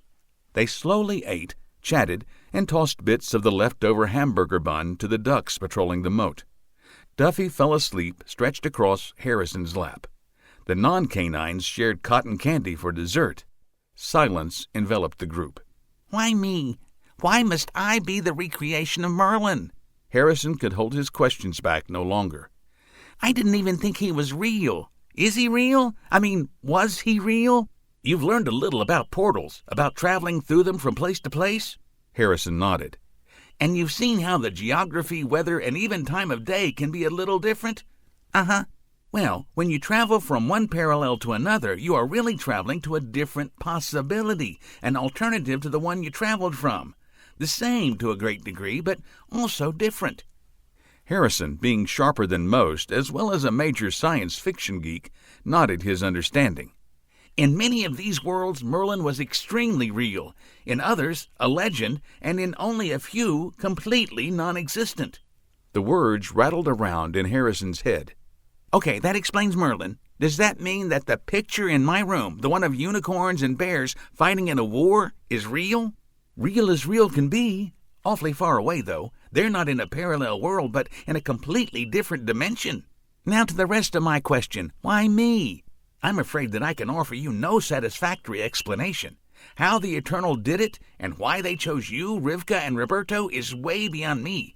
All I can say, and I really don't mean to be glib, is that it had to be someone," said the pixie with a sympathetic smile. "Yeah, that's kind of what I figured. I just hoped for... I don't know." They sat in silence for a while before Kevin spoke again. "Are you ready for that tour of the castle? I'll even show you the dungeon." Duffy stirred, barked once, and headed off on some important canine chore. Harrison and Kevin packed the picnic and spent the rest of the day exploring the castle. They climbed the central tower of the Emerald Keep, clambering up a spiraling stone staircase of 5,571 steps. It ended at an iron-bound wooden door that opened onto the pinnacle of the tower, almost half a mile above the courtyard. 36 yards above their heads flew Arthur's flag, a golden crown over crossed white warhammers flanked by a pair of silver dragons on a field of darkest sable. Harrison forgot the fatigue from the climb and craned his neck to take in the half-acre of flag, booming and snapping in the wind above their heads. "Wow! I didn't realize how big it was. Betsy Ross made it many years ago," supplied Kevin. "Betsy Ross? The seamstress from the American Revolution? Never heard of her. I'm talking about Betsy Ross, the flag fairy. She also made all 13 flags for the original USA, the United Sealy Association, many centuries before your national emblem," said Kevin. Other than the little smile tugging at sides of his mouth, his deadpan delivery gave little clue as to whether this was a great coincidence or a great pile of bull. Harrison, no beginner when it came to dealing with kidding, pranks, and practical jokes, knew better than to pursue the issue. Instead, he let the bird's-eye view of the busy courtyard occupy his attention while he planned how to even up the score in this undeclared war of jests. He leaned out over the parapet, reached into his pocket then, and produced a rock. He extended his hand over the inner bailey far below and mumbled, I do pretty well with physics. Let me figure this out. 32 feet per second, allow for wind, and... Hey, Kevin, what's the drag coefficient of this rock? Never mind, I'll guess. Okay, I figure 4 seconds, 6 seconds tops. No, do not drop that rock. It's dangerous. Be a good boy, please. Put the rock back in your pocket. Tell you what, why don't I point out all the wonderful sights? Said Kevin. Harrison complied. He offered a wicked smile and a wink at the fretful pixie. Kevin laughed. Advantage Harrison. The top of the Emerald Tower was the highest point in Avalon, and the view was impressive. Harrison gazed out over the castle walls and across the crazy quilt pattern created by the colorful and varied buildings of the town that spread out from the castle in all directions. The town gradually gave way to meadows, fields, and farms. Beyond the fields, to the north and east, stood a forest of unrelenting green. To the south and west, the forest became patchy, interspersed with rivers, lakes, and hills that rose up into a distant barren tableland. Some of the rivers fed a silvery lake. Others wound their way toward the far distant sea, barely visible through a gap in the hills. The sea was the deepest of blues, and strangely calm. No matter which way Harrison looked, the horizon lay hidden by a dense golden fog that formed an unbroken wall. Awesome view. What gives with that fog, though? It's not ordinary fog, Kevin replied. It is the boundary of Avalon. This world is just the town of Avalon and the kingdom of Logris on this little island. It is very different than any place else. There are no alternate Avalons. It remains singular. Your instructor will tell you more when you meet him tonight. For now, let's go to the dungeons. The dungeon mistress awaits our visit. Kevin directed Harrison back down the stairs. Harrison trotted lightly down the winding stairway, eager to explore the dungeon. My instructor? Who's my instructor anyway? Is it a great and powerful wizard? He is an alchemist and mage of great renown, Nicholas Flamel. Enough, you're joking with me again, Harrison replied. Isn't Nicholas Flamel a character in that fantasy series about a boy magician? Yes, but don't let him hear you say that. Being used as a character in a work of fiction bothers him no end. He is a real person with many great accomplishments. Don't take this the wrong way, but I'll believe you when I meet him. I'm deeply hurt by your lack of trust. said the smiling pixie. Harrison initially found the dungeons disappointing. There were no blood-spattered torture chambers, not a single rack or iron maiden, no whips, no chains, and the cells were clean, well-ventilated, well-lit, and worst of all, empty. He did not even spot a single rat. "Follow me this way, Harrison. I want you to meet the dungeon mistress." The boy followed as the pixie flew along a well-lit stone corridor. "Carpeting?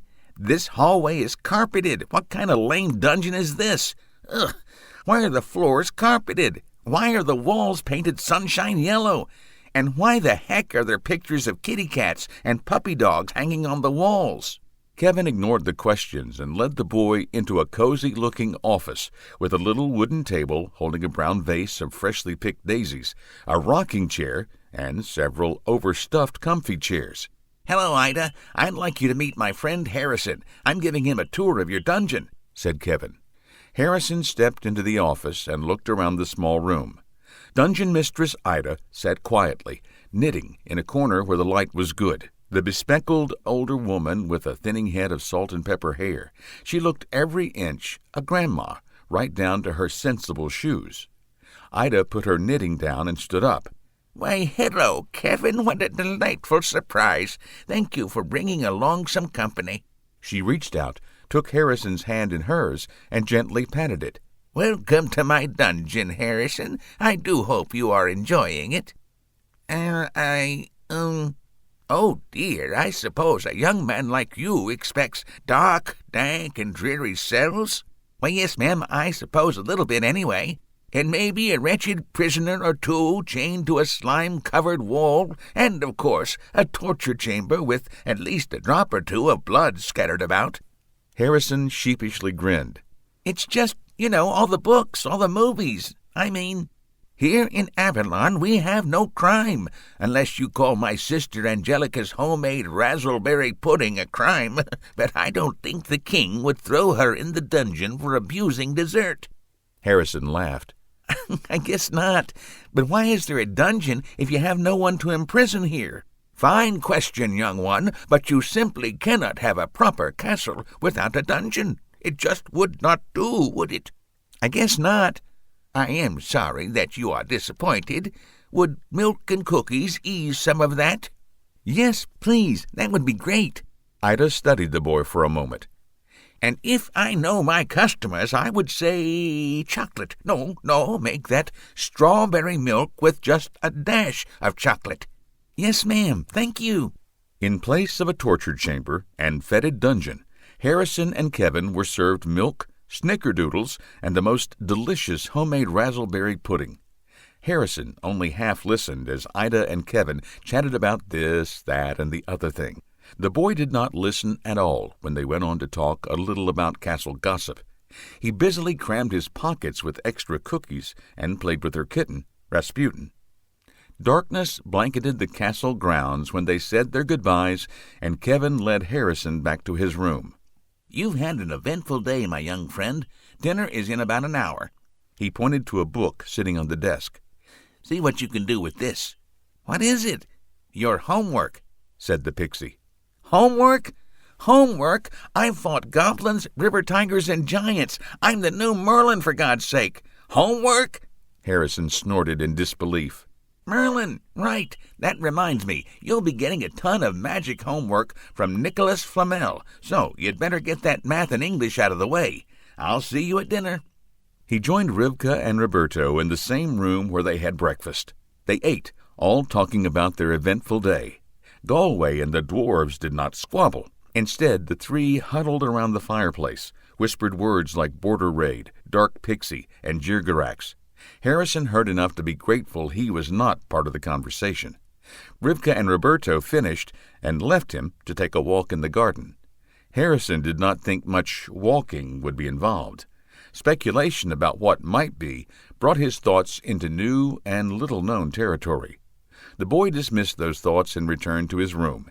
He paced, looked at the many tapestries, and hoped to find another one from the world of one-eyed bears and unicorns. Kevin arrived to guide Harrison to his first meeting with his instructor, Nicholas Flamel. The mage lived a short walk away. Perched on the boy's shoulder, the pixie directed him across the upper bailey and out into the lower ward, where the main gate of the Amethyst Tower was. "Okay, Harrison, now up these stairs and we're there." Harrison paused and looked up the winding stone steps. "More steps? I think someone needs to invent a magical escalator. It's good exercise, and not far. Easy for you to say. You're hitching a ride on my shoulder. Again. How far is not far?" "Not far at all, just to the top, but it's not such a tall tower." Harrison trudged on, rounded the last curve of the spiral staircase, and spied a door. It swung open, and warm amber light spilled down the stairs, washing over them. "This is the place," said Kevin. The boy hesitated at the threshold until a disdainful voice called from somewhere near the door. "Well, in or out, don't just stand there with your mouth open. Are you determined to let every fly in Avalon join us before you get out of the way so I can close?" Harrison hurried in and nearly tripped. His mouth hung open, and he did a surprised double-take when he realized it was the door talking. The irascible door slammed itself shut. "Thanks for letting us in," Harrison said to the door. It merely offered a haughty sniff in return. Brightly shining globes floated in mid-air and bathed the room in the amber light he had seen from the stairs. Kevin flitted over his shoulder and landed on a desk littered with an odd assortment of apparently unrelated bits of unrecognizable things. Machine parts and whatchamacallits that had probably captured and then lost the interest of Flamel's relentlessly inquiring mind. An inner door opened before Harrison could take in the pile of books, lab equipment, statues, and mysterious little mechanisms. "Good evening, Kevin, my friend. It has been quite a while." "Yes, too long. How are you, Nick?" "Fine, just fine." The man turned to Harrison. "I am Nicholas Flamel, and you must be Harrison. It is my pleasure to meet you." Harrison returned the greeting and advanced to shake hands. The mage did not match any description of a mage that Harrison had ever seen. Flamel was short, with white hair and a beard, both highly unwizardly in their neatness. His green eyes were huge and watery behind thick glasses. The man wore a rumpled, brown, three-piece corduroy suit, complete with elbow patches. Harrison thought the style of the suit way out of date, and his bow tie hung crooked. He looked like a retired college professor. "If nobody minds," Kevin said, wasting no time in excusing himself, "I think I'd like to call it a day. Harry, I can come back to lead you home if you like." "No, I'll be fine, Kevin, and thanks for a great day." The door grudgingly creaked open a crack to let the pixie out, and loudly slammed the moment he cleared the threshold. "Posha," said the mage.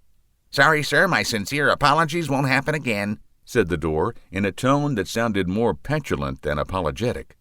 Flamel leaned close to the boy and whispered, "Sorry about that. She's been with me for over 200 years, and she's not usually that rude. But she's had a busy day, and she gets a bit cranky when she's tired." No problem. She's actually the friendliest door I've ever met." "You are a courteous young gentleman. Why don't I prepare a snack, and we can get started?" Flamel served hot chocolate and butter cookies that he conjured up with an intricate gesture. The two sat, and he began by talking about some of the dangers attached to using magic. "We will tap the magic of Merlin, hidden deep within you.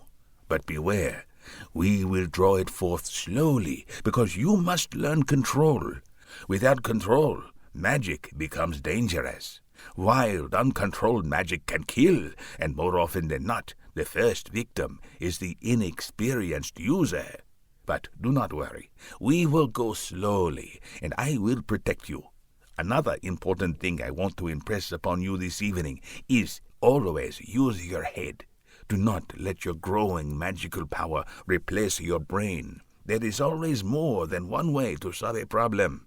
Remember, never stop thinking. Just throwing more power at the problem is more often than you might imagine. Not the answer. No way."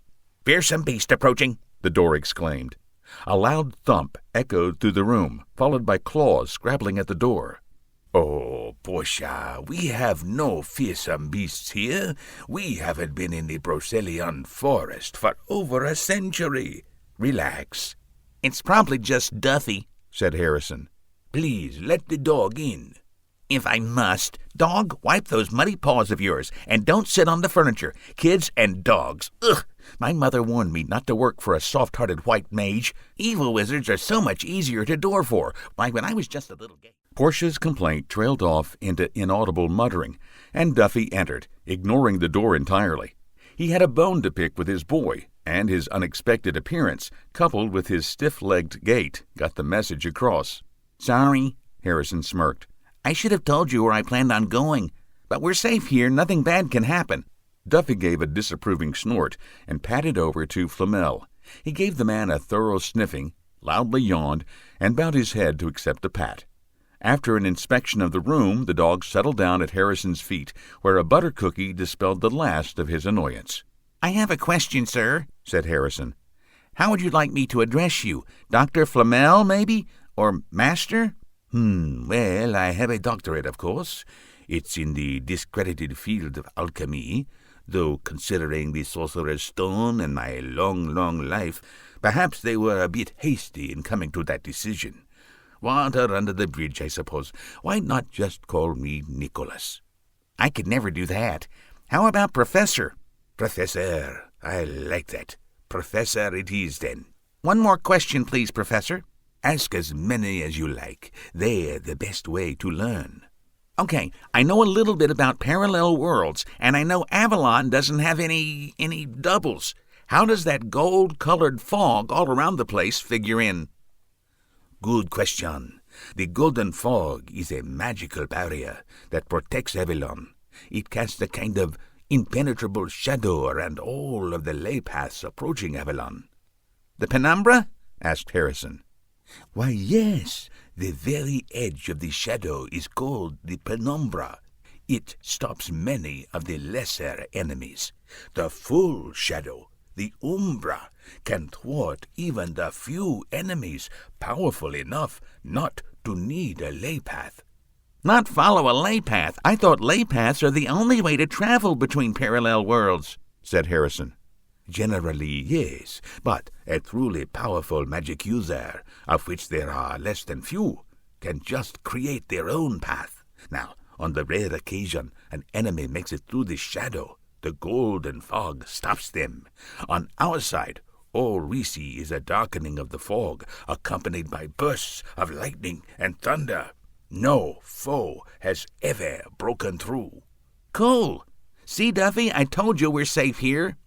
Duffy snorted, canine for, I still prefer to form my own opinions. Professor Flamel rummaged through some bookshelves before selecting an outsized volume bound in thick red leather, worn shiny smooth by many decades of use. It's getting a bit late. Take this grimoire home with you. I want you to study it. And when you return here tomorrow, right after breakfast, I will expect you to have memorized 3 different invisibility spells. You know, this book looks awfully heavy. Maybe. Not to worry, my young pupil, said Flamel, and pointed at the book. Grimoire, follow the boy home, and I will bid you all a good night. To you as well. Thank you, Professor. The door swung open, and Harrison, flying book, and dog hurried over the threshold just before the door slammed behind them. Good riddance, Portia cried after them. Chapter 15, in which things are learned the hard way. As a bleary-eyed Harrison made his way down to breakfast, he could hear Galway's voice. Of course I'm hungry, but we're not going to stop breakfast until he gets here. This is the one time a day that my entire warband is together, and... gee, I didn't realize how much I meant to you, interjected Harrison when he walked into the room. Other than being a heavy burden that the Eternal saddled me with, I can assure you that you mean nothing to me. In fact, you've been a pain in my ass since the day I met you, and when this is over, I hope to never see you again. Sadly, until then, you are my responsibility, answered Galway. He folded his arms on his chest and slowly shook his head to emphasize the seriousness of his denial of any special feeling for the lad. Don't try to hide it, G-Way. We're besties, and everybody knows it. Shut up and sit down. We're all hungry. Harrison and Duffy rushed to their places and exchanged greetings with the group. Breakfast appeared the moment the boy found his seat. "Hey, sleepyhead, you look like you were up way too late," said Roberto. "Yeah, I had some homework to finish. Professor Flamel gave me a book called a grimoire and told me to study it and memorize an invisibility spell." "Cool, did you?"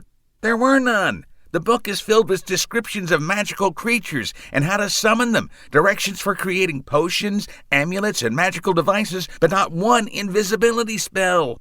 "That's weird. Do you think he was joking?" "Well, I finally realized that's just his way of getting me to dig into it." "That book sounds dangerous. I'm surprised he gave it to you," said Rivka. "All of the instructions in the book require the use of magic, so until you can use your magic, it's as useful as a cookbook when you don't have any ingredients, pots, or pans," explained Star. "I finally found some notes in the appendix explaining that the words of a spell are just a way to focus your magic.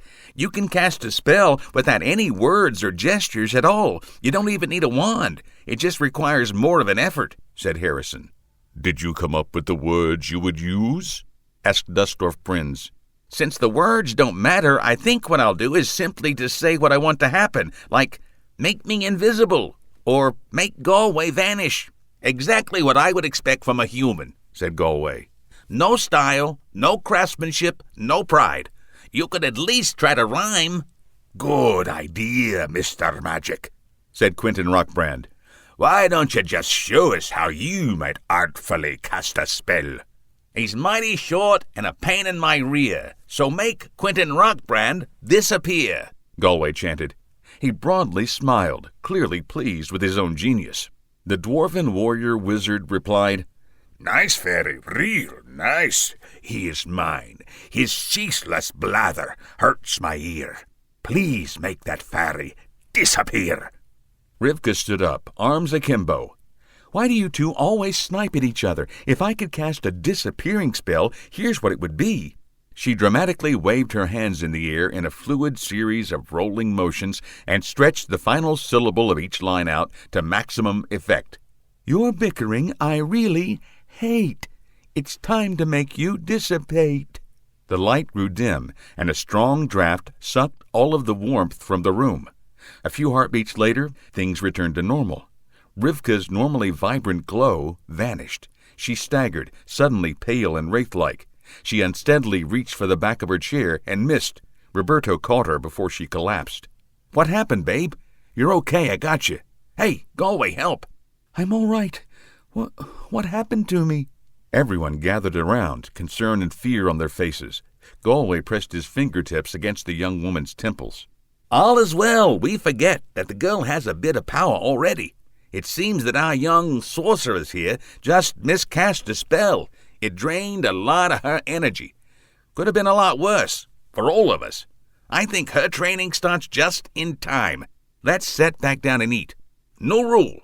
No elbows on the table, no spell casting at the table, and Quentin Rockbrand, no pogo sticking under the table." "My ex hadn't had her breakfast yet, and your neck looks mighty tasty." "Hey, guys, let's just finish our meal quietly," suggested Harrison. Everyone went back to their seats. Roberto abandoned his meal, opting to pull his chair close to Rivka and stroking Rivka's hair. Star pitched in. She flitted onto the table, cut the pancakes into bite-sized pieces, and flew them up to Rivka's mouth. "I'm feeling better, I really am. I don't need all this attention. I can feed myself." "Of course you can, dear. Now open up and make sure you chew each bite 32 times. After breakfast, the humans and their pixie guides headed out into the upper bailey. After the scare, Roberto and Rivka held hands tighter than usual, reminding themselves how lucky they were to have one another. Harrison had his own agenda. He pointed toward the amethyst tower. "Well, Professor Flamel is waiting for me. I'll see you guys later." "See you, Harry," Roberto said as they fist-bumped. "Later." Rivka tousled the boy's hair. Harrison left the two of them standing on the rampart. Roberto stepped close and took her hands in his. "I was so worried for you. I couldn't bear the thought of you being hurt." "Under all those muscles, you're just a big baby," she smiled, pulling him close. Harrison walked a few paces, realized he'd not said goodbye to Chris or Star, and turned around. "Hey, Chris! Hey, Star!" He stopped mid-sentence at the sight of something he had only seen in movies. It was gross, but intriguing at the same time. "Ew!" Rivka and Roberto kissed. Harrison's face scrunched and grimaced, like he swallowed black licorice. It looks like they're swallowing each other's faces, mashed together so tightly. Can they even breathe? Ugh, even their toes are touching. Maybe they're breathing through their eyes? No, their eyes are squeezed shut. The two guide pixies hovered in the air several feet from their charges, pretending not to notice anything as they diligently studied their fingernails. Hey, Berto, stop trying to inhale Rivka's face. Hey, cut it out. You're going to hurt each other. It's totally gross. He half-jokingly scolded them. But what would it be like to be wrapped up with someone like that? The two finally broke their embrace, slowly drawing apart until just the tips of their fingers remained touched. Ew, just ew. Next time, wait until you're alone in the garden.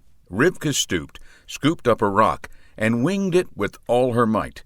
She did not aim at her laughing friend, and missed by a mile.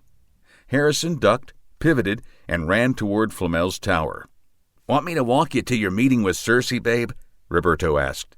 No, I'm really feeling great, and Star will be with me just in case.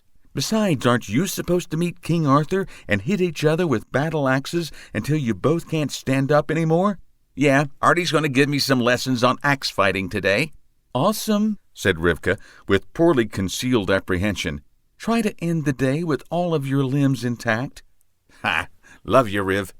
He leaned toward her. Just the smell of her, flowers with a hint of cinnamon, made his heart race, even if they did not kiss again. She put her hand on his well-sculpted arm and touched his cheek. Love you more. Most, he smiled. Love you best, babe. Where do I go to puke? Chris murmured above them. Huh? What'd you say? Said Roberto. Me? Oh, I said that you two are just so cute. With that, the two parted, heading for their first full day of lessons. Star led the young woman through the town and out into the meadows beyond, following the path to Circe's cave. The wizard greeted them, clearly eager to get going. Good morning. It's a beautiful day to become a sorceress.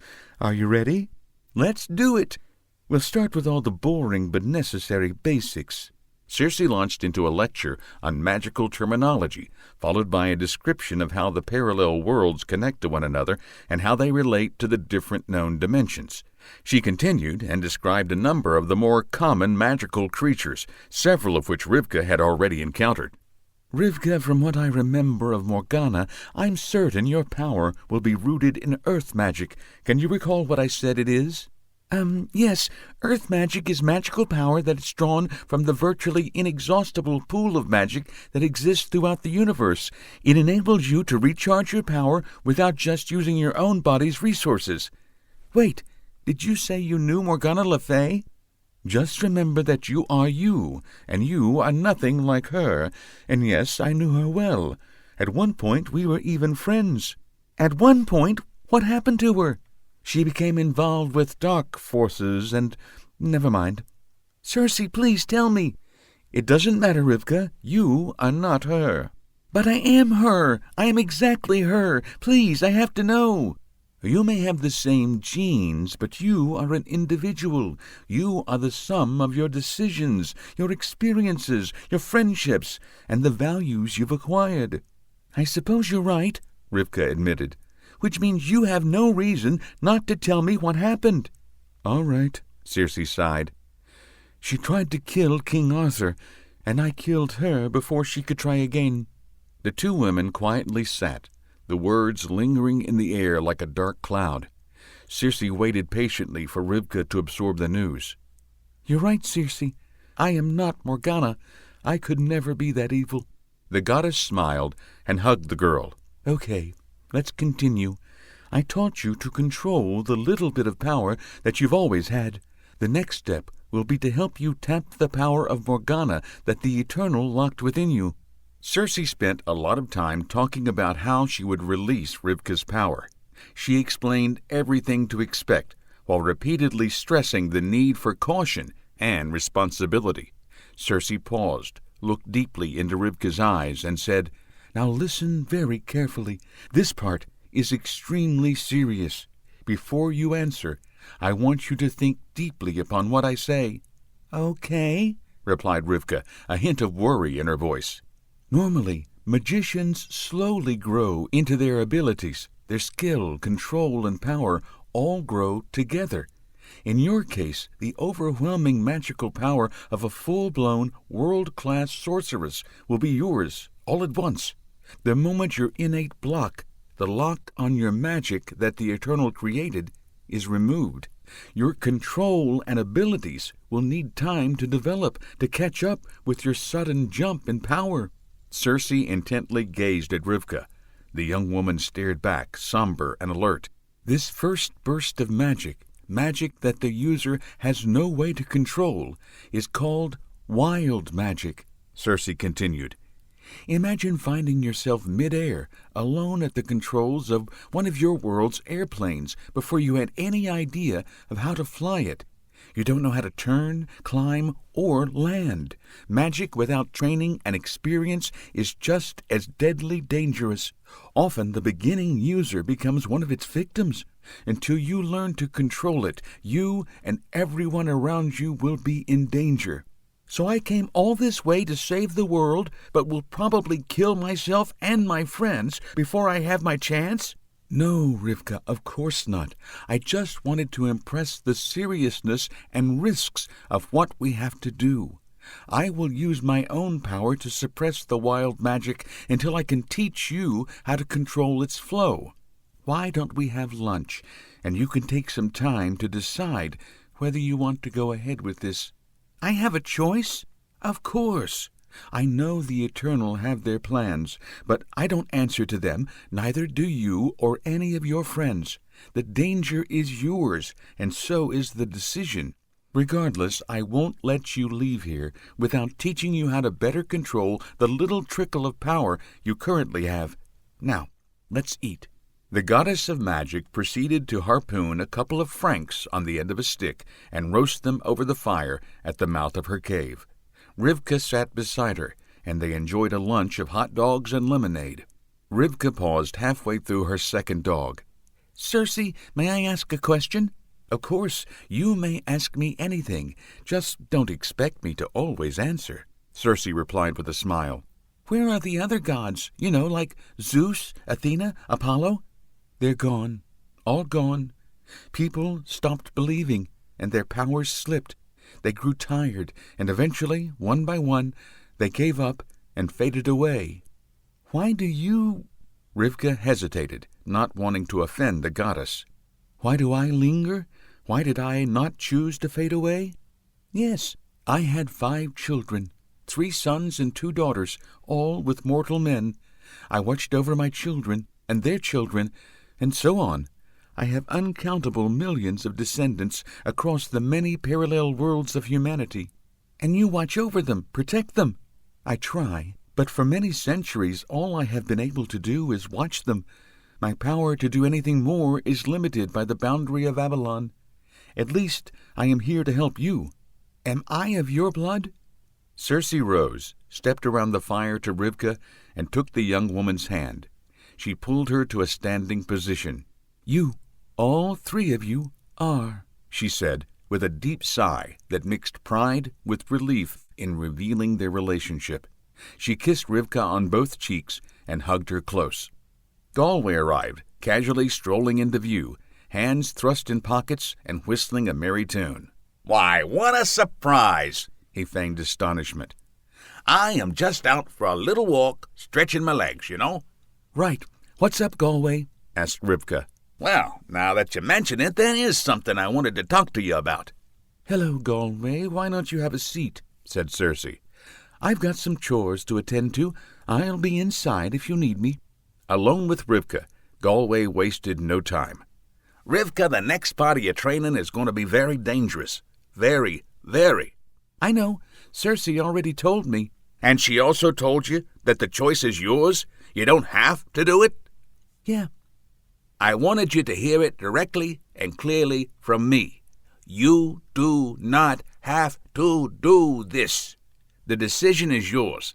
Say the word and I'll take you home. I will not push any of you to do any of this. What about you? Me? You heard the Eternal. I'm the one. So? I'm going after the Jirgarax. What makes you think you have to go after it? Because it's there. Galway, I love you, but don't be an ass. Fair enough. I have a lot of reasons, personal reasons. I also think it's the right thing to do, for me. I want you to do what's right for you. Okay. I guess I'll finish my walk now. Galway rose and headed back the way he had come. Rivka smiled and called after him. Thanks, G. Sometimes you seem almost decent. Keep that kind of talk to yourself, girl. The young woman sat and watched the fire burn down to glowing embers. After a time, she became aware of Circe standing just inside the cave, watching her. She looked up and met the goddess's gaze. Circe studied the young woman for a minute before speaking. What say you? Have you made a decision? Do you need more time? The choice really is yours and yours alone. Rivka took a deep breath. No more time, she said, a slight quaver in her voice. I'm ready. Let's get rolling. Circe sympathetically smiled, took her student by the hand, once again helped her to her feet, and kissed her on the cheek. Circe handed Rivka a potion. Drink this, and your journey will begin. Rivka sniffed but smelled nothing. Wafts of smoke lifted from the pewter mug. She lifted it in a toast and downed the liquid in several quick gulps. It tasted like very dry root beer. A tasty start. Circe led her to a cot in a dark corner of the cave. Just lay down and make yourself comfortable. The goddess covered her with a light blanket, sat beside her, and stroked the young woman's hair. Rivka relaxed under the gentle caressing. Her body grew numb. She felt different. The world developed a focus she never knew was possible. She became aware of everything. Air flowed into her lungs. Blood whooshed through her veins. Her heart beat a steady rhythm. She felt each strand of her hair grow. Colors became lush and vibrant. Music filled the air, incredibly beautiful music. Rivka was within herself and outside herself at the same time. She saw the cave and herself laying on the cot within. She saw Circe sitting beside her, ablaze with magic. She saw the mist-bound island of Avalon set in a golden fog, a tiny island spinning in space, part of an entire solar system hanging in blackness. A rush of movement took her breath away. She flew backward at a dizzying clip, flung outward into the universe. The movement ceased. Her stomach lurched. The beauty of the galaxy majestically turned before her. She zoomed back further. The galaxy shrunk to a pinpoint of light hanging in blackness among other galactic pinpoints. She raced backward, beyond the universe itself. Her mind reeled at colors that could not exist. Incredible smells, fair and foul, assaulted her nostrils. Impossible sounds filled her ears. She screamed in fear and exhilaration, the screams lost in the bedlam of sound, scent, and light. Swirling nightmare shapes and creatures, both horrible and beautiful beyond her imagining, filled her vision. Her mind crept to the edge of a swirling vortex of insanity. The world teetered. Everything went black. Rivka slowly awoke. She lay in a bed, the cover pulled up under her chin. She kept her eyes closed. She felt safe. A warm, comfortable weight against her legs snuggled against her. She felt tired. So tired. Everything hurt. She did not want to open her eyes, but she heard voices, worried whispers. She forced her eyes open. Duffy lay curled up against her, the comforting weight. Worried faces ringed the bed. Roberto, red-eyed, had been crying. Rivka smiled, and he burst into tears even as his face lit up. A look of real concern replaced Galway's usual sneer. She banished it with a wink, and Galway roared with delighted laughter. Harrison stood sandwiched between the dwarfs. The sight of the pale, skinny kid wedged between the dark, burly dwarfs made Rivka think of her favorite sandwich, marshmallow on pumpernickel. The trio were the same height, and all had an identical look of worry on their face. He saw her open eyes and flashed her a megawatt smile. Dustorf Brins and Quentin Rockbrand thumped one another joyfully on the back. Circe stood across from Roberto near the head of the bed. She tried not to look upset and failed. Star sat on the pillow next to her head. "How are you, dear?" she asked in her warm and musical voice. "Never better," Rivka croaked. Nobody believed her. The strain of uttering those few words brought her eyelids down, and she teetered again on the brink of sleep. After a few moments, she wrestled them open again and pushed herself up a little. "Okay, she's going to be fine. She just needs to rest everyone out," said Circe, using her magically compelling voice. Roberto rushed forward to give Rivka a quick hug and a lingering kiss. Circe levitated him out of the room, abruptly ending the kiss. Everyone cleared out fast except for Duffy, who lifted his head, stared briefly at the goddess of magic, snorted, squirmed tighter up against Rivka, and began to softly snore. "The dog can stay." Circe studied the girl. The dark tattoo of a snake curling around Rivka's neck and the vivid red streak in her black silky hair made a stark contrast to her paler-than-normal milky complexion. "I am so sorry," Circe contritely continued. "This was all my fault. I beg forgiveness of you." Rivka waved off the apology. "Don't apologize. It happens. I'm okay now, yes? You're fine. In fact, you are going to be great. What happened? Turns out, while you are the recreation of Morgana, somehow a little extra got added to the mix somewhere along the way. When your power was uncorked, instead of an uncapped fire hydrant, I found myself facing the roaring torrent of Niagara Falls. The wild magic almost carried both of us irretrievably beyond reality, into nothingness. Holy frick! Who? How? Why did I get this extra, power-up? I don't know. Not for sure, anyway. Perhaps the Eternal messed up. Or maybe there is some other higher power, for good or bad, at work. Whichever, the result is the same. You have more power than any mortal has ever had. Well, it didn't kill me. I guess the old saying is true. What doesn't kill you makes you stronger. Chapter 16, in which there is an unpleasant surprise. Roberto stood in the middle of a forest clearing, energy bolts bouncing off his magic-resistant armor. The intense barrage prevented him from diverting his attention long enough to eliminate his magical assailant. A half-dozen foes warily circling him was his more immediate concern. He was surrounded, with no way to escape. "I'm trapped. Good thing I wasn't planning on leaving," he told himself.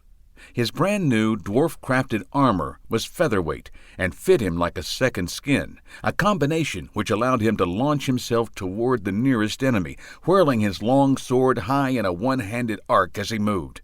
His adversary raised his shield. Roberto stutter-stepped past him, spun, and caught a second foe flat-footed. Roberto delivered a two-handed blow across the man's armored shoulders with the flat of his sword. To his right, a big bear of a warrior swung a two-handed battle axe down in a blow that would have split Roberto into left and right halves if the young man didn't zig out of the way at the last moment. Zagging now, he threw a powerful left hook that snapped the man's head back and to the side. The warrior stumbled backward to catch his balance and dropped his axe in the process. Roberto closely followed. He swung and caught the man behind his ear with a sharp blow from the hilt of his sword. Roberto sheathed his sword, laid both hands on his dazed foe, and hefted all 400 pounds of man and armor. He pressed the helpless man over his head and tossed him into two rapidly closing spearmen. All three went down. "Ouch, my armor's getting hot. I better deal with that pixie." His magical foe perched upon a tree branch at the other side of the clearing. Roberto scooped up the battle-axe, whirled, and threw the weapon toward the tree. The axe was not balanced for throwing, and its arc took it high above his assailant. The pixie, Chris, laughed at the young man's poor aim. The pin-wheeling weapon clove its intended target, the branch above her head. Chris uttered a cry of despair and disappeared to avoid being crushed by the falling branch. The two remaining enemies advanced, swords in hand. Roberto drew his sword and he turned to face them. The love of battle sang in his veins, and he gave it voice with his joyful Irish tenor. Let's do a martial dance, my dear, and play together steel on steel. Now say a prayer, forget your fear, it's just the breath of death you feel. The swordsmen hesitated. They had heard stories of Lancelot and his death song. The legend stated he happily sung the tune as he dealt death and destruction to his foes. Roberto knew little of the Lancelot legend. He only knew that the awful joy of battle had brought a song to his lips. His enemies hesitated. He did not. He leapt forward and became a whirlwind of swordsmanship, too fast to follow. Within seconds, both opponents went down. Exercise over, King Arthur called out. Chris landed on Roberto's shoulder as he helped some of the men he had defeated to their feet. Nice move with the branch muscles. Thanks. Can you at least try to act like you're out of breath and tired? Huh? Why, Chris? These guys would feel a little better if they thought that at least you're winded, so I'd recommend that... Uh-oh, we have a problem. King Arthur rushed to their side. What's wrong? The barrier is under assault. Damn. What does that mean? Asked Roberto. It means that Avalon is under attack. Get yourself to the castle as quickly as you can. I'll help the rest get back. The king turned and gestured to the half-dozen men that Roberto had banged up. Sorry, Artie. I hurt them. I'll help them. Good boy. The king gave his protege a comradely punch in the arm. Chris, Arthur, and Roberto rushed to get the wounded sorted out and ready to travel. The small party limped toward the castle. It was the 5th day since Rivka had succeeded in mastering her new and terrifying power. Her fear of losing control gave way not just to confidence, but to joy. "I think that you're still holding back quite a bit," advised Circe. "It's as if you're veiling your own power. But don't worry, one day the veil will drop, and you'll wield your full strength." Rivka's days were filled with lectures on magical theory and best practices, followed by practical application of what she learned. She thought it a lot like school, except instead of learning about ancient gods and goddesses, she learned from one. Instead of multiple-choice tests, she had infinite choices, and being wrong cost more than a couple of points. Rivka winced when she thought of Star. The pixie spent 3 hours as a common horsefly, thanks to Rivka's flying spell. The guide pixie was very understanding. Her only comment, squeaked out in a tiny, buzzy voice, was, "Wrong kind of fly, dear." Rivka sat on a comfortable rock in Circe's cave, listening to her lecture. "It's something that Earth mages often fail to take advantage of. Even as you expend your magic, you should continually draw on the magic within the Earth to renew your own body's supply." "Doesn't that become a distraction when you're trying to do other things?" asked Rivka. "At first, but after a while it becomes a reflex. No more distracting than breathing." "Okay, I'll work on it next time I use my power." "Good. You can start right on it." Circe led her out of the cave. She waved her hand, and 3 balloons appeared. "I am going to release these balloons. I want you to destroy each one in a different way, while continually recharging your power." The balloons rose and drifted with the breeze. Rivka reached for her power and pushed through the veil. The first balloon exploded with a flash of light. The second slowly disintegrated. The third drifted off unscathed. "Damn, I lost concentration. It's like trying to draw a square with your right hand while drawing a triangle with your left." "Exactly. And just like any skill, it gets easier with practice. Next time, try not to think about your veil. Learn to ignore it, and it will disappear. You still have plenty of power. And don't make such an effort to draw the power out of the earth. Just let it flow. You don't need to guide it into your magical reserves. Let it find its own path, just like your next breath, and the next, and the next." "Gotcha." "Oh, no," Star moaned. Both women turned to her. She jabbed her left fist toward the horizon, index finger extended. A churning column of pitch-black thunderclouds topped the golden fog that marked Avalon's boundary. Lightning bolts crackled across the sky from horizon to horizon. They stabbed downward, looking like the devil's tridents. "Rivka, get back to the castle immediately. We are under attack." "Who? What can I do to help?" I don't know. Nothing right now. Just return to the castle with Star immediately. Roberto? He is already heading to the castle, Cersei explained. So is Harrison. Rivka drew on her magic and sped back to the castle with the speed of an arrow. Star clung to her shoulder. Harrison perched on a stool beside a window in Nicholas Flamel's study. He mostly listened to the professor, though some of his attention focused on feeding power into one of the 2 rings he wore. The rings, created by Flamel, functioned as reservoirs of magical energy. Harrison was not an earth mage, and the only way to recharge his magical reserves was to use his own energy. The rings stored extra magical power to quickly recharge his own, much like spare batteries or power-ups in a video game.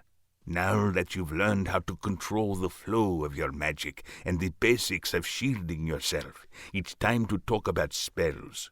To be clear, a spell merely brings your will and your magical power to bear in order to make something happen. What about incantations and mystical gestures? Asked Harrison.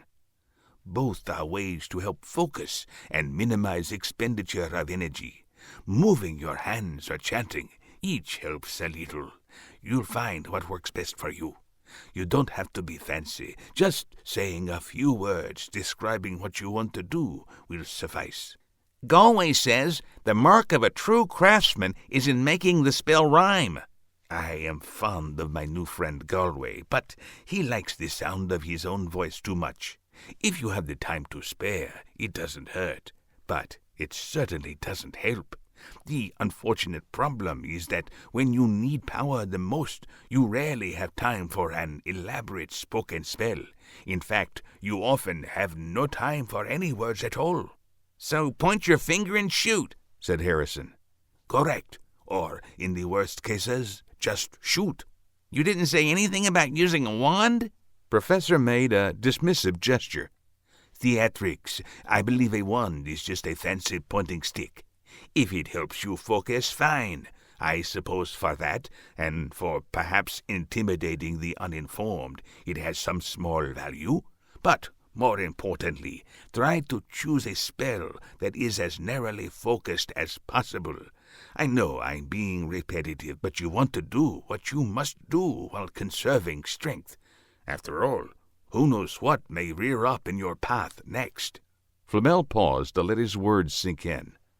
You're a bright young man. How would you use your magic to start a landslide?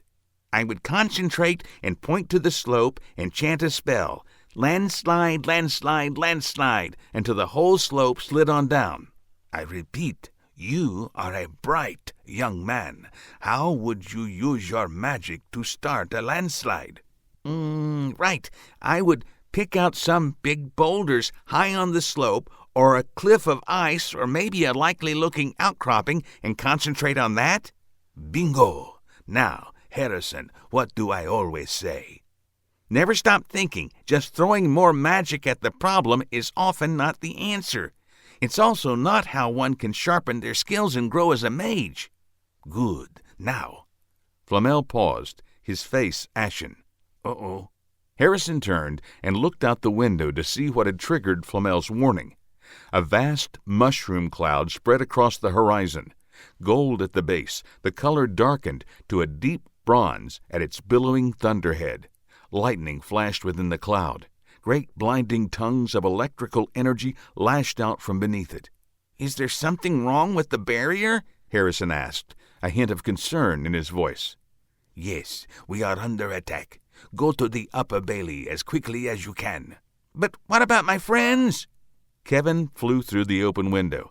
There are ongoing attacks against 2 places at the barrier. So far, they are not successful. Everyone's assembling in front of the Emerald Keep, near the main gate. Let's go. Portia, the door, quickly snapped open.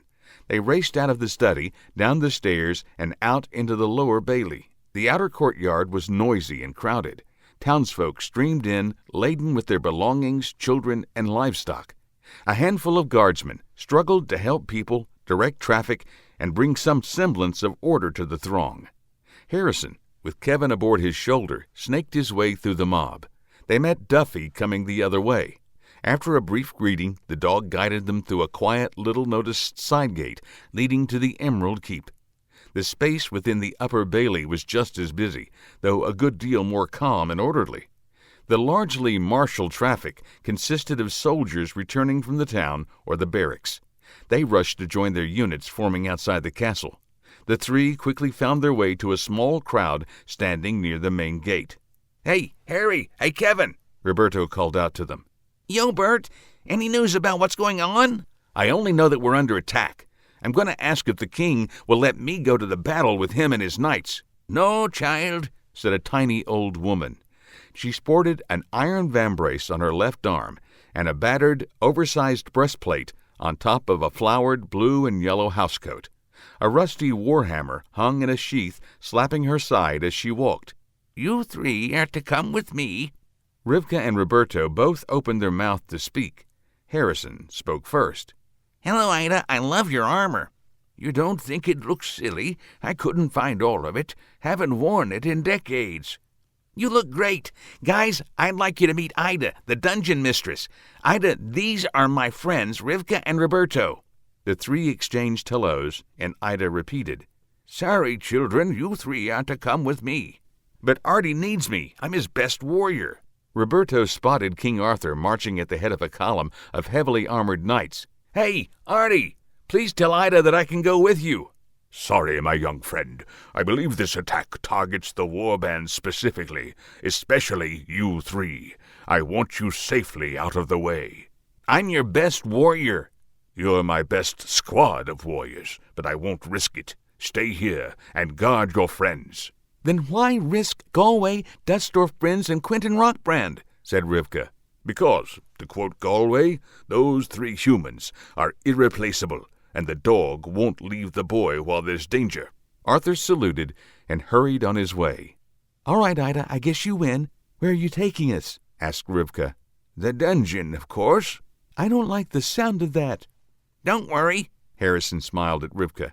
"She serves milk and cookies. Oh, and razzleberry pudding. Ida makes the best razzleberry pudding, much better than her sister Angelica's." "Woof," Duffy agreed. "What's razzleberry pudding?" It's, well, it's delicious. That's what it is. You'll see." The dungeon mistress pinched Harrison's cheek and smiled at the others. "Follow me this way, children." Roberto followed, surveying the goings-on with a look of growing alarm. "It doesn't look like they're leaving many soldiers behind to protect the castle. I know the walls are tall and thick, but they need someone manning them." "The walls of the castle and the air above it are protected from magical assault by layer upon layer of enchantment," Ida replied. "Volunteers from the village, plus a large number of local elves and pixies, have arrived to augment a small skeleton garrison." "Pixies? They don't seem the warrior type." "Oop, sorry, Chris." "No, we're not." Chris laughed. "Kevin, Star, and I are about the most powerful pixies on the island, and that doesn't say much. While pixies don't have much magical power, their strength in sheer numbers packs an awesome combined punch. If you don't believe me, I can arrange a match between you and my 273 cousins." "No thanks, Chris. You made your point." "The extra help allows King Arthur to leave just a small force behind. He can then organize almost his entire army to meet the threat to Avalon," said Ida. "Now, step lively, children. I've some nice treats waiting." Pixie scouts jetted in and out of the command tent on Batten Hill, bringing Arthur the latest reports and relaying his orders. The king had picked this location because it put him midway between the ongoing incursion attempts, one in the north, one in the west. "Assuming they even succeed," Arthur told his assembled war council, "I am reluctant to commit much to meeting either attack until I know the nature of the enemy and whether we can contain them. I am sending just enough to each site to hold back a small assault or slow down a large one until we can bring enough force to bear and repel it." A tiny part of Arthur enjoyed the thrill of being back in the field, preparing for battle. The rest of him worried for the kingdom and those under his protection. He unconsciously stroked his stubbly chin as he looked from face to grim face of the senior warriors sitting around the table. A detailed map of Avalon covered it. "Quentin Rockbrand," he continued, Take a score of guardsmen to the northern attack point and join the troops already on site. Assume command there and make sure the perimeter is secure. You're one of the few with actual battle experience. In this millennium, anyway. Sir Galahad will go with you. No need for heroics. If the attack is too powerful, just plan on a fighting retreat until we can respond," said Arthur. "You should make short work of any invaders," added Galway. "I can make short work of yourself before I leave, mosquito brain," the dwarf replied. Galway took a quick look around and furtively put out his hand. "Be careful out there, knee-high." The dwarf warrior clasped his hand. "Watch your back, Stick." The two shook hands, and Quentin Rockbrand rushed out of the tent. "Galway, take a dozen men with you, and do the same at the western point." Galway gave a jaunty thumbs-up and raced off. King Arthur turned to Dustorf Brins. "Prince Dustorf Brins, the Royal Horse Guard and the Light Cavalry Troop are ready to serve as a rapid response force under your command. You already know their captains. I'll introduce myself to the troops and make sure they are ordered to my satisfaction." "Thank you, Prince." The king continued issuing orders until all of his officers had their assignments and hurried away. He turned to two figures quietly standing in a shadowed corner of the tent. "Cersei and Nicholas, I don't think the enemy has any idea that either of you still live, let alone are here and ready for them." The two stepped forward and took seats at the now empty table. "Should any of them make it past Avalon's barrier," Cersei said, "we will make sure that none of them survive to take word back to their masters, the Chaos Lords."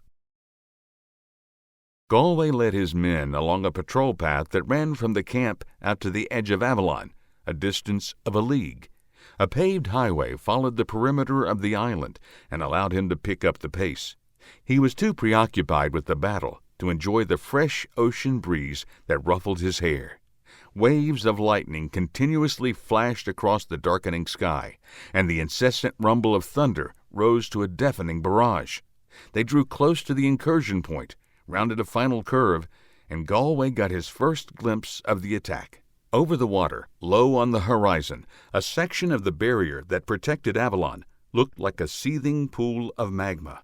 A fiery gold column of smoke darkened to a dusky bronze. It rose from the barrier and spread across the sky, the source of the non-stop lightning and noise. The smoke slowly settled into a yellowish haze that hung along the entire western horizon. Piles of timber, cobbles, and several heavy weapons lay on the beach. Soldiers and workmen rushed about, building a curving wall of sand, wood, and stone that bowed toward the point of attack. Galway led his men toward the construction and approached an officer who seemed to be in charge. "I'm Galway. The king has sent me to take over here." "What?" the man shouted. "I can't hear you." "I'm Galway." "What?" Galway held up a finger in a stop, wait a moment signal.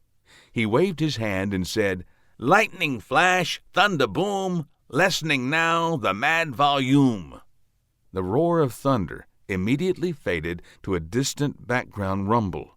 "Much better. Now I can hear myself think," said Galway. He directed his attention back to the officer. "Galway's the name. King Arthur sent me to take over here." The man saluted. "Yes, sir. I'm Captain Fremont. A pixie just arrived with the king's message. We are yours to command. May I fill you in on the situation?" "Go ahead." "The attack comes against a part of the barrier that blocks a lay path leading to a portal on the beach. We are constructing a partial investment in line with the center of the portal, since we can't tell the exact spot that a portal will open. That depends on the magic opening." "Yes, I know how portals work. How many men do you have?" 16 soldiers plus a dozen workmen. They're not trained fighters, but will stay on as crossbowmen." Galway surveyed the work. "Considering the speed of building, it shows solid planning and construction." Roughly 100 yards of wall stood shoulder-high, with sandbags placed at regular intervals along the top to form makeshift crenellations suitable to protect the crossbowmen defending the wall. 3 ballista, bolt throwers capable of hurling man-sized javelins, already stood ready. 3 more were at various stages of construction. "Nicely done, Captain. Please call your men away from the work. Let 'em take a break while I improve on things and add a few features." The area around the wall cleared, and Galway chanted, "Build that wall both thick and tall, and towers, moat, surrounding all." Galway gestured, and the beach moved. A wide patch of sand formed a circle around the construction site. It shifted and churned violently. It gathered speed and rose up in a vortex of grit and gravel, obscuring everything. The magical tornado drew the construction supplies and catapults into its whirlwind. The maelstrom settled, and Galway heard collective gasps from the engineers and soldiers. Cries of wonder and surprise rose from the waiting men as the new fortification took shape before them. The wall now loomed 4 times the height of a man, with the tower at the 2 water-facing corners and tall flat turret centered on the wall between. Galway had added low walls on each of the other sides of the now enclosed space. Atop each tower and the turret stood one of the completed ballistae and a partially completed second. A dry moat surrounded the position. "Splendidly done, sir," said the captain. "Shall I get the men settled into their positions?" Galway acknowledged the compliment with a nod. "Yes, Captain, please do. I need the rest." The captain saluted and strode toward the men barking orders. Galway, meanwhile, stretched out on the beach and closed his eyes. The attack in the north came against a section of the barrier that stood just offshore from a finger of land jutting into the sea. The whole coastline was heavily wooded with a narrow shingle beach.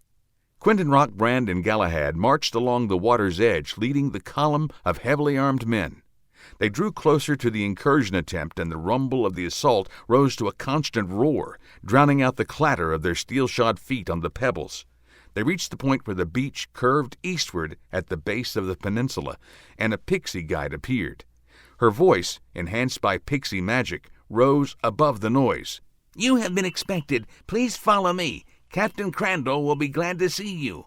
The dwarf gestured and spoke a spell of silence. "Quiet down the damn noise." Not poetic, but effective. The thunder of the attack dulled to a muted drumming. The pixie applauded. "What a relief, thank you. Stopping that kind of noise is beyond the range of pixie magic." "Say, I thought spells had to rhyme," said Galahad. "Don't believe everything that conceited fairy show-off says. And by the way, you're welcome." "Follow me, please," said the pixie. She led them away from the beach and onto a narrow game trail leading through the dense forest. They rode single file. The tall Sir Galahad ducked to get under low-hanging branches. Quentin Rockbrand, riding behind, smiled. "You're too tall for your own good." The dwarf's distracted amusement ended when one of his broad shoulders slammed into a tree trunk close to the narrow path. "And you are too wide for your own good," chortled the knight. Several minutes later, they entered a large clearing where a group of soldiers and townsfolk worked hard at building a low wall, a barricade across the narrowest point near the center of the clearing. The wall stood roughly 4 feet in height with sandbag merlons. Several feet in front of the wall, they built a low trench that would slow any charge. Behind the wall, engineers assembled 4 catapults. Captain Crandall, a stocky gray-haired soldier wearing a chainmail shirt, turned from her work when the party approached. "Greetings, Sir Galahad. Welcome, Lord Quentin Rockbrand. Your arrival and assistance is most appreciated. I assume that your lordship's magic caused the blessed dampening of the noise?" "Aye, it was my doing and my pleasure, but I be no lord. I am merely a retainer of Prince Dusthoff Prince." "And a major in the King's Guard. My thanks to you both. I am yours to command." "Thank ye, Captain." Quentin Rockbrand spoke as he surveyed the work. "It looks like you got the defenses well under way. Why not explain your plans, and I will see where we go from there." "We're clearing up the worst of the scrub brush, and as you can see, are building this wall across the middle of it, which means we're blocking the only decent path through this forest. The woods to either side are thick and overgrown with blackberry and spikeweed. The ground is marshy as well. Any flanking maneuver by the attackers will be too slow to be effective." She pointed westward toward the tip of the small peninsula. The attack will undoubtedly come from that direction. We're thinning the woods to enhance the trail that already exists. I want to be certain that the enemy follows it right toward this clearing, where we will hold them until the king can respond." Quentin Rockbrand approvingly nodded. That's a good, solid plan. I don't think you need my help to execute it. I'm going to leave you in charge here. "What will you do, sir?" I'm going to split my troops into 2 squads. I will position them closer to the incursion point, but hidden and out of the way. Once the invaders reach the wall, we will attack their rear. Hammer and anvil. I like it," said Galahad. "An excellent plan, sir. Have you considered the danger of being discovered and caught in the open?"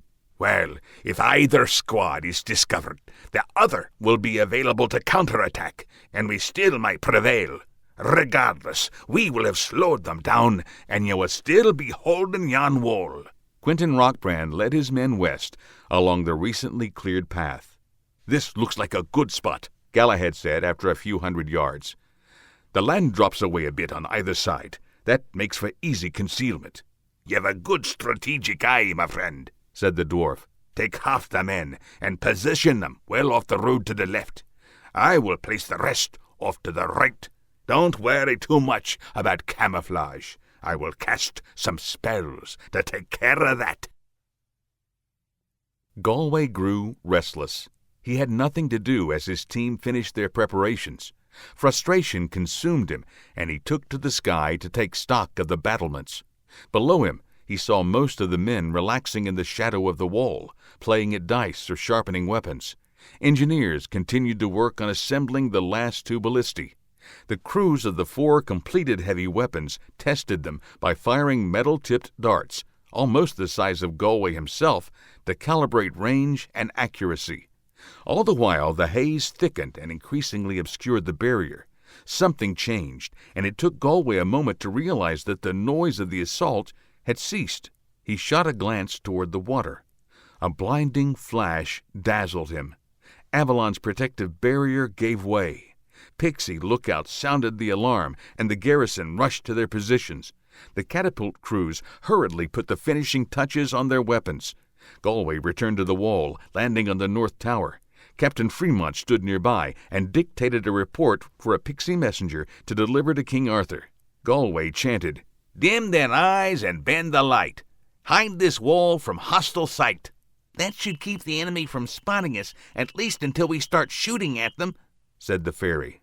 The captain nodded. "My thanks. I will pass the word to hold fire until the attack reaches the beach." For a few long moments, nothing happened. Vague movement in the fog finally resolved itself into a number of figures, giant man-shapes striding toward the beach. The ground shook. "Hold fire until they're on the beach." The whispered command passed from man to man. The first creature neared the beach and paused, looking for the enemy that it sensed but could not see. It was a bone-white giant with one glaring yellow eye and greenish slime oozing all across its body. It carried a tree-sized club. "Damnation! Not these guys again!" murmured Galway. Fremont signaled, and all of the available catapults fired at once. 4 6-foot-long javelins streaked toward their target. 3 struck the massive creature in the chest with enough force to send it staggering backward. It bellowed in pain and anger and dropped its weapon before slowly collapsing. It lay, twitching in the surf. 10 more creatures replaced it and advanced toward the beach. Galway took to the air and moved into a position above the nearest Cyclops. The giant sensed Galway and stopped. It craned its head upward, fixed a baleful eye on the fairy, and took a long, single-handed swipe at him with its club. Galway scrambled to gain altitude just in time to see and feel the massive club whoosh beneath his feet. Galway hurled a spike of magical energy before the creature could try again. Stung, but otherwise unhurt, the creature roared in anger and again tried to back Galway, a deathly blow. Galway continued to pepper it with a varied barrage of magical attacks, none of which seemed to do anything more than annoy the creature. Halting its advance to focus its ire on Galway proved to be its undoing. The end came within seconds as a 6-foot-long bolt slammed deep into its side, followed closely by another that found its stomach. The giant buckled headfirst into the surf. Galway looked back toward land and spied 2 cyclops striding up the beach toward the defenders. A third lay in the shallows, crimson rivers streaming from its body. Galway rushed to join the battle, steering well clear of passing catapult bolts. He again rained an assortment of magical attacks down upon the enemy. His magic again fell short, serving only to distract the giants. That was enough for them to become easy targets for the ballistae. One dropped where it stood. The other, wounded, wildly roared and staggered toward the wall before stumbling to one knee as it crossed the moat. Needled by crossbow fire, it struggled to stand and raised its club. A ballista-fired javelin, fired at point-blank range, drove deep into the creature's already bloodied right shoulder. The giant staggered, dropped its weapon, and with one last effort, hurled itself toward the turret. The battlement toppled beneath the creature's dead weight. Medics raced to aid the victims of the turret and wall collapse. More giants thundered up the beach. Galway spun around in midair to fend off the new attackers, but this time his efforts failed even to slow them down. One, followed by another, fell to the catapults, but the rest easily leaped the moat and reached the wall. The 25-foot wall stood not quite waist-high to them. They swung their massive clubs. Sections of wall collapsed, taking many defenders to their death. Rescuers rushed to aid the wounded. The corner towers fell to the assault. The defenders fought on, though crossbows and spears did little damage. Galway helplessly watched. He cupped his hands in front of his mouth and projected his voice to Captain Fremont. "Sound the retreat!" "I must hold on, sir. I've sent for help." "Retreat now! That is an order. I have a plan." The captain reluctantly obeyed. The Cyclops took no notice of the defenders' withdrawal. They continued blindly smashing away at what remained of the wall. Galway waited until the defenders had made their escape before rearing back and bellowing, "Bloody sand flows and cyclone blows. Stormy rage grows. Consume our foes." The sand within the inner edge of the moat slowly began to move, kicking up little dust devils despite the lack of any wind. The swirling sand spiraled upward, and the moaning of the wind grew even louder. The entire circle whirled in a deadly sandstorm and mercilessly blasted everything within. The Cyclops continued to bash the shattered remnants of the wall, taking no notice of the storm growing around them until it was too late. The wind shrieked like 1,000 banshees. Chunks of rubble were swept up into the funnel cloud. The creatures became aware of their peril. They struggled, torn by the wind, as they tried to return to the water. One after another, they were blown off their feet and sucked into the center of the growing, pulverizing storm. The tempest raged on, now an opaque beige maelstrom as thousands of tons of sand and rubble. An occasional red blotch spun in the wall of the cyclone and spoke to the fate of the giants. Galway's strength gradually ebbed, and the storm subsided. The jagged end of one massive leg bone remained recognizable among the shattered remains of the fortress and its attackers.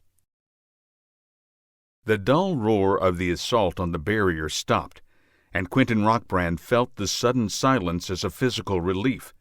A pixie messenger reinforced what he already suspected.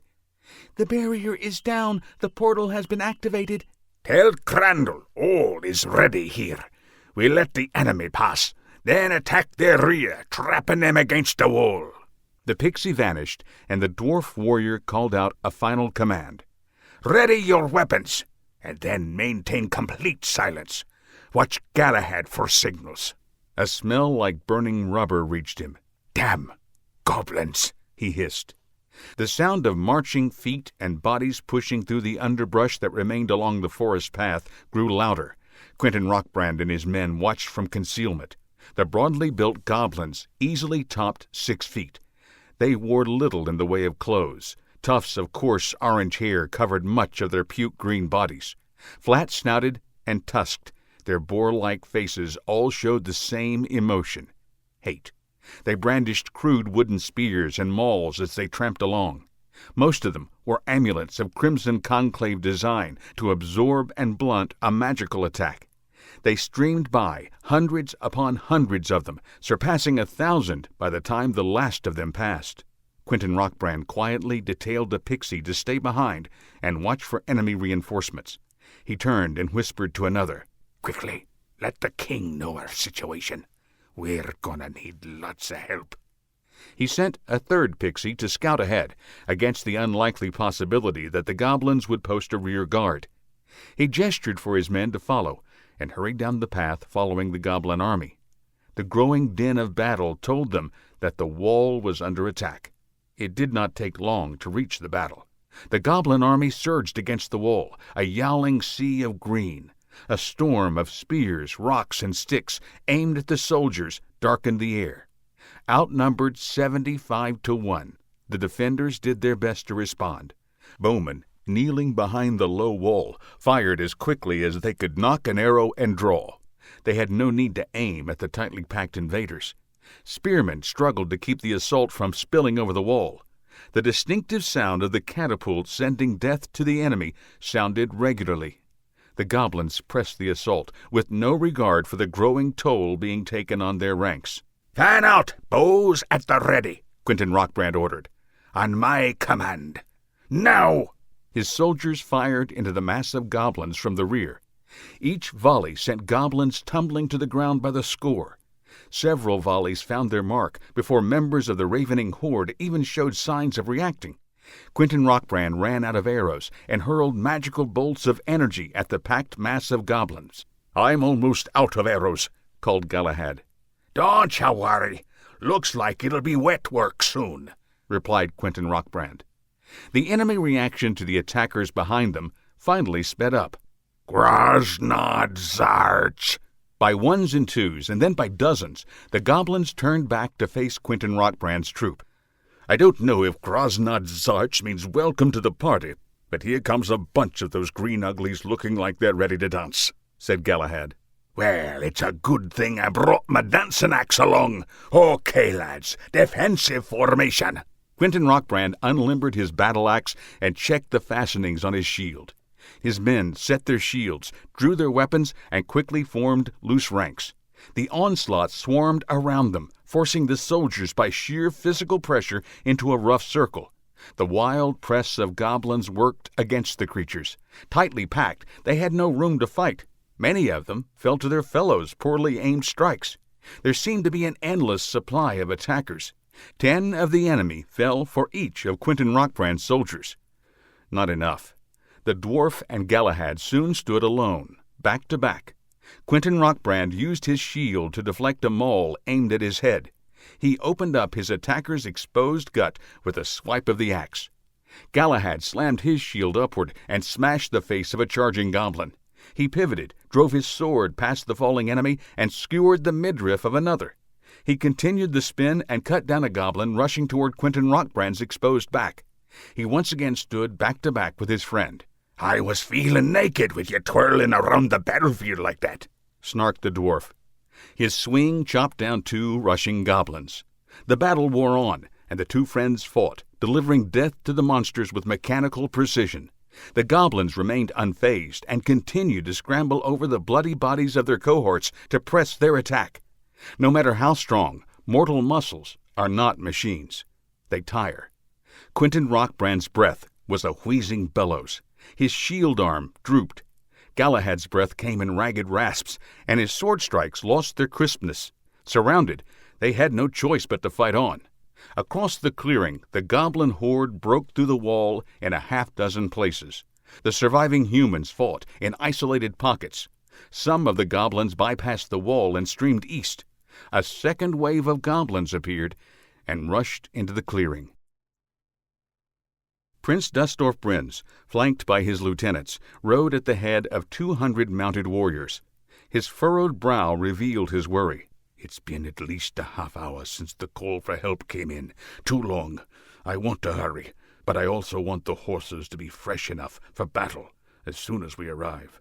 A pixie scout appeared in front of him, flying backward, matching his speed. The wall's been breached. There's still some fighting, but the goblins are already starting to move east along the road off the peninsula. How much longer until we reach them? Asked the prince. 5 minutes, perhaps. How wide is the peninsula road? 3 horses wide. Another pixie appeared, interrupting the conversation. A second wave of goblins has arrived. Dustorf Brins hastily issued orders as they moved toward the battle. Pixie scouts relayed the orders down the column.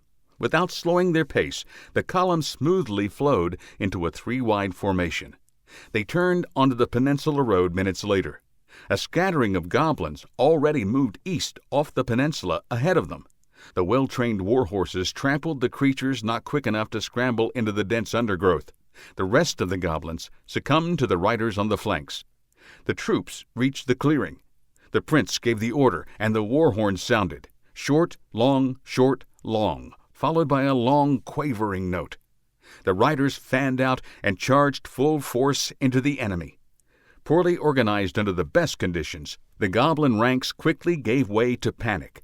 The mounted human warriors bore down upon them, drove the goblin horde back over the wall, and relieving the surviving pockets of defenders. Quentin Rockbrand leaned on the shaft of his axe and caught his breath during a lull in the onslaught. I hear war horns. Our reinforcements are here. Not that we need them. They're late. We're almost done here. I think we're down to our last 500 goblins, laughed Galahad. The Greenies finally seem to be thinking twice about attacking us. They've certainly learned to respect your battle axe. Nah, I think you've tired them out with all your jumping about the battlefield. Are you mocking my fighting style, short ribs?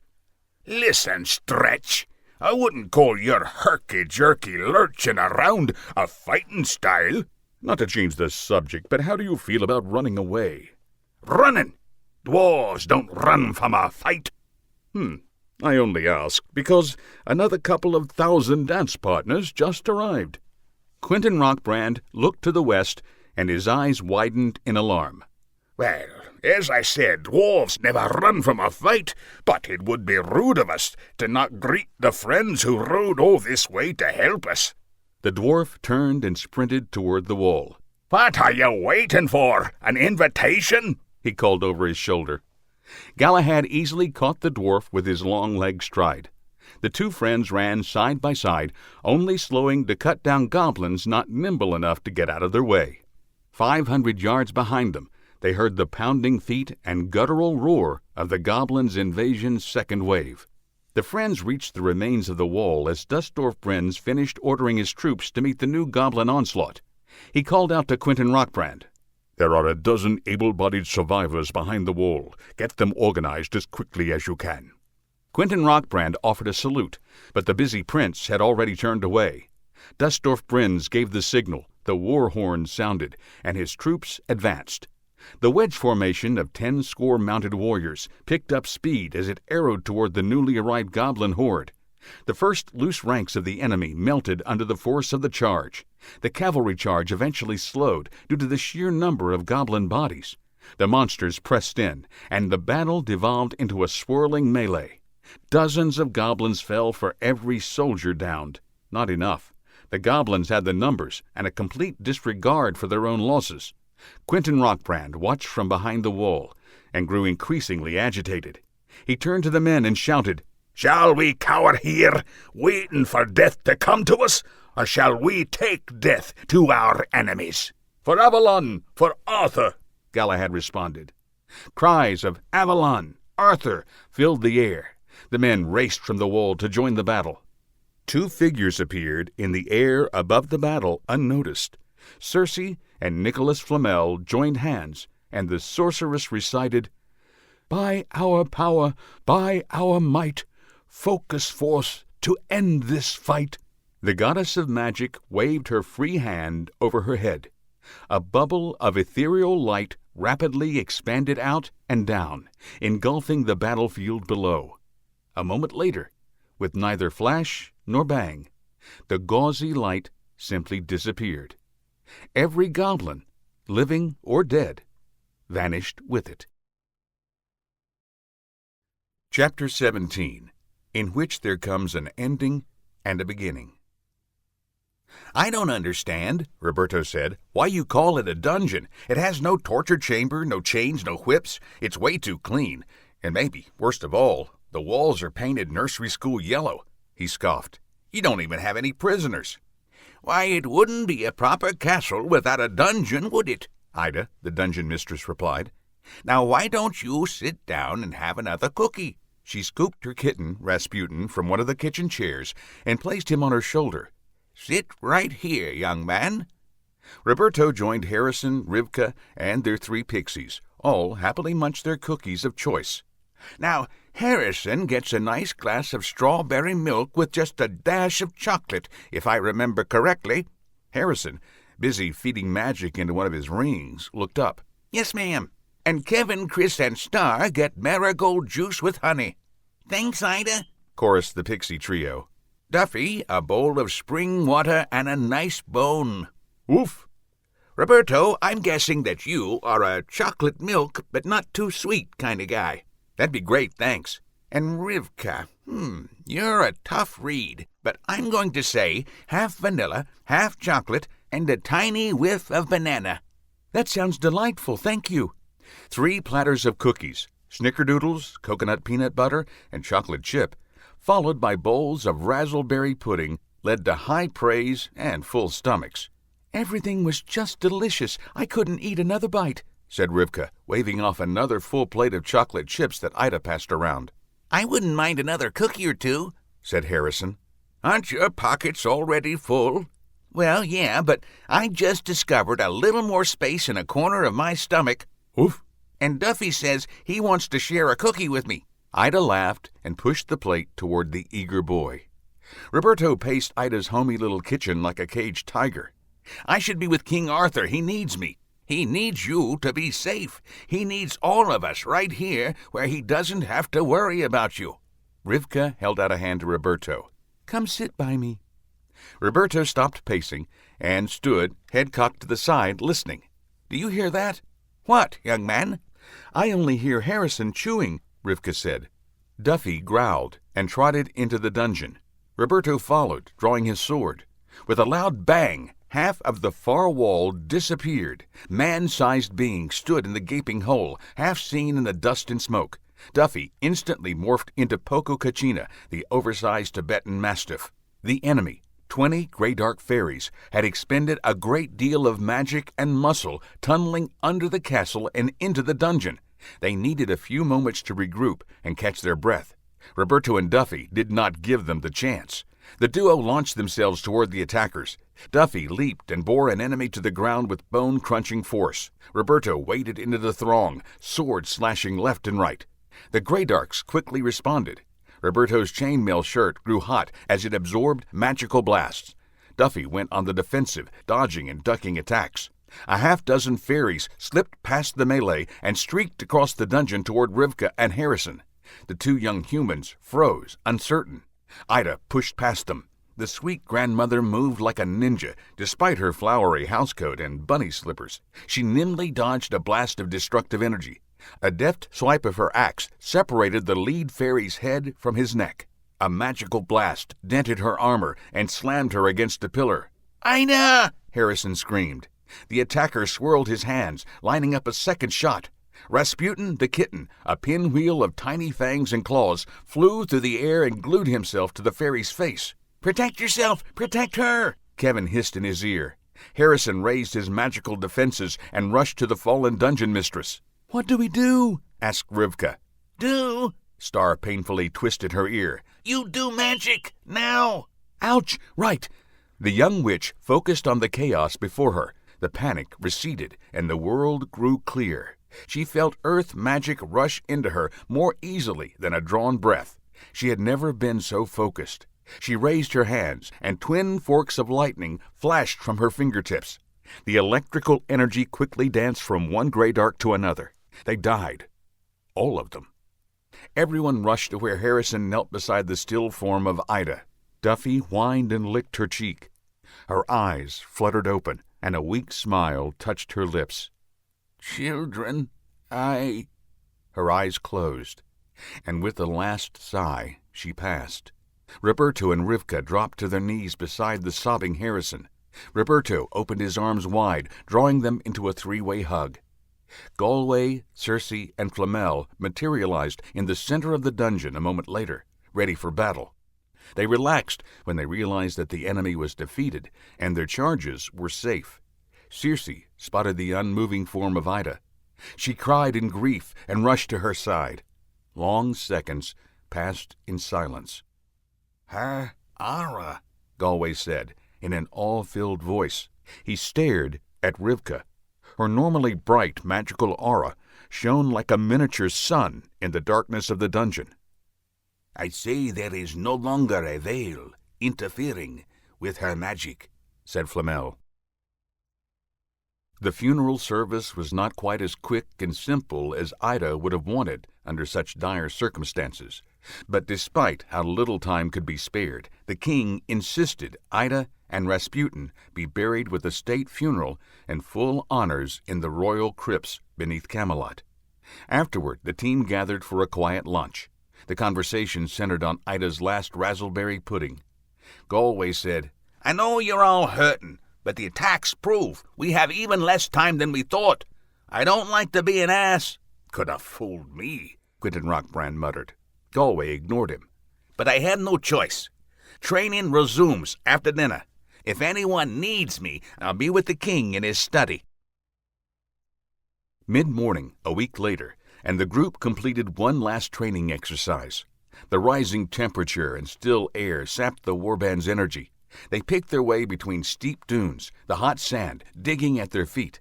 The cool green of distant hills, glimpsed between the heat-shimmering dunes, seemed no closer than it had an hour ago. Only Duffy seemed happy. Poco Kachina had changed him from a terrier into an Azawak, a desert hound.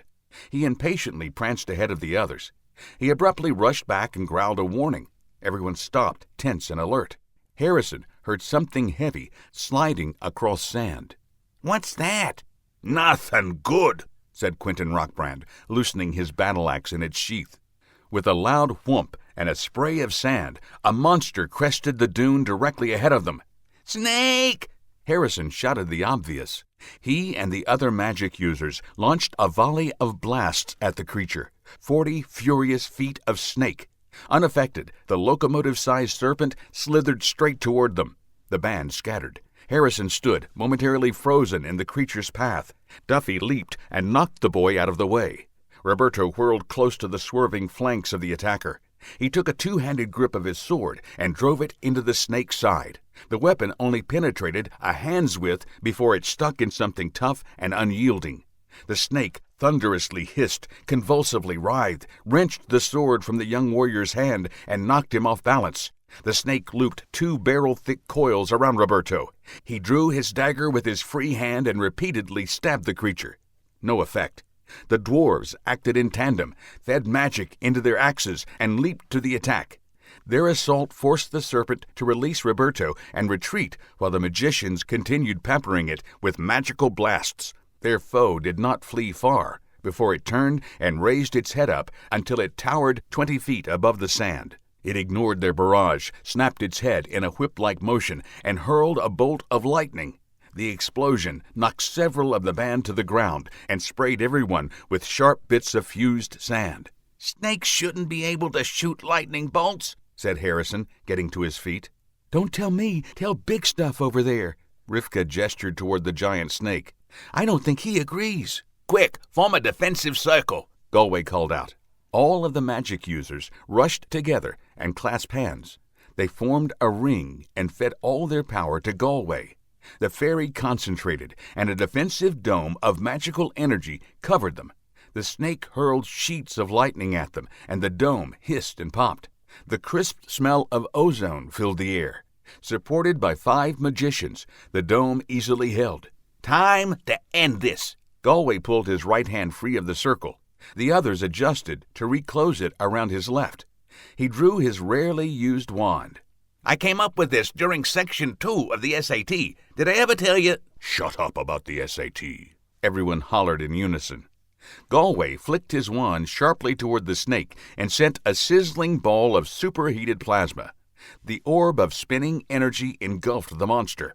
"Okay, we can all relax and enjoy the show," said the smug fairy. The glowing ball of ionized energy enveloped the snake. The ball brightened from dull red through the spectrum to a blinding blue-white. A pop, no louder than a bursting bath bubble, filled the air.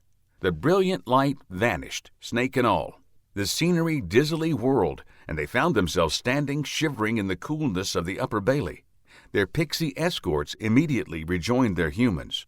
"Exercise over. Well done," said Circe. Flamel caught Galway's eye and waved him over. "Next time, save the showboating and just kill the monster." The fairy bit back a reflexive wisecrack, nodded, and mumbled, "You're right. Sorry. That makes 6 successful exercises," the alchemist continued. "Yes," the fairy replied. "Is tomorrow carved in stone?" "I'm afraid so. We're about out of time. There are rumors of another attack being prepared against Avalon. With the magical barrier gone, we'd be hard-pressed to stop it. Besides, another week of training won't add much to your team's readiness." "I'm proud of 'em." "You lead them well," Flamel stated. "You have my admiration."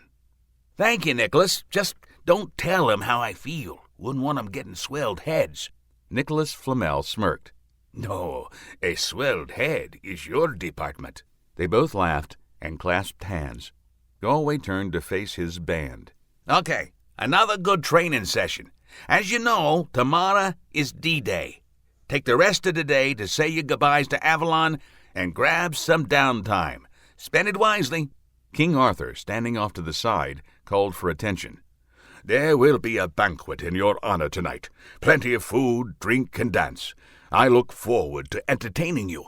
Until then, I bid you a good day. Roberto, please come with me to the armory." The two crossed the bailey in companionable silence. They entered the keep and took a single long flight of stairs down one level.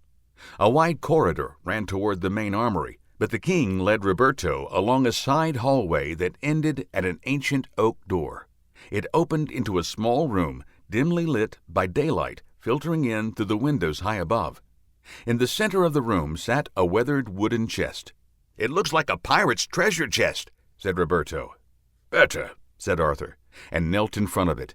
Despite its apparent age, it easily swung open.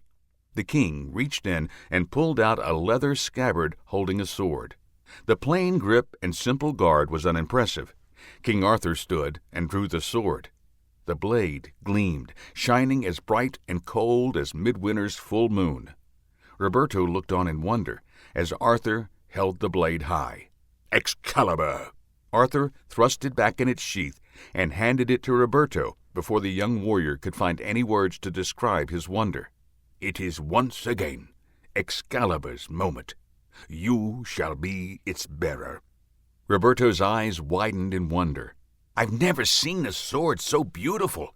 Thank you, but I can't accept this. It is the most famous sword in history. It's yours. You can, and you will," the king interrupted. "The sword calls for a hero's hand. You are that hero." "I'm no hero." "Enough. I know your heart. I know the strength of your arm. I will brook no false modesty. A great warrior needs a great sword. I give you no gift. You have been selected." "Selected? Selected by whom?" "The sword, of course." Arthur noted the confused skepticism on his protégé's face and continued. "Have you not yet seen enough magic and wonder to believe the legends? Excalibur has powers and a will of its own. This is its time, and you are its choice." I don't know what to—" "I command you, draw the sword." Roberto slowly drew Excalibur. The grip was perfect. It seemed to grip his hand as surely as he gripped it. The sword that had been an arming sword in Arthur's hand was now a bastard sword in his, its shining blade slender and tapered to a wicked point. "Awesome! Its balance, its weight. Hey, it's talking to me. Holy, inside my head. Totally awesome." "Indeed," the king replied with a knowing smile. Roberto slid from one licht an hour, a style that most suited his instincts, practice pose to another. A euphoric look covered his face. Arthur let him practice for a moment before he said, "Shall we go to the training yard? Just promise not to beat me too badly." Roberto eagerly seized on the invitation. "Artie, what makes the sword change shape? I mean, I know it's magical, but why does it change?" Excalibur is sentient. It knows its own abilities and senses yours, so it changes to the sword that best suits the need and your ability. Roberto, the recreation of history's greatest warrior, spent his time exercising with history's greatest sword. "Harrison, do you have any plans?" asked Rivka after Roberto and the king left. "I don't know. Kevin and I are going to have a picnic up on top of the Emerald Keep. The view from up there is totally cool." "Why don't you bring your picnic to our common room? Star and I have a surprise for you." "Sure, I like surprises. Usually." The four of them hurried to the common room, Rivka leading the way. They entered, and Rivka stepped aside for Harrison to see. On the table where they shared most of their meals rested a huge TV, displaying the main screen of Fortnite and 4 controllers, 2 human size, 2 pixie size. "Wow, totally. Wow, how did you do it? But thank you. Wait, there's no electricity here, so how did you do this? Where did you get the power?" "Correct, we have no electricity, but we do have magic. So, abracadabra, here you go." Harrison was torn between jumping for joy and hugging his friend. He ended up grabbing her hands and whirling her around the room in an impromptu dance of pure happiness. He released her, grabbed a controller, and settled down to some serious Fortnite time. Galway watched them from the doorway. He turned and spoke to Quentin Rockbrand and Dustorf Brins. "Pint, what do you say we grab a bite to eat and finish up our planning?" "Pint? Who is Pint?" asked Quentin Rockbrand. "Well, you 2 are half pints, and 2 half pints equal 1 pint, so I reckon that makes you 2 a single pint." "Well, by my figuring, that's 4 times the volume of your pea-sized fairy brain." "Speak up, you're so low to the ground." Hell, my heart's just not in it," he sighed. "Let's get a couple of drinks and get to our planning." Chapter 18, in which they fight the Jirgarax. Galway sat in the royal study beside Arthur Pendragon, ruler of Camelot and the once-and-future King of England. The warband was ready. This was the day for which their fates were tied together, for which they became a team, for which they were forged into the most powerful team of mortal magicians ever. The Seelie Fairy had no illusions. They had a chance against the Jirgarax, but the smart money rode on the monster. He knew the thing had to be faced. He knew that each member of his band accepted this confrontation as their fate. The usually glib fairy thought of only one overused but fitting word to sum up their task: crap. He and the king exchanged fatalistic glances. No words needed. Arthur had led too many brave warriors and friends to death in battle. He understood and sympathized. "Thank you for your help, King Arthur. What happens to Avalon? Will you be able to rebuild the barrier?"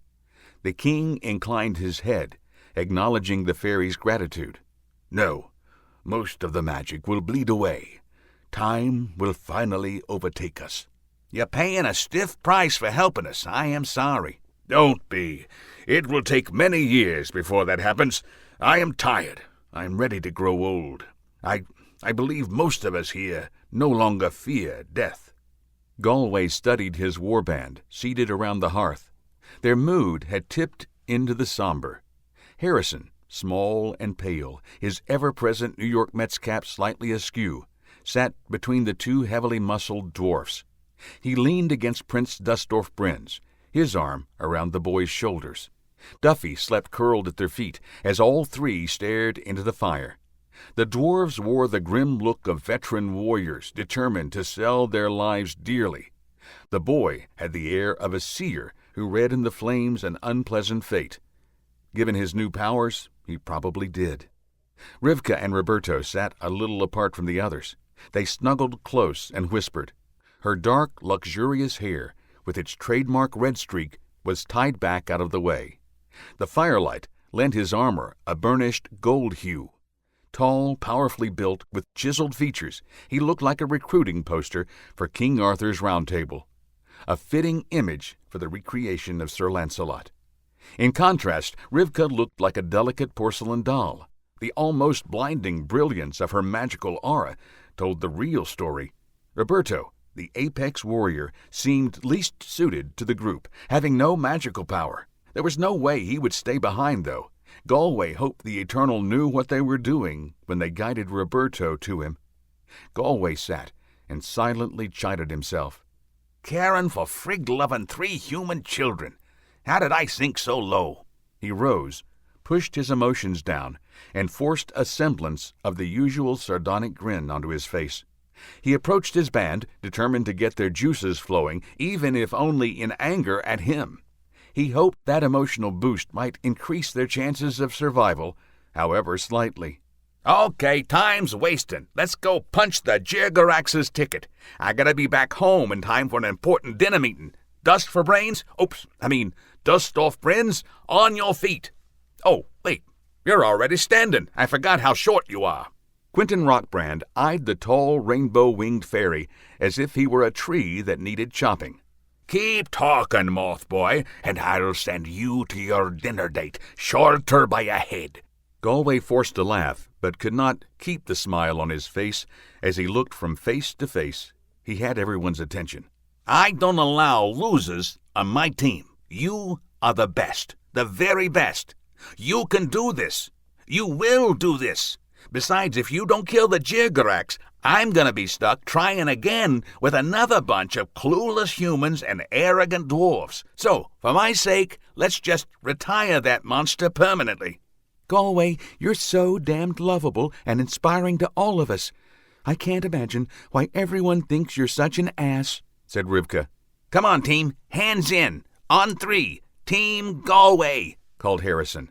The group looked like the world's strangest basketball team as they piled their hands in and shouted, 1, 2, 3, Team Galway! They broke, and Galway fussily stepped back from the swirl of high fives, hugs, and backslaps.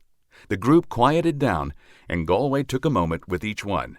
He clasped arms with Dustorf Brins in the warrior's handshake. Prince, it is my privilege to call you friend. He hugged Harrison and kissed him on both cheeks. You are my favorite pain in the butt. He clasped hands with Roberto. You have the soul of a warrior and a heart full of kindness. We will toast one another when this is over. Galway kissed Rivka's hand and gave her a quick hug. You've a quick wit and the power of a god. If only you were 17 centuries older, I'd marry you myself. I'm out of your league, Stretch, she replied, gazing up into the gangly fairy's eyes. A smile tugged at the corners of her mouth. She kissed him again, taking the sting from her words. The fairy knelt to pet Duffy, stoically enduring a shower of doggy kisses. He rose to face the last of them, Quentin Rockbrand. They warmly shook hands. May your axe be as sharp as your wit, my little pal. Better it be as sharp as your tongue, you bug-winged boob, shot back his smiling friend. He drew in a deep breath, paused, dramatically exhaled, and took in the entire group with a lingering final glance. He turned to Rivka to set the stage for the battle they all came so far to fight. Rivka, where is it? Where is the Jirgarax?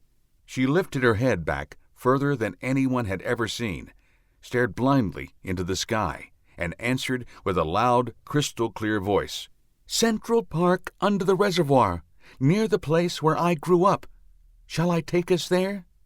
Galway cleared his throat, and in his most regal British accent replied, Make it so, number 1. Almost all magic users rely on portals. Most have to move through them slowly to arrive in the right place in one piece. After weeks of hard work and practice, Rivka had developed far beyond most magic users.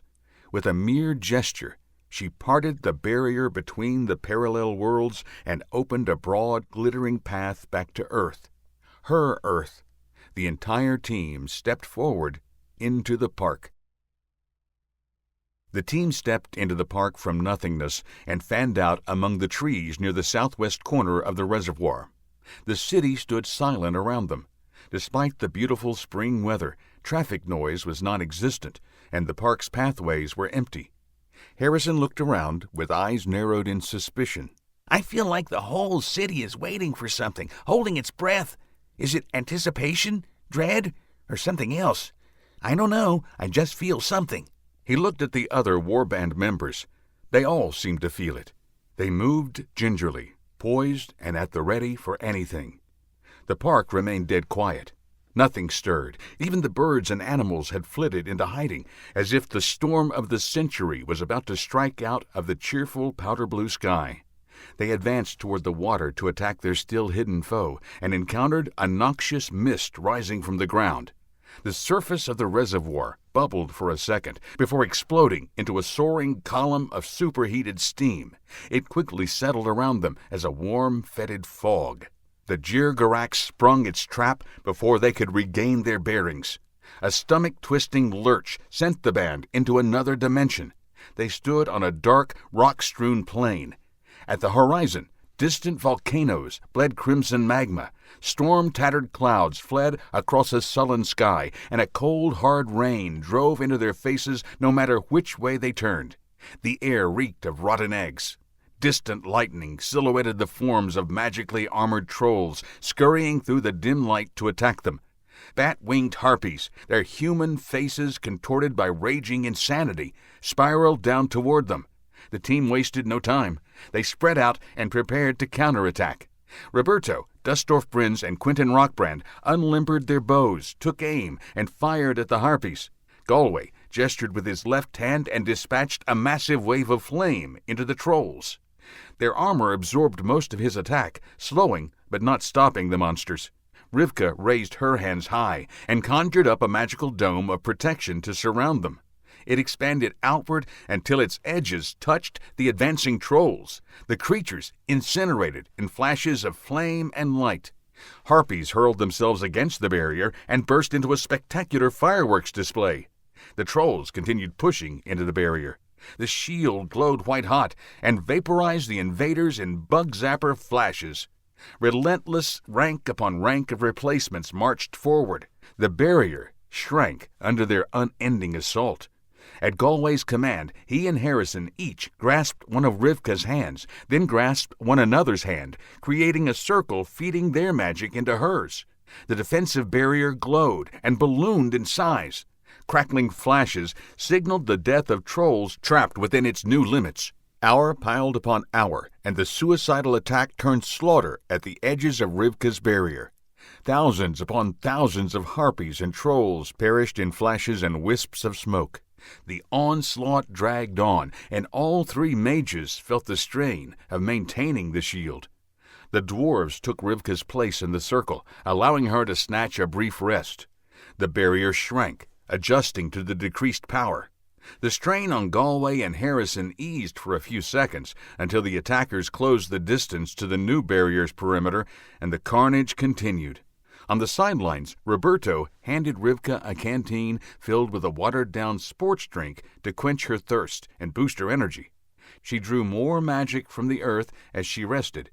Rivka downed the drink, nodded her thanks, stepped back into the circle, and took over for Harrison. Roberto handed him a canteen when he dropped to the ground exhausted. Harrison felt totally drained. He was not an earth mage, and it would take some time for his power to replenish itself. He stared at the rings on his fingers, reluctant to tap the magical energy stored in them over the previous weeks. He wanted to save that for the Jirgarax. His strength returned, and he took over for Galway. The fairy rested and resumed his place, relieving the dwarves. He touched Rivka's hand, and the barrier flashed out to its previous boundary, zapping hundreds of enemies. The hours ground on, and, despite mounting casualties, the troll attack continued without let-up. The battle settled into a monotonous routine. The magic wielders continued cycling in and out of the circle. Something gargantuan flashed into existence within the protective barrier. It overloaded in a spectacular flare, collapsed, and vanished. Before them stood a horrifying creature vaguely resembling an impossibly large apatosaurus, 100 feet tall and twice that in length. Impenetrable scales entirely covered the beast. It had a half-dozen tree-trunk-sized legs and 4 long arms with prehensile claws tipped by scimitar-sharp talons. Steam shovel jaws dominated the creature's head, mounted on a long, barrel-thick neck. The Jirgarax had arrived with cobra speed, the strength of a kraken, and the magical energy of a deity. The monster hurled its supernatural might against all 5 magic users at once.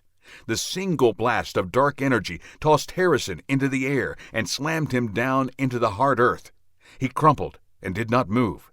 Duffy yelped and rushed to his side. The other mages struggled to defend themselves. Rivka screamed at the horror. Her eyes locked onto the unmoving form of Harrison, and calm replaced the fear. She mastered her emotions, stretched out her hands, and dispatched bolt after deadly bolt of destructive energy toward the creature. Galway dodged a barrage of dark magic and dove to the side. The ground where he stood turned to vapor. 3 surviving harpies saw their opening and swooped down toward their preoccupied targets. Poison-dipped claws extended. Their raucous victory cries echoed across the battlefield. 3 sharp twangs sounded in rapid succession, and the cries ceased. Roberto fired a 42-inch broadhead arrow through each of their chests. The remaining trolls raced toward them. "Come on, Duffy," called Roberto. "Let's draw those plug-ugly trolls away from our friends." He took off running at an angle toward the remaining attackers. "Now, boy," urged Roberto. Duffy reluctantly sprang to action from beside the motionless Harrison. They faced the remnants of the horde that taxed their comrades. The greater stone trolls stood well over 8 feet tall, weighing over 700 pounds, and wielded iron-studded clubs. Hundreds of them remained untouched and now turned their focus on the young man and the dog. Roberto, unperturbed in the slightest, drew Excalibur and burst into a battle song as he closed with the enemy. "My blade is long and thirsty too, my arm is strong, I call to you, come dance with me the dance of death, its end will be with your last breath." The enchanted blade took the form of a magnificently crafted longsword, glowing with magic. Duffy ran beside him and turned from scruffy brown mutt into a massive black warhound, red eyes ablaze. The dog bounded ahead, leaped high, and bore the nearest troll to the ground. The hound, unimpressed by the enemy's magical armor, crushed the troll's gorget and the throat it protected. Roberto showed no sign of fear as he waded into the attacking horde. He tore through the troll's armor like paper towels. Hound and man cut bloody swaths of death through the ranks of their enemies. The previous hours had no emotional impact on the trolls. They had vainly hurled themselves at the magical barrier, and the deaths of legions of their fellows made little impression on their pea-sized, selfish minds. A troll vanishing in a flash in front of them meant that they could move up a place in the line of assault. The new threat, however, sent shock waves through their psyche. They saw mankind as their prey, and dogs a frequent snack while waiting for their human stew to finish simmering. Humans were not supposed to fight, much less win. The human in their midst sent heads and limbs flying across the battlefield. Arcs of blood sprayed as the maniac with a sword sang while hacking his way through their army. At his side stalked a demonic hound, blood dripping from its fangs. It tore troll throats out with each ferocious bite and shake of its massive head. Together, the human-canine duo dramatically tipped the battle's balance. The trolls' initial assault on their unlikely opponents slowed, and then stopped dead. Their attack faltered. Their prey proved to be their predators. The trolls, big and powerful, slowly and fearfully turned back, setting off a chain reaction. They dropped their weapons and fled in terror. The retreating tide of trolls fed on itself, building into an unstoppable tsunami of panic. Roberto and Duffy, covered in gore but not a speck of it their own, broke off their pursuit. The rain tapered off to a cold drizzle, and the sky began to clear. The two slowly turned, amazed at the trail of destruction in their wake. The fight had taken them more than a mile, and they had slashed their way to within a few hundred yards of the backside of the Jirgarax, still battling the mages. Roberto saw his opportunity. He bent low, cleaned Excalibur on the damp grass, stood, and thrust it back in its scabbard. For the sake of speed and stealth, he stripped off most of his armor. "You know what we've got to do next, boy?" The hound nuzzled Roberto in the side and took off at a calm trot toward the monster. Roberto got a distinct, "Yeah, let's do it," vibe. The warrior smirked and followed the canine. They stopped 10 yards short of one of the creature's huge tree-like hind legs. Roberto drew Excalibur, its blade a jagged, brightly beaming magical sliver. They exchanged a nod and made their final run at the Jirgarax. The creature sensed the new threat and spun with blinding speed. Its powerful tail whipped toward them in a deadly arc. Duffy leaped and knocked Roberto out of harm's way. He fell and felt the air of the Jirgarax's 2-ton tail pass over his rolling body. Duffy was not so lucky. With the crunch of bones and a brief, pitiful yelp, the courageous canine was gone. Roberto slowly rose. A look of barely controlled rage contorted his face. He snarled and sprinted a few steps directly beneath the monster. He jumped and drove Excalibur into the juncture of leg and body. The creature's tough, thick scales would easily have deflected any other sword, but not Excalibur in the hands of history's finest swordsman. The creature roared in shock and pain. The recreation of Sir Lancelot opened a deep fissure in the creature's flesh. Instinct told Roberto to dodge away. He held fast, knowing that this was his only chance. He plunged Excalibur deeper, widening the wound and unleashing a torrent of corrosive blood. It rained down on him, burning his skin and blinding him. He ignored the pain. Roberto slashed and hacked again. Each attack wounded the creature more. The Jirgarax pivoted and curled. It lashed out with a massive clawed foot and caught Roberto straight on with lethal force. The wounded creature, rid of its tormentor, whirled back to face the magicians. It collapsed in an ear-splitting scream of agony. The wounded leg gave way to the weight of the creature. Rivka hurled a barrage of magical energy at the Jirgarax.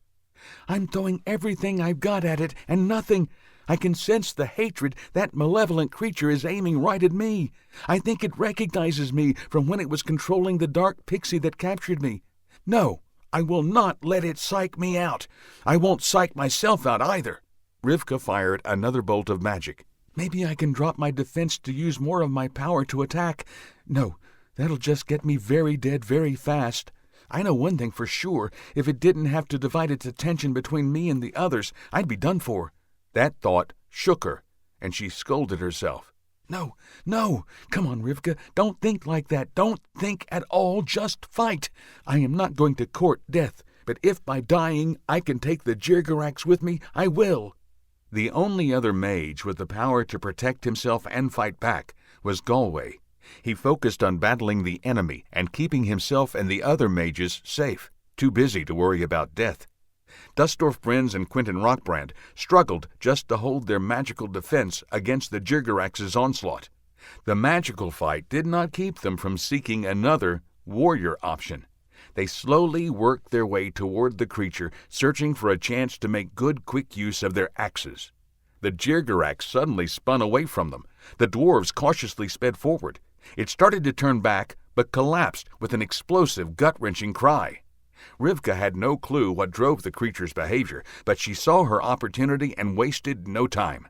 She dropped her magical shield and hurled every ounce of her power into a prolonged, destructive blast of energy against the Jirgarax's defensive shield. It glowed as bright as any star in the heavens and shriveled in around the creature. Rivka's strength faltered. Her attack failed. The monster's defense held. Barely. The Jirgarax trumpeted with rage and struggled to its feet. It turned all its anger on her alone and channeled more power into a punishing attack on Rivka's already weakened defensive shield. Battered to her knees, grimly holding her defense together, the young woman was moments from defeat. Galway stepped close to her and directed all of his energy to protect them both. The Jirgarax, sensing an opportunity to kill off both mages with a single stream of murderous blows, redoubled its assault. Galway's shield glowed, a colorful umbrella racing through the color-heat spectrum from red to violet. Galway tapped into every ounce of his powers and abandoned any hope of going on the offense. He struggled to preserve what remained of his shield. It weakened, the energy drained. Sharp needles of pain shot through his overtaxed body. He dropped to one knee and struggled to hold on. His vision dimmed. A strange feeling emerged in his body. Something boiled up deep within his every fiber. Laughter. He laughed, a high-pitched, skirting the edges of sanity, squeal. His mirthless laugh swelled explosively to a rock-rending howl of deep, primal rage. Power surged through his fairy body, and he slowly stood. He swept his hands out to his sides, and high above his head, palm to palm, a sphere of magical energy ballooned between them, expanding in size and brilliance. His creation weighed him down, threatening to crush him. Galway hurled the thing. Completely spent, he collapsed across Rivka's body. The ball of energy exploded against the Jirgarax's chest. Its protective shield failed. The beast tumbled across the rocky ground. Dustorf Brins and Quentin Rockbrand dropped their shields and raced toward the creature, pumping magic into their axes as they went. The Jirgarax was not finished. It righted itself on quivering legs and caught Quentin Rockbrand in one of its paws. The dwarf hacked away at the appendage as it slowly crushed him. Once, twice, 3 times he struck. Acid blood spewed when he severed one of the monster's talons. The monster squeezed one last lethal contraction of the wounded paw and claimed another victim. Dustorf Brins hung on for dear life. He held on with one hand, high up on the monster's left front leg. The dwarf repeatedly lashed out with the axe he awkwardly held in his free hand. The beast, reeling from the damage caused by its enemies, recovered and snapped the remnants of its magical shield back into place. It snarled at the dwarf and stopped the prince's heart with a quick electrical jolt. Harrison peacefully floated in darkness, well beyond his damaged, pain-racked body. Vague awareness of a titanic battle flickered at the back of his mind. Far away, his friends fought for their lives. On the ragged far edge of life, he floated, temporarily free of pain and worry. Nothing much mattered. A glow, a soft light in the distance beckoned to him with the promise of a permanent end to all fear, pain, and worry. He struggled to clear his head of the fog and realized he must choose. Should he return to his body, to suffering and strife, or should he embrace the warm, peaceful oblivion of the light? He drifted toward the light. He was tired, and he was done. He felt the light's blissful tug. Something else drifted to his consciousness, a message. Duffy is dead. The Jirgarax killed him. Duffy! No! No! No! Harrison awoke screaming. He staggered to his feet and felt another blow, the death of Roberto. A second wave of grief threatened to send him back toward the light, permanently. White-hot anger overrode everything. He stood in defiance of all the damage his body had taken. His left arm hung useless. One eye swelled shut. Blood streamed from both ears. He struggled to knit the remnants of his magic back into a cohesive force. He tapped the power stored in his rings. His body sluggishly responded. The boy turned toward the battle in time to witness the death of Dustorf Brins. His anger flared like a fire burning in the pit of his stomach. He drew resolve and strength from his pain, and his magical power returned. His mind found its focus. The words of his tutor, Nicholas Flamel, drifted from a remote corner of his brain. Remember, never stop thinking. Just throwing more magic at the problem is not always the answer. He took his time, and the young magician from New York City, turned battle-schooled veteran, gathered all of his strength. His lips curled into a predatory grin. He sucked in a bottomless breath, paused, and lashed out at the wounded Jirgarax. His chosen attack was not a great wave of energy or a searing lightning blast. Harrison sent a super-concentrated beam of destruction riding on the back of a fine filament of magic. The Jirgarax, weakened and off guard, did not even notice the minute breach in its defensive shield. Harrison directed the monofilament up and down, side to side. He screamed and cried, slashing the monster in two. He sliced the beast again into 4, 8, 16. He could not stop, would not stop. Rage and pain burned. Someone hugged him. Rivka. Harrison stopped his assault on the unrecognizable pile of gore that had been the Jirgarax. Galway appeared, bent over, and swept up the 2 humans in his battered wings. Locked in that tight embrace, with their backs to the Jirgarax, all 3 sobbed. A pale yellow sun rose over the battlefield. There is a tiny corner of Avalon where all the days are bright and sunny, and the nights crystal clear, warm, and peaceful. This idyllic place is a hill overlooking a bay with its crystal-clear blue-green water. After dark, the bay glows with a phosphorescent wonder. From dawn to dusk, gulls gently soar and swoop about.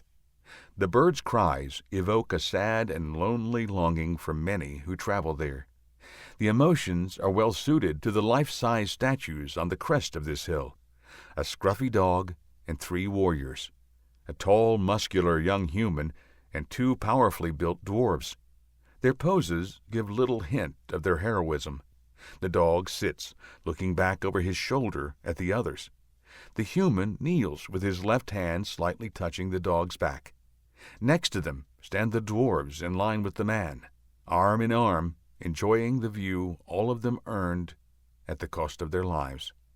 The sculptor did a masterful job of conveying a sense of their fraternity and peace. The statues have no title. They bear no plaque listing its subjects.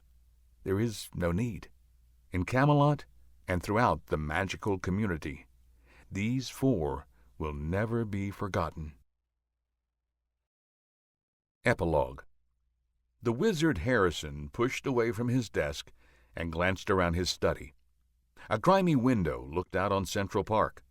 The room itself, though large, was glutted with many decades of jumbled magical paraphernalia, books, half-finished, now petrified sandwiches, unfinished experiments, and the articulated skeletons of creatures rarely seen anywhere outside the pages of a grimoire. Harrison's eyes fell on a corner of the desk. A dusty frame held an old photo of a well-muscled young man playing tug-of-war with a shaggy brown terrier. The ache in Harrison's heart that had taken up residence on the day they fell throbbed anew. He thought about getting in touch with Rivka, but that would only bring her pain. He and Galway always spent the anniversary of that terrible day with her and King Arthur. Together, they visited the hilltop memorial to the 4 that fell destroying the Jirgarax. The visits always ended in tears, especially for Rivka. She still bore her loss like a fresh wound. She spent most of her time in Dwarvenstead, escaping into her life's work, helping the Eternal in their struggle against the Chaos Lords. Harrison sadly smiled and turned away from the picture. He stood and made his slow way to the door. "Hey, Portia, could you open up, please?" A slow, steady snore answered. "Come on, Portia, wakey, wakey." The snoring stopped with a snort and a fit of coughing. "What's so important? Why did you wake me up at this ridiculous hour?" snapped the door. "Sorry, Portia, the hour's not ridiculous. It's noon." "Well, I keep myself on Avalon time." "It's noon there, too. Please, Portia, I'd just like you to open. You know I really don't mind if you take a nap. Just for pity's sake, stay open when you do." "My mother warned me not to work for a soft-hearted white mage. Evil wizards are so much easier to door for. Why, I don't know why I would start to bother with you." Portia's complaint trailed off into inaudible muttering, and the elderly door slowly creaked open. Harrison shuffled through, heading down the hallway. "You know," she called after him, "it wouldn't be a sin if you oiled me once in a while." Harrison made his way into the garden and found his best friend, the fairy Galway, lounging against a yew tree. "Hey, String Bean, let's go to the pixie market. I need some fresh unicorn sweat and a couple dozen flying horse feathers." "What's with you and the pixie market lately? Why don't you just order from a magezon.wiz like everyone else?" The goods are much fresher if you buy them straight from the market. Besides, I like to pick my own. Parnage the Pixie Prince always saves the best stuff for me to choose from. What you say, G-Way? When did you become so picky about your ingredients? Are you finally trying to find a cure for your congenital rudeness? No, I'm hoping to find a cure for your terminal ignorance. Ignorance? How dare you? I'll have you know, I got the highest mark ever recorded for the Seeley Aptitude Test. I was ranked at the very top of my class when I took my degree in advanced magic, replied Galway. You've only told me about those SATs of yours twice a day for 197 years. And please, tell me, how many were in your class? 2? You and Dilfram the dim-witted dragon? Galway glared down at the short human and growled. Well, here's something I've told you 3 times a day for 198 years. I do not like you. Go away. You're a waste of space. You're a toxic spill of headaches and misery. Listen, you overweening stick insect, I'm the only one who can stand to be in the same room with you, barked Harrison. He paused, filled his voice with saccharine, and said, Come on, sweetheart, admit it. You like me. Galway exploded. Like you? I hate you. H-A-T-E. Hate, hate, hate. You're a hack, a fourth-rate magician with delusions of adequacy. The day I met you, I'd have turned you into a toad, if I didn't feel sorry about sticking the toads with you. Galway stopped mid-rant, remembering the not-so-long-ago day when he met Harrison, a little boy with a big mouth. The boy who turned out to be a first-rate mage. It could not have been more than 2 centuries ago. To a fairy, that is no time at all. Fairies had been known to spend 203 years cleaning out their basements. When had Harrison become a shrunken, frail old man, with an involuntary tremor as if his body tried to shake off entropy? Galway's eyes got a bit watery, and his throat tightened. He coughed. I must have some kind of allergy, he said hoarsely. Yeah, kid. The pixie market's fine. The end. This has been a Jump Master Press production of Camelot's Last Heroes by Art Lasky, read by Rick McVey. Copyright 2024 by Jump Master Press. Audio production copyright 2025 by Jump Master Press.